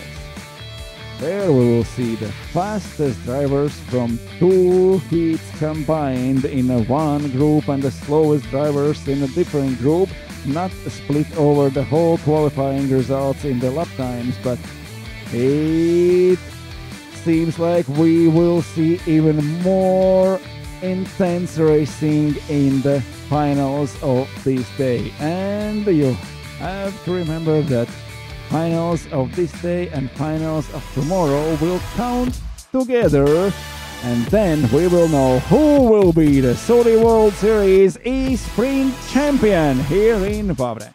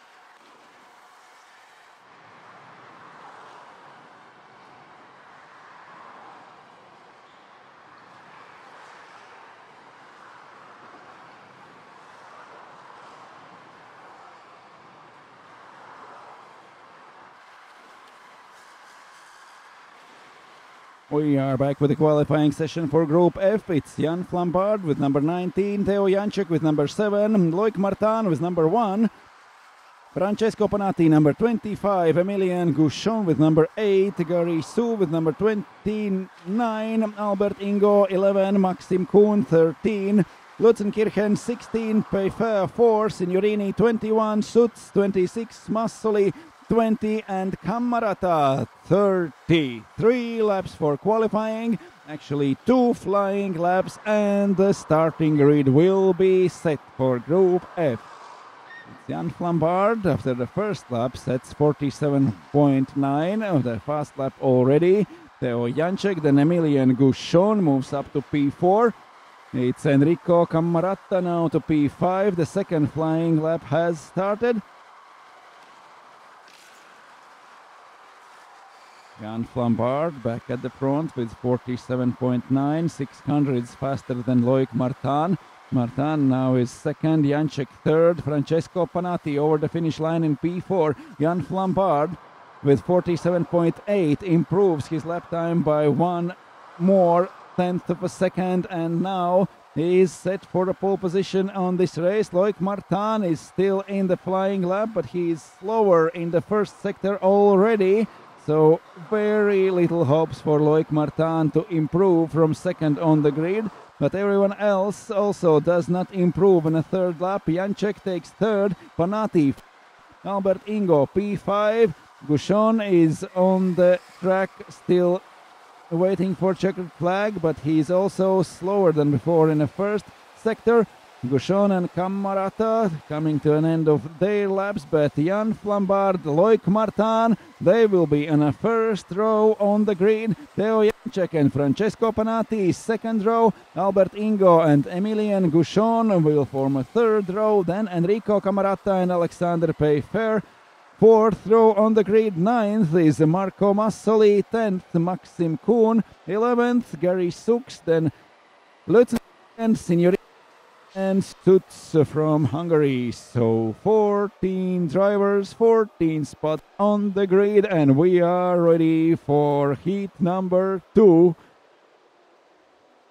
It is number 19, Jan Flambard, who took the win in a first heat in this group, is back in a P1 for a second start too, with more than 1/10 of a second advantage in a lap time over everyone else. Loic Martin will start from the first row from the outside. It's Theo Janček who now in P3 and Francesco Panatti P4.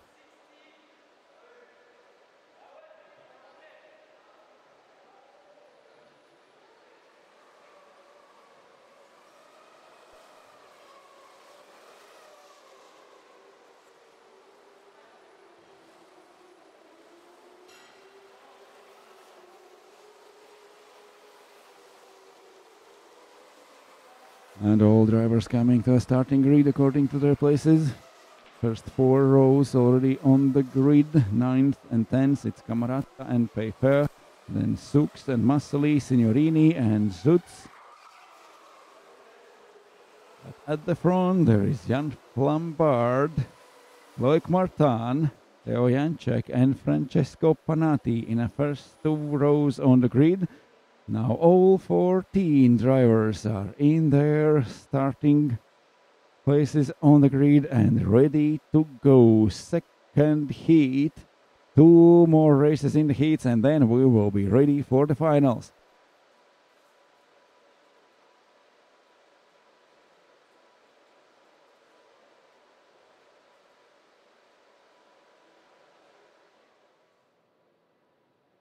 The last check, everyone is in their starting positions. The green flag at the start. The flag goes up and we are ready to race again. The flag goes and we're waiting last second before the start. Great launch from Flambard. He is still leading fight for third between Panatti and Janček, but Jan Flambard from P1 goes up the hill in a first position and took the advantage of his qualifying win for this second heat today.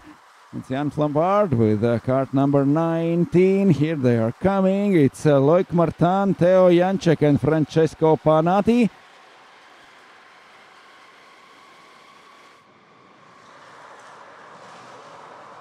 First lap, again 12 minutes to race. Jan Flambard and Teo Janček got in front in Loic Martin. Martin now is third. Teo Janček up to second place after the fight in the start. Francesco Panati following them. They are coming through the last corner of the race. Janček is up to second. Loic Martin is third. Then Panati and Lutzenkirchen. Albert Ingo in front of Emilien Guchon. Maxim Kuhn and Alexander Peifer and Marco Massoli completing the top 10. Bad start for Camarata, Sux and Signorini, who is running last now. But Jan Flambard is leading with a half a second after the first lap and now is trying to increase his gap. But Teo Janček answers with a new best time in the first sector of the next lap. He is 1/10 faster and now it's closing again. Teo Janček with number 7, Loic Martin with number 1, currently third place driver, and Francesco Panati with number 25 is in P4, followed by Alexander Lutzenkirchen.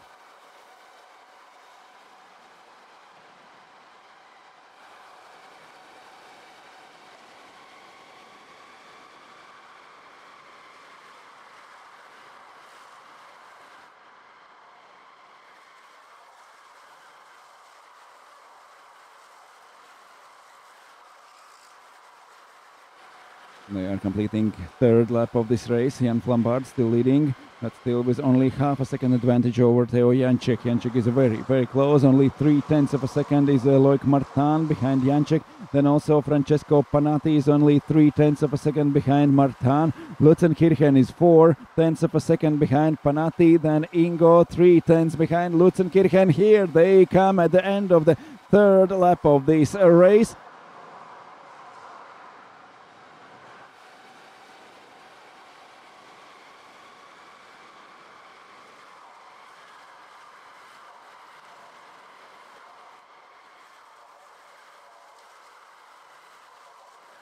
Jan Flambard leading, setting the fastest lap time and getting 0.2 of a second advantage. Now he is 0.7 in front of Janček.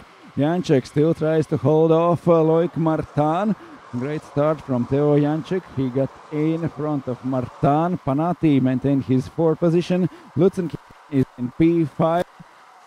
Still trying to prove Flambard one more record in the first sector of this lap. He is trying to pull away 0.7 before this lap. 0.8 is advantage of Jan Flambard. Now he is pulling away. Teo Janček and Loic Martin fighting for second place. Francesco Panati very close behind them. Also Lutzenkirchen, also Ingo, Guchon and Maxim Kuhn.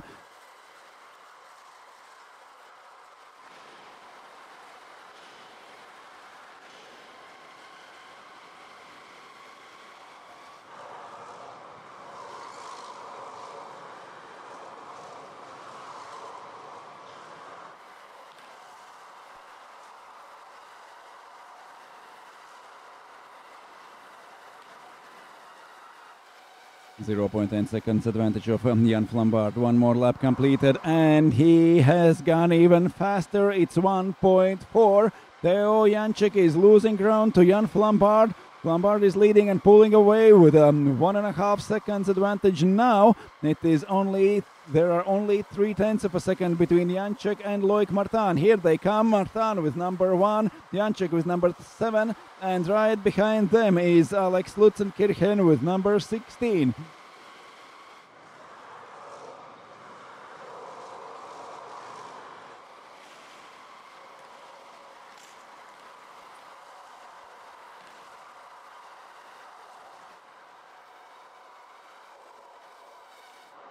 Lutzenkirchen following this group of drivers with number 16. In front of him is Francesco Panati. Panati sets the new best time in a sector 2, closing into Loic Martin. There is only 0.2 of a second between Loic Martin and Francesco Panati, between third and fourth place drivers. Here is Loic Martin with number 1 chasing Teo Janček. is 1.5 seconds for Jan Flambard. He's trying to pull away.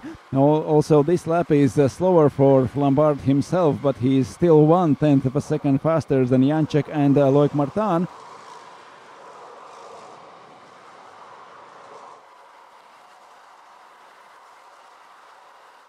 And we are approaching half mark of this race. 6.5 minutes left till the finish. Flambard 1.7 seconds, 2/10 more for Jan Flambard. He is pulling away with a very competitive lap times, clocking 47.8. But Teo Janček and everyone else behind him is not going faster than 48.1. So 2-3 tenths of a second is advantages of Jan Flambard in every lap. He is pulling away. The best lap time of Janček and Martin and also Panati is under 48, but now they are going slower than before, and that they will see Jan Flambard to pull away. That is his chance to get a fresh air there at the front and get a comfortable lead. Almost the whole starting straight is the advantage of Jan Flambard. He goes to almost 2 seconds in front of everyone, 1.9 between Flambard and Janček. Loic Martin still 3/10 of a second behind Janček. That's all. They are bumper to bumper. Either you have to make a move or there will be those 3/10 of a second. There is no way to go closer.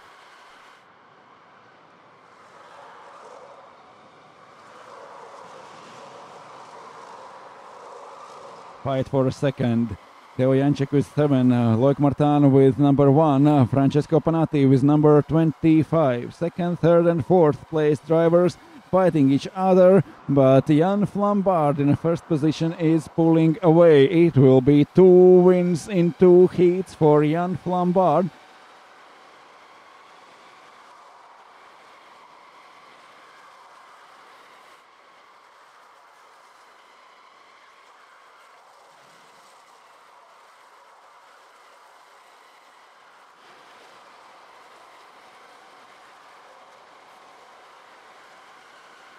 A few crashes going uphill. It seems like Teo Janček was really slow out of the previous corner and gets a push from behind from Loic Martin. Also Panati is really close. Number 7, number 1 and number 25. But here comes the leader, Jan Flambard, with number 19. 4 minutes to go for Jan Flambard. One more record fast lap time for Jan Flambard with 47.6 seconds. And he has almost 3 seconds advantage over everyone else. New lap record from Jan Flambard in this race, 47.695. And the previous lap was 7/10 of a second faster than Janček's, Martin and Panati lap time.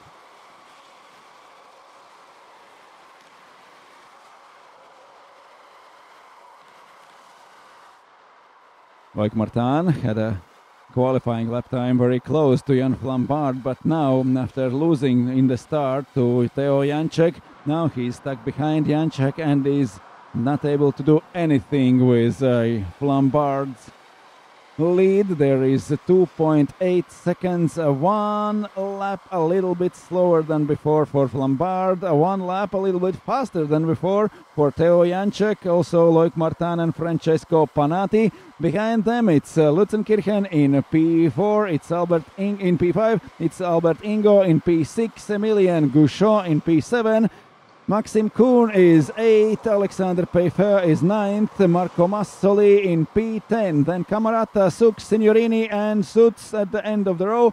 But 2.5 minutes to go for Jan Flambard, 2.8 seconds advantage for him. Teo Janček still holding off all the efforts of Loic Martin and Francesco Panati.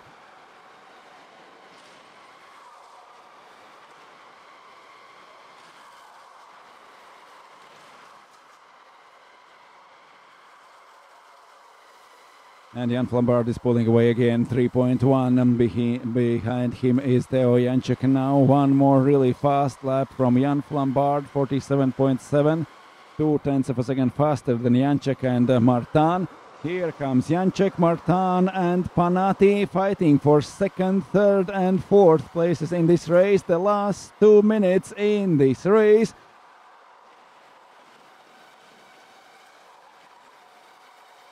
Jan Flambard goes over finish line with 1.5 minutes to go. Janček followed by Martin and Panati, really close second, third and fourth place drivers. Intense fight through all those 12 minutes on the track, but without any overtakes, without any positions gained, only right after the start in the first lap. But after that they are racing like a train, one after another. Janček holding third and losing ground to Flambard. Loic Martin following closely Theo Janček, but unable to make a move. And also Francesco Panati is too close for Loic Martin to take any risks. There is a small crash. It seems like Panati crashes into the back of Loic Martin. He raised his hand to show that sorry, probably that means something like that. And now Panati is still in fourth. Loic Martin holds his third place. Now there is a small gap between Martin and Panati, but Martin still chasing Theo Janček. Now he has got those crucial few meters behind him free, so he can take some risks. He can try to overtake Janček. He can try to get a second place in this race. Jan Flambard is leading last seconds of this race. Flambard going through the last corners, and there is already a checkered flag right after this corner. Jan Flambard takes to the finish straight and takes the win. Flambard wins. Theo Janček second. Loic Martin third. Francesco Panati fourth. After the fights in a first lap, that's the order how they started and how they finished. Lutzenkirchen in P5, Ingo P6, Gushon is 7th, Kuhn 8th, Peifa is 9th, Massoli in P10, then Camerata, Sux, then Signorini and Palaszczuk in P14. One more race in heat number 2, and then we will count the points for the finals. It's Jan Flambard who takes 2 wins in 2 races in Group F. We had the same winners in the Group A, Baptiste Vanderbeek. We got Patrick Portak, who won the first and second heat in B Group. We got Axel Sarniala, who was fastest in C Group in both heats, and we had different winners in different heats for Group D, Group E, and now it's Jan Flambard again in front of everyone. A few crashes at the start, a few positions gained, a few positions lost, and after that no overtakes through those 12 minutes. The gaps are getting smaller and smaller. Everyone has found their lines, everyone has found the best lines. The speed is increasing, the lap times are going down, but they are getting more and more similar between the drivers. It will be more intense during the finals. We have 1 heat left in the second heat, then there will be a short break during which we will do a driver's photo. The whole drivers together, all 98 drivers have together during this break to make this photo, like a great memory from this wonderful event. That's already a tradition. And then we will know the groups for the finals. This is only the first day of racing here in Saudi World Series E-Sprint Final.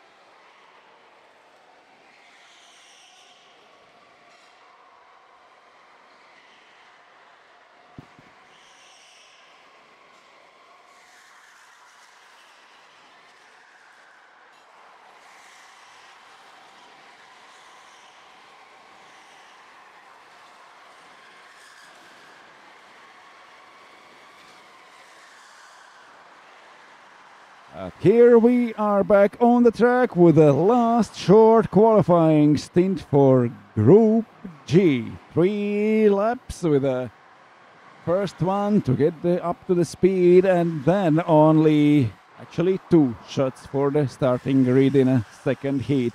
It's Emmerich Törnqvist with number 27, Francisco Gelstein with number 5, Michael Willim number 10, Tani Borja 24, Gianni Arcieri number 9, Florian Collet 28, Thibaut Petrona 22, Matteo Grappolini 18, Jesse Nissinen 32, Thomas Konsa number 3, Mylene Brossard number 2, Michel Isop number 17, and Mathieu Otessier number 23, and Jamil Issa with number 12.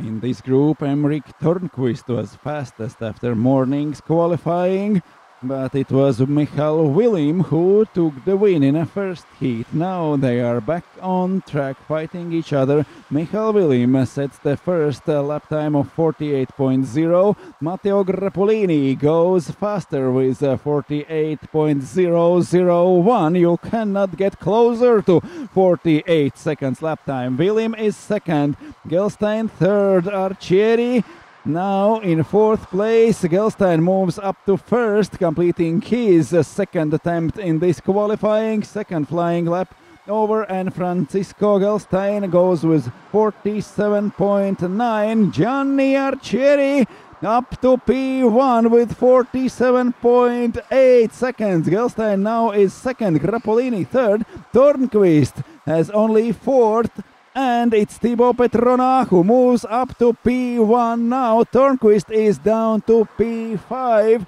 Emmerich was fastest of this group, was 7th fastest overall in the morning, but lost in the race to Michael Willim, and now he is down to P5 on the grid. Michael Willim, who won the first heat in this short qualifying, gets only 6th best lap time and will start from 3rd row on the grid. The winner of the first heat is now down the order to the outside of the 3rd row on the grid. Thomas Konsa is in P7, Jesse Nissinen P8, then Collet Otessier completing top 10. On a 6th row on the grid is Tani Borja and Mylene Brossard, then Michel Isop and Jamil Issa. But this is Thibaut Petrona and Gianni Arcieri going to the 1st row on the grid. Only 7 thousandths of a second separating 2 fastest drivers in this group in this short second quali. Thibaut Petrona and Gianni Arcieri. Arcieri started really down the order in the first race, got a lot of positions up during those 12 minutes, and now he is ready to go from much better starting position from 1st row, from 2nd on the grid. It's Gianni Arcieri. Will he be able to go in front of Thibaut Petrona? They fight it already in a first heat. Now they are side by side on a 1st row on the grid, and previous leader Emmerich Törnqvist, leader in qualifying, and Michael Willim, leader in first heat, now are staying only on the 3rd row on the grid. It's Petrona and Arcieri now in a 1st row. Everyone else in their starting positions, all 14 cars on the grid, 7 rows.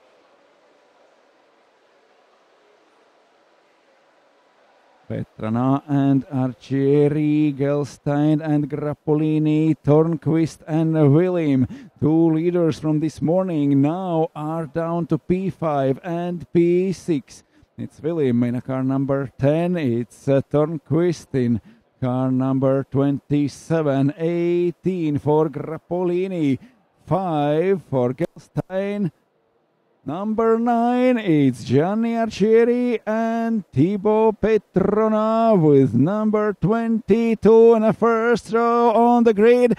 The green flag goes down. We start racing again. Arcieri is inside and crashed out of the race. He's the leader of the short qualifying. Thibaut Petrona lost everything in the second corner. Thibaut Petrona is out of the race. Is that Thomas Konsa? No, Thomas Konsa is up to P5. We are still fighting for the first position. Gianni Arcieri now is second. Francisco Gelstein and Matteo Grappolini, they are fighting again. What a race at beginning of this heat number 2. Thibaut Petrona, after a great qualifying, now is out of the race. Here is Thomas Konsa fighting for P8. The first lap is completed. Emmerich Törnqvist from third row on the grid now is leading again. Gianni Arcieri is still second as he was at the start. Arcieri was on the outside of the first corner, got inside in the second, then in front of him spun Thibaut Petrona. Now Petrona is last in P14. Arcieri in only half a second behind Törnqvist. Grappolini third and Willim up to P4. Also for Willim, a good start from third row up to fourth position. Jesse Nissinen now is P5 and Matthew Ottesier with a great progress through ranks during the first lap, and Matthew Ottesier is running 6th now in front of Florian Collet and Thomas Konsa in P8.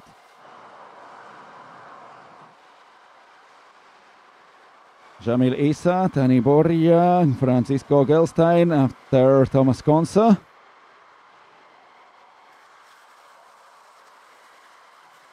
But here comes the leader, Emmerich Törnqvist. He took the best lap time in qualifying but wasn't able to win the first heat. Now, after those crashes in the start, he is leading. Now he is leading and Törnqvist can prove that he is faster than anyone else in this group. But that was in the morning quali, not now. Now, Gianni Arcieri is following him only 4/10 of a second behind. There is a little bit more than second between Arcieri and Grappolini, P2 and P3.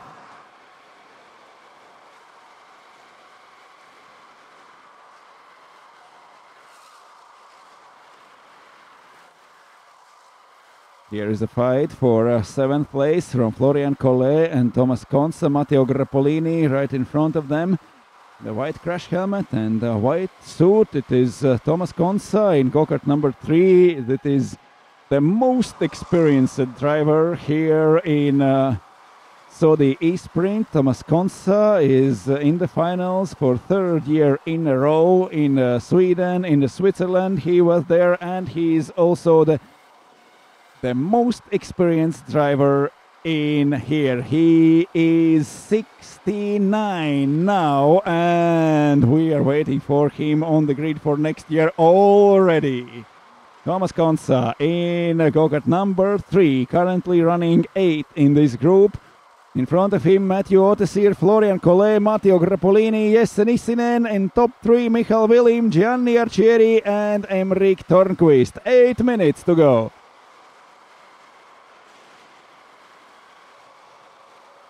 Thibaut Petrona got the best lap time in the short qualifying. He got the pole position and crashed out in a second corner. Now Thibaut Petrona sets the best lap time of this race with 47.8. That is 0.3 of a second faster than anyone else in this race. Matteo Grappolini just lost 2 positions and now is in P5. But Thibaut Petrona clocking fastest lap times, but is still more than 3 seconds behind P13 of Mylene Brossard. There is still 7.5 minutes to go. Can Thibaut Petrona gain at least some positions back after this very, very unfortunate start in the second heat? He was so close to the win, so close to the good result in second heat, and he lost everything after the first few meters in this race. So unexpectedly and so fast can change all the things here in Saudi World Series E-Sprint Finals. Just one mistake and you are down from P1 to P14. One more record fast lap from Thibaut Petrona. There are only 2 seconds left between him and Mylene Brossard. Petrona is chasing, he's closing in, he's very fast. Almost a second per lap faster than Brossard, than Isop, than Boria and Issa, all drivers. After P8, Petrona is quite faster than them, but he's far, far away in the P14.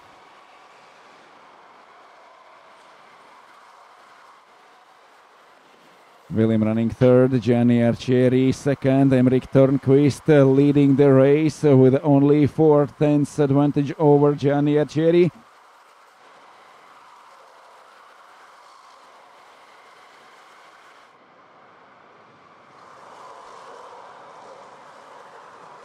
Less than 6 minutes till the end of the race. Törnqvist leading. Arcieri is right behind him. 0.4 between them. Törnqvist with 27, Arcieri with number 9. Completing the next lap after them is Michal Vilim. Now joined by Jesse Nissinen, but for Matteo Grappolini there is a 3 seconds penalty. So we see Grappolini third placed on the track with number 18. He is in front, but he is classified down in P5 because he got a 3 seconds penalty.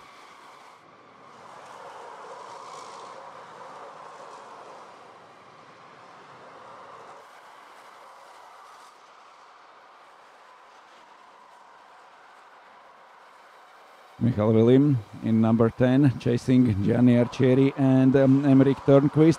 There is half a second between Törnqvist and Arcieri. There is almost 2 seconds between them and Vilim. Vilim now is on track behind Matteo Grappolini, but Grappolini got 3 seconds penalty. But still, that doesn't help Michal Vilim because he is not able to go closer to leaders. He is not able to chase Arcieri and Törnqvist and try to fight for a P2 or even P1. Not now. It is Matteo Grappolini with a 3 seconds penalty, running third but classified fourth.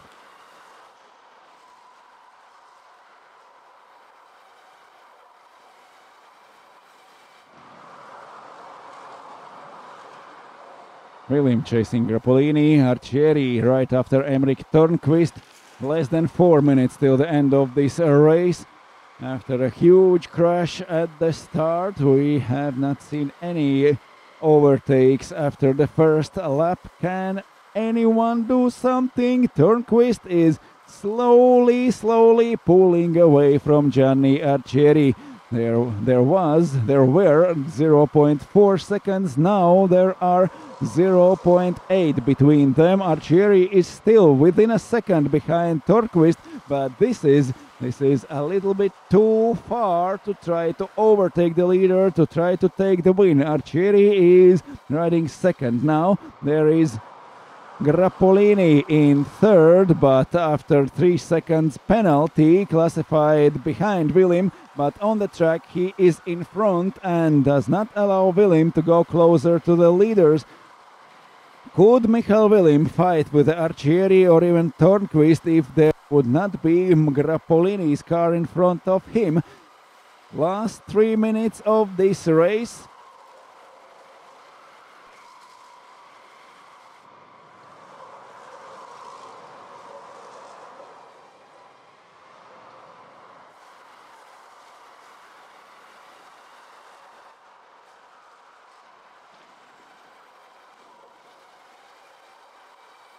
2.5 till the finish. Henrik Törnqvist 0.7. Gianni Arcieri a little bit closer, 1/10 off the lead of Henrik Törnqvist. Michael Willim and Matteo Grappolini fighting on the track, but that is not necessary to fight for Michael Willim. He is already, as long as he is close enough, and there is fight on the track. Henrik Törnqvist leading, Gianni Arcieri, also Willim and Grappolini, Nissinen in a P5 now going through the second sector of this lap.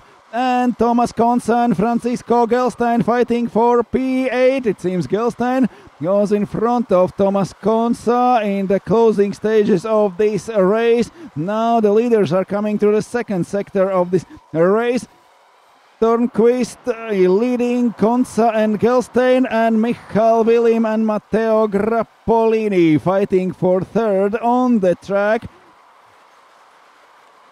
But anyway, Willim is classified in front of Grappolini. Yes, Nissinen, can he get closer? Then he could advance also because of Grappolini's penalty of 3 seconds. Now we have 1 minute left in this race. Henrik Törnqvist is still leading. Gianni Arcieri is second. Michael Willim third. And Matteo Grappolini classified behind him in P4. And Nissinen P5, then Florian Collet is 6th, Matthew Otessier is 7th, Francisco Gelstein 4 laps before the finish goes up to P8 in front of Thomas Konsa.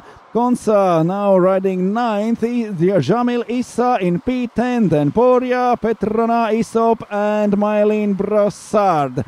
Final lap of this race, final lap of second heat here in Saudi World Series E-Sprint Finals. We will have a break after this race. There will be a driver's photo. All 98 drivers will make a photo. That is a tradition of Saudi World Series.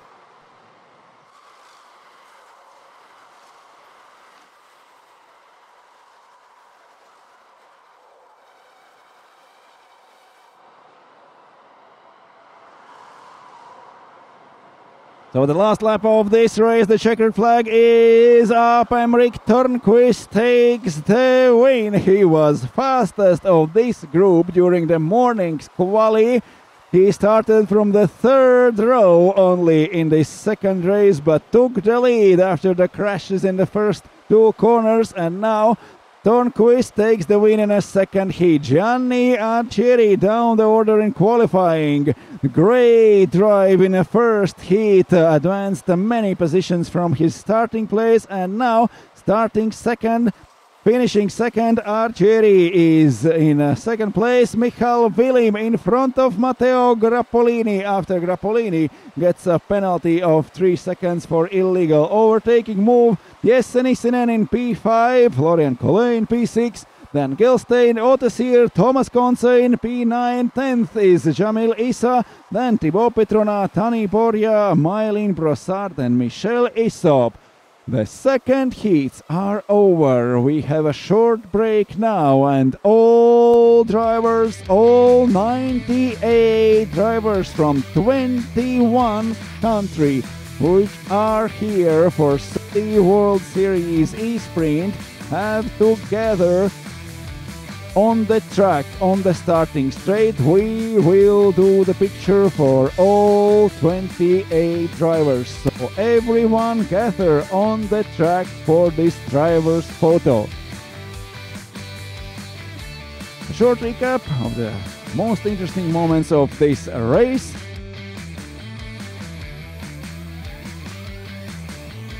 Actually, the most interesting moments of this race was in the first and second corner. After that, the drivers went like a train to the finish line. It was Mathieu Tessier and Thomas Konsa fighting for P7 through the race, but now the heats are over. We have the break before the most important races of this day. We will have the finals and we will be back at 5 o'clock.